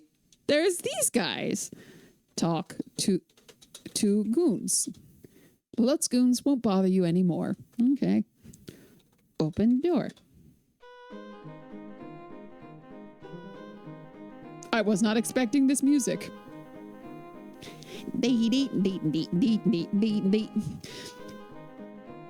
Your intro to the Punisher was from the Spider-Man 90s cartoon. The Punisher was hunting down Spider-Man because Spider-Man mutated to horrifying. Oh, the man spider. Oh, I hate the man spider so much. Oh my goodness. Hate it. Hate it. Pet chicken. You don't have it. Take chicken. Not close enough. Get over here. Pet chicken. Can't do that now. Rude. Open chest. There's nothing of interest in the chest. I'm just going to look. What's in here? This room to me is some sort of storage room for storing all of your... And guess what's stored here? Pandora's box. Oh, okay. Take box. Take Pandora's box. Like Blade from that cartoon, his voice actor made some interesting choices. The vampire arcs in that were so good. Oh, Morbius' story. He turned into a horrifying, gross bat thing, but just my little heart. Oh, so good. Hey, now I want to rewatch all that. Your intro to Blade was the movie? Yeah, like the 90s was the right time for Blade. Oh, is there anyone that watches What We Do in the Shadows? There's a hilarious scene where the main characters are like on trial with the vampire lords, and it's all these famous actors who have played vampires. It's like, it's just, like, so they are like themselves as actors, like their own in real life names, but they're being described as vampire lords. It's like, yes, this is Wesley Snipes, the Daywalker. So good. The Morbius story was heartbreaking in the Spider-Man show. Oh, yes, that was sort of my first introduction to like a story arc like that. Because like I wasn't expecting something like that in a show aimed at someone my age. Like I'd see things like that in like grown-up shows, but in something that was for me blew my mind. Like that stories can be told like this in this sort of medium. What's this way? Is this a door? Look. Blue thing. What is this blue thing? What is it? It looks like it's hanging on a hook. Couple of sconces next to it.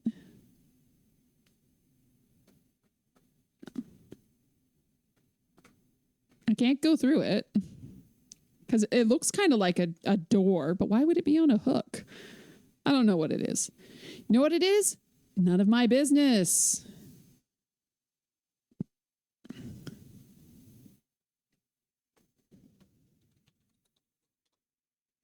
You wouldn't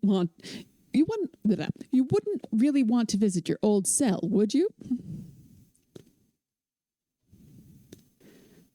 Spider-Man and X-Men were both just top tier up there with Batman. Yes, so good. Just they told stories that had a lot of depth to them without having to be like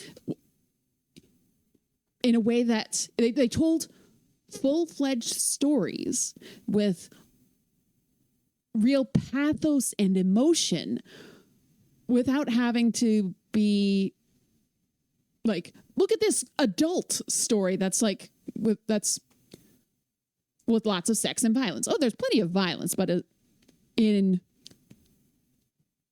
a softened way that's not gratuitous, which is why all of the cops in the Batman animated series, they seem to all have laser guns because you're not allowed to shoot bullets. It makes you use your imagination. Oh. I skipped a comment. There's another thing you love and kind of hate about the EGA games. Sometimes you have no idea what something is. Yeah, it's like, what am I looking at? Oh, come on. Down the stairs. You can do it, Rosella. You can do it. You're almost done. Yay! I did it. I did the thing.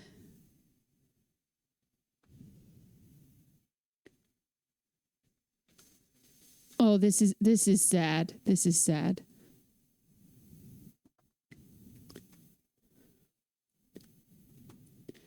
Look, unicorn. The unicorn looks at you with sadness. It needs to be free. Pet unicorn. You reach out to pet the unicorn's nose, but it won't let you. You broke its little heart, Rosella. I didn't do that. You did that. Not me. You made me do it, you big old meanie. Open gate. Not close. I'm not. Where do you want me? Where? What? Where is the gate?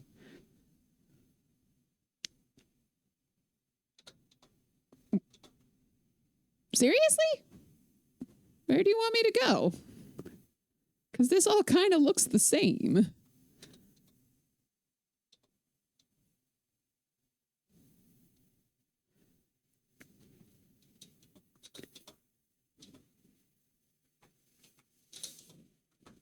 Okay, this is mean. See, 2 stable gates. That's nice. Let me open it.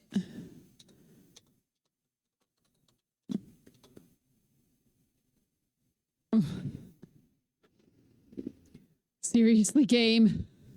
Seriously? Where do you want me to go? I don't understand.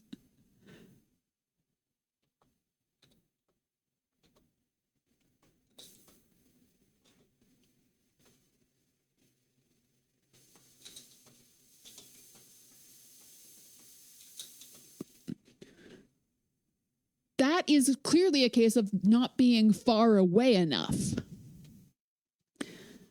As soon as you open the gate, the splendid wild unicorn impatiently leaves its hated prison. It quickly trots out of the stable door to freedom. Goodbye. I'm sorry.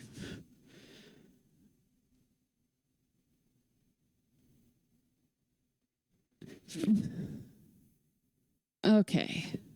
Do I have to walk down this mountain myself? Ooh, I'll be mad if I have to walk down the mountain myself.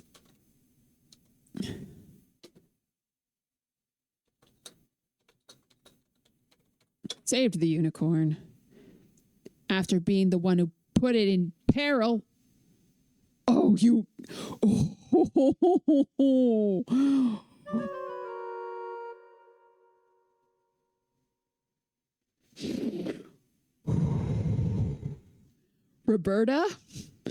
Roberta Williams, you with your purple eyeshadow and your poofy hair. Not that I'm one to talk. I also am currently wearing purple eyeshadow, but I don't currently have poofy hair because it's humid.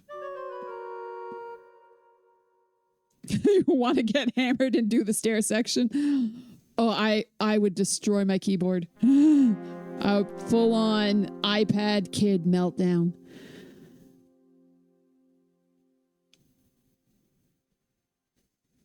Okay, we're taking the speed down. I'm hitting the minus keys. What's happening?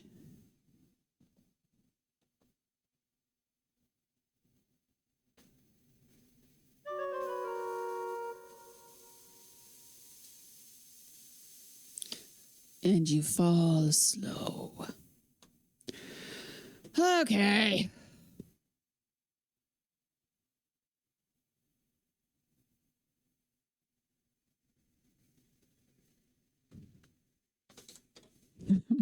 This game does not understand fly.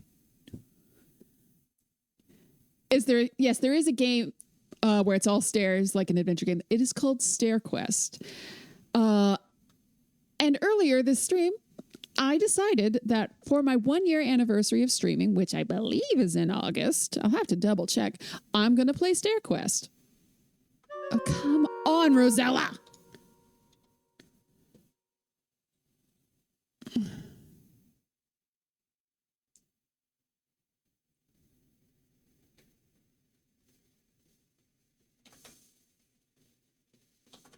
There we go. There we go. We're getting some space now. Oh, gosh.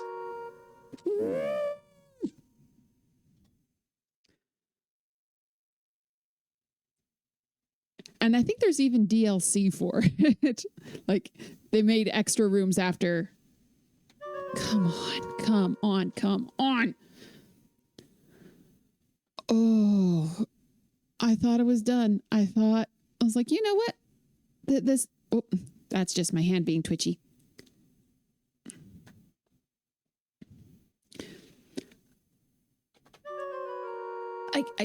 I can't go any faster.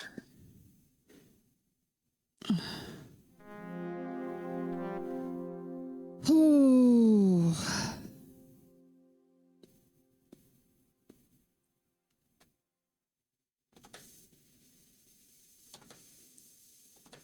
There we go. You know what? Because I can.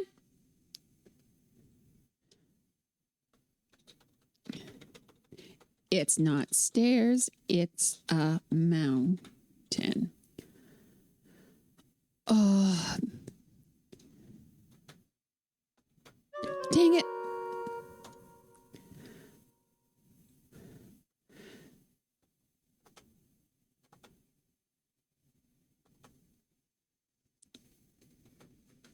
Dang it.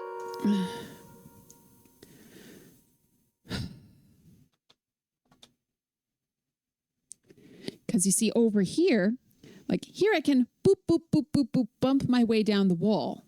Over here, nothing. There's nothing to stop me. But I can save again.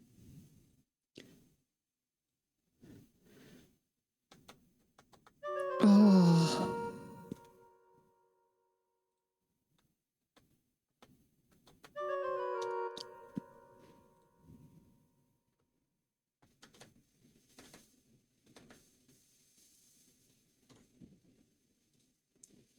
Saving again. I've made a few more steps. Oh, it is so hot. Especially since I went through my last break, so I didn't get up and get any water. Okay, come on. You can do it. You're so close. It doesn't help that my hands are now actually sweaty, so I'm slipping on the keys. Okay. We're just going to take it, speed down a few steps. Not just. There we go. There we go. Look at that. Look at that. So good. You're doing great, Rosella. Who's a good adventure game protagonist? Who's a good princess of the realm? You are. You are. You're such a good princess of the realm. I hate mountains. If I fall off this, just, I don't even know. Yay!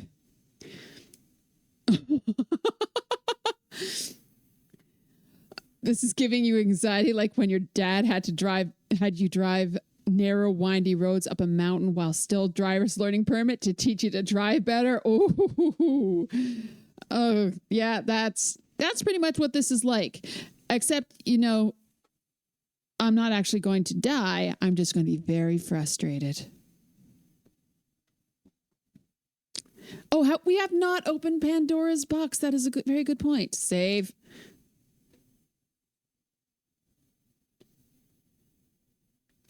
Welcome to my unboxing. Open box. Okay, but you'll be sorry. That was very foolish, Rosella. Now look what you've gone and done. You've loosed the terrible demons and killed yourself in the process. Oh, whoopsie doopsie. Oh no. Oh no. Oh no, so dead.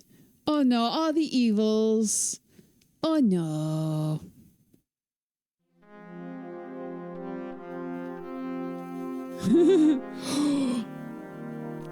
You suggested that to a friend who had just come down the mountain and forgot to save.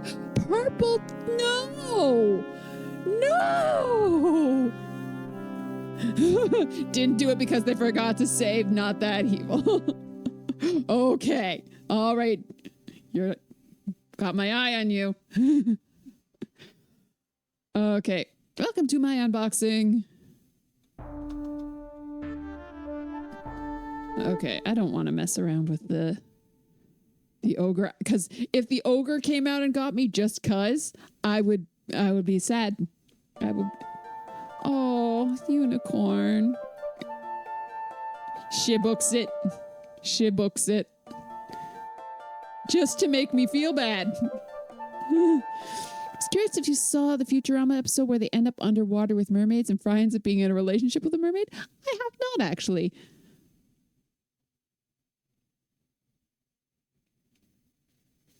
I think. Do I have to go to Genesta's Island? Oh, no, I have to put Pandora's box back. That's what I have to do. Okay.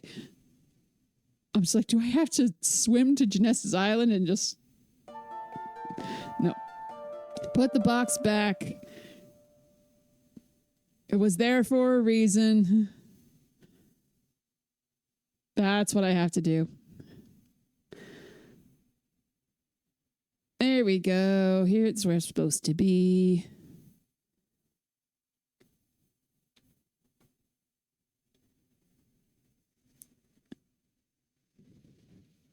I'm stuck. At least now I can go to this crypt without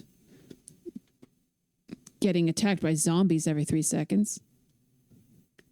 Climb ladder. Look out for the mummy. Mummy runs from the scarab. What is the point of that? Put down box. Yay! Climb ladder.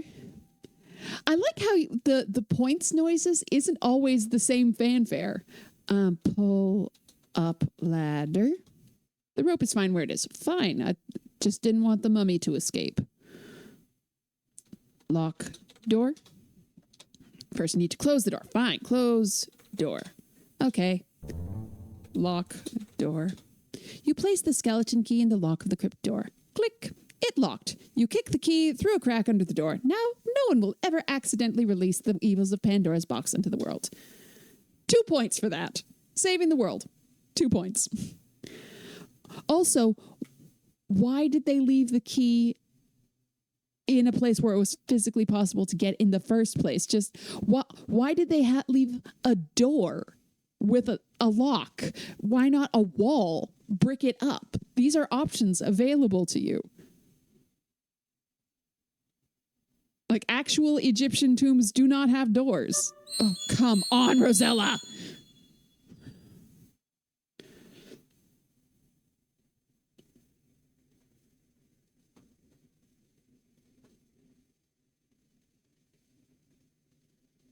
I'm 12 points away from full points. I wonder, did I miss something, or am I just going to get a bunch of points at the end?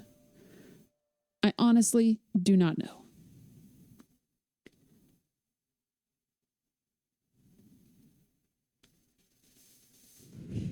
Blow, whistle. Can I get the dolphin to come? Tweet! I was hoping that the dolphin would show up and would swim me back to Genesta's. That would make sense.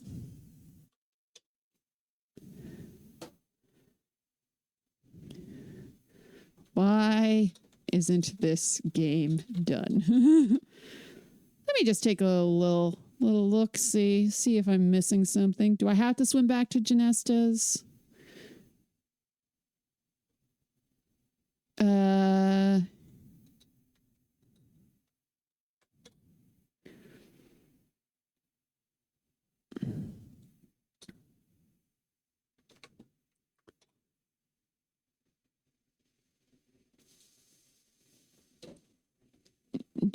Do.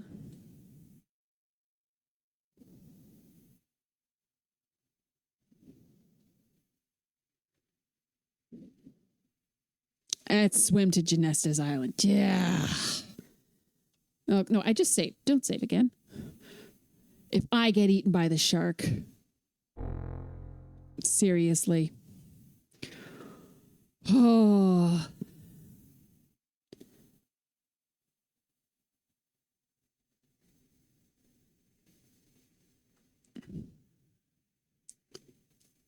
It's like, whose line the points don't matter. But they do. I want all of them.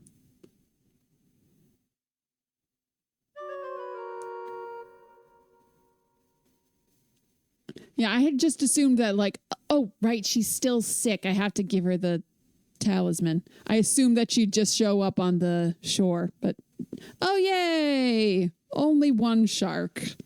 So nice. But yeah, she's still sick. I have to give her talisman, of course. Greta's? Genesta's tiny fairies guard the palace door. Who's Greta? Open door.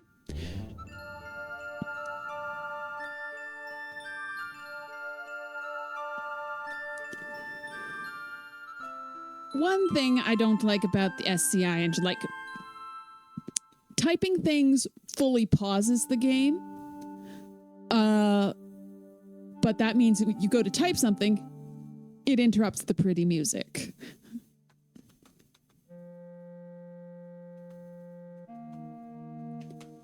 Pet leopard. That's probably not a good idea. Janessa's tiny fairy helpers flit furiously about, trying to keep you from disturbing the dying fairy. Give talisman to fairy. Fine. Janessa. You give the magic talisman to the dying fairy. Almost instantly, the color returns to her cheeks and her green eyes begin to sparkle. She sits up in bed, stretches, and smiles at you. Got a nice little bit of color cycling there on the necklace. Ooh, that's a overly abundant smile. You saved my life, Rosella, the beautiful fairy says gratefully. And you have saved Tamir from the persecution of Lolotte. We are deeply indebted to you. I want to go outside. I need to feel the warm sun on my face. Oh, that exuberantly something. Suddenly you find yourself outside. My little hen, Janessa suddenly exclaimed. Wherever did you find her? You explained the ogre had possession of her.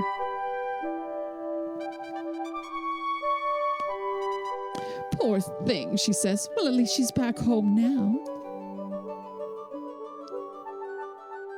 Yay, full points! Woo! Now for you, Rosella, Janessa says. It's my turn to help you out. I will return you to Daventry. With the magic fruit, you'll be able to save your father's life. We'd better hurry, though, as he doesn't have much time left. Yeah, because I wasted time saving you. Yes, you are anxious to get home again. But first, Janessa proclaims, let's replace these peasant clothes with your royal gown. Little more urgent things. I've got other gowns at home. I am a royal princess. Until very recently, I was the heir presumptive. With a twinkle in her eye, Janessa announces, there's someone else deserving of a reward for his kindness and heroism. You have a beautiful soul, Edgar, the fairy says to the ugly little man. You should look like what you are. Like the art here? Yes, it's so... This handsome hunk is Edgar? Rosella, he says. Want to marry me? I don't know what exactly it was. You think about it. You think about it some more. Then... I'm sorry, Edgar. You're very sweet, but I must immediately return home. There's weird quotes there. Perhaps we'll meet again, you say, in King's Quest 7, The Prince's Bride. Well, Rosella, Janessa announces, it's time for you to go. Goodbye. We'll never forget you or be mentioned ever again.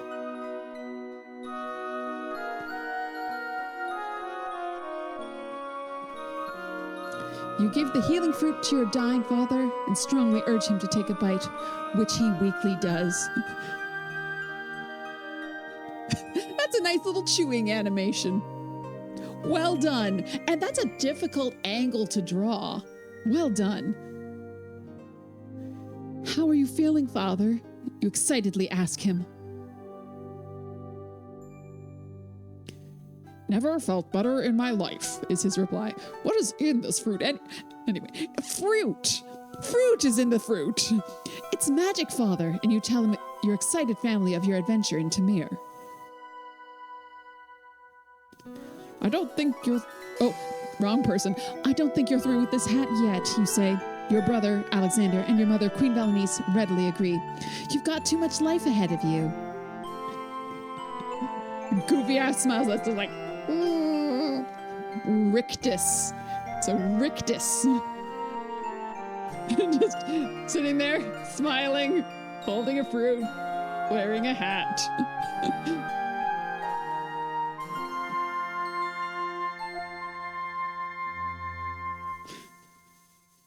Yay! just everyone standing there. No movement at all.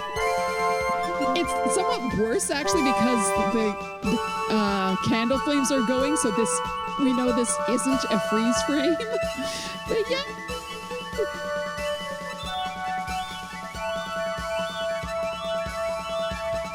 The music is so good. So all's well that ends well. Until next time, goodbye. Yay! And that is King's Quest 4, ladies and gentlemen.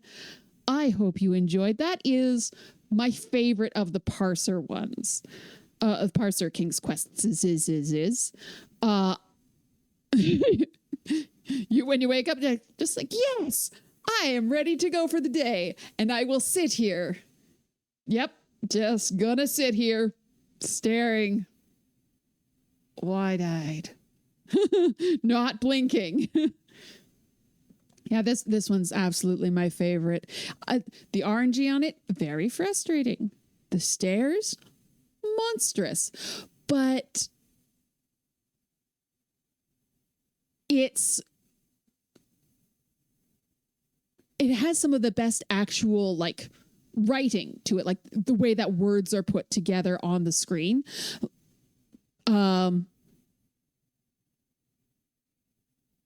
It shows there's a lot of actual character to the dialogue. I think it's one of the first ones where, like, it's actually dialogue rather than just Mananan shows up and says, I am going to have a nap, and then disappears. And then you see the animation happen. It's very interesting. It's very interesting. I really enjoy this one. It's a very good game. Favorite of the parser ones.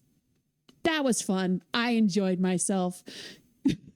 You can tell the games that I have more fun with, I tend to get through them a little quicker just because I'm not like, you stupid, show yourself. I'm done with this game and I quit. To have a shorter stream. But yeah, I was like, I don't want to stop playing. I'm enjoying myself. And I got full points on this one. Yeah.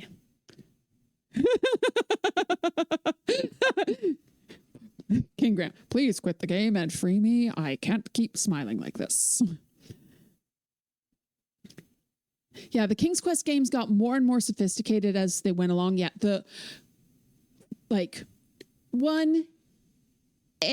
get 3 things. Like, there's barely any sort of descriptions. It's like, it is a well. It is a dragon. Oh, it is a wizard. He will kill you. Be scared. Whereas this is like, I wanted to look around at stuff because the descriptions were interesting. They actually told me things. Whereas in the first 3, it's like, oh, right, I should be looking at stuff because then I will know things and I will have things to say to all of you. This one I was like, no, I want to look at stuff. I want to see what it describes this as. I still want to know what that blue thing is in the side of the storage room. But yay! King's Quest 4, all done. I will be back next week for King's Quest 5. This will be my own first playthrough with voice acting. I did not have the CD version back in the day. So I know some of the more memeable voices, but we'll see what these sound like. You're very welcome. Oh, we should probably find someone to go raid. Who's it gonna be?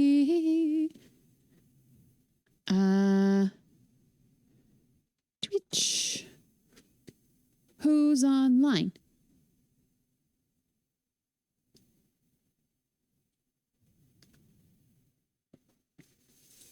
Let's see.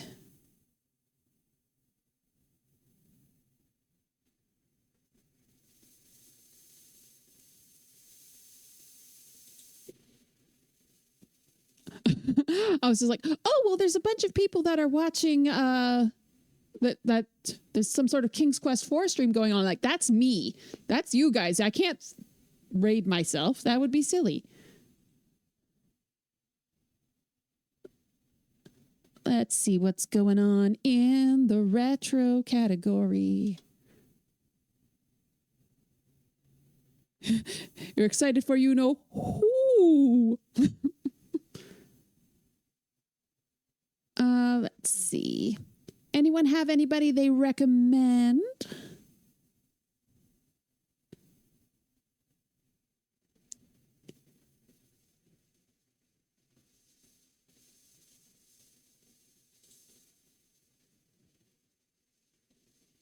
Just scrolling.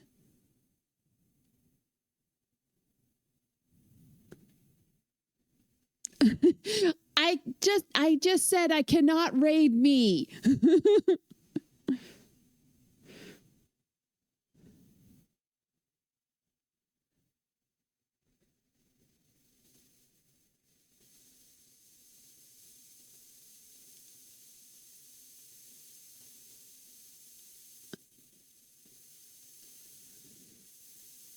Yeah, let's go raid M Foolery. Okay, /raid.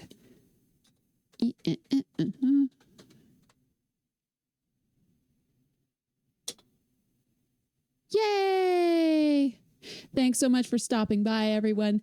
Have a great night, morning, afternoon, whatever time it might be for you. We'll see you next time.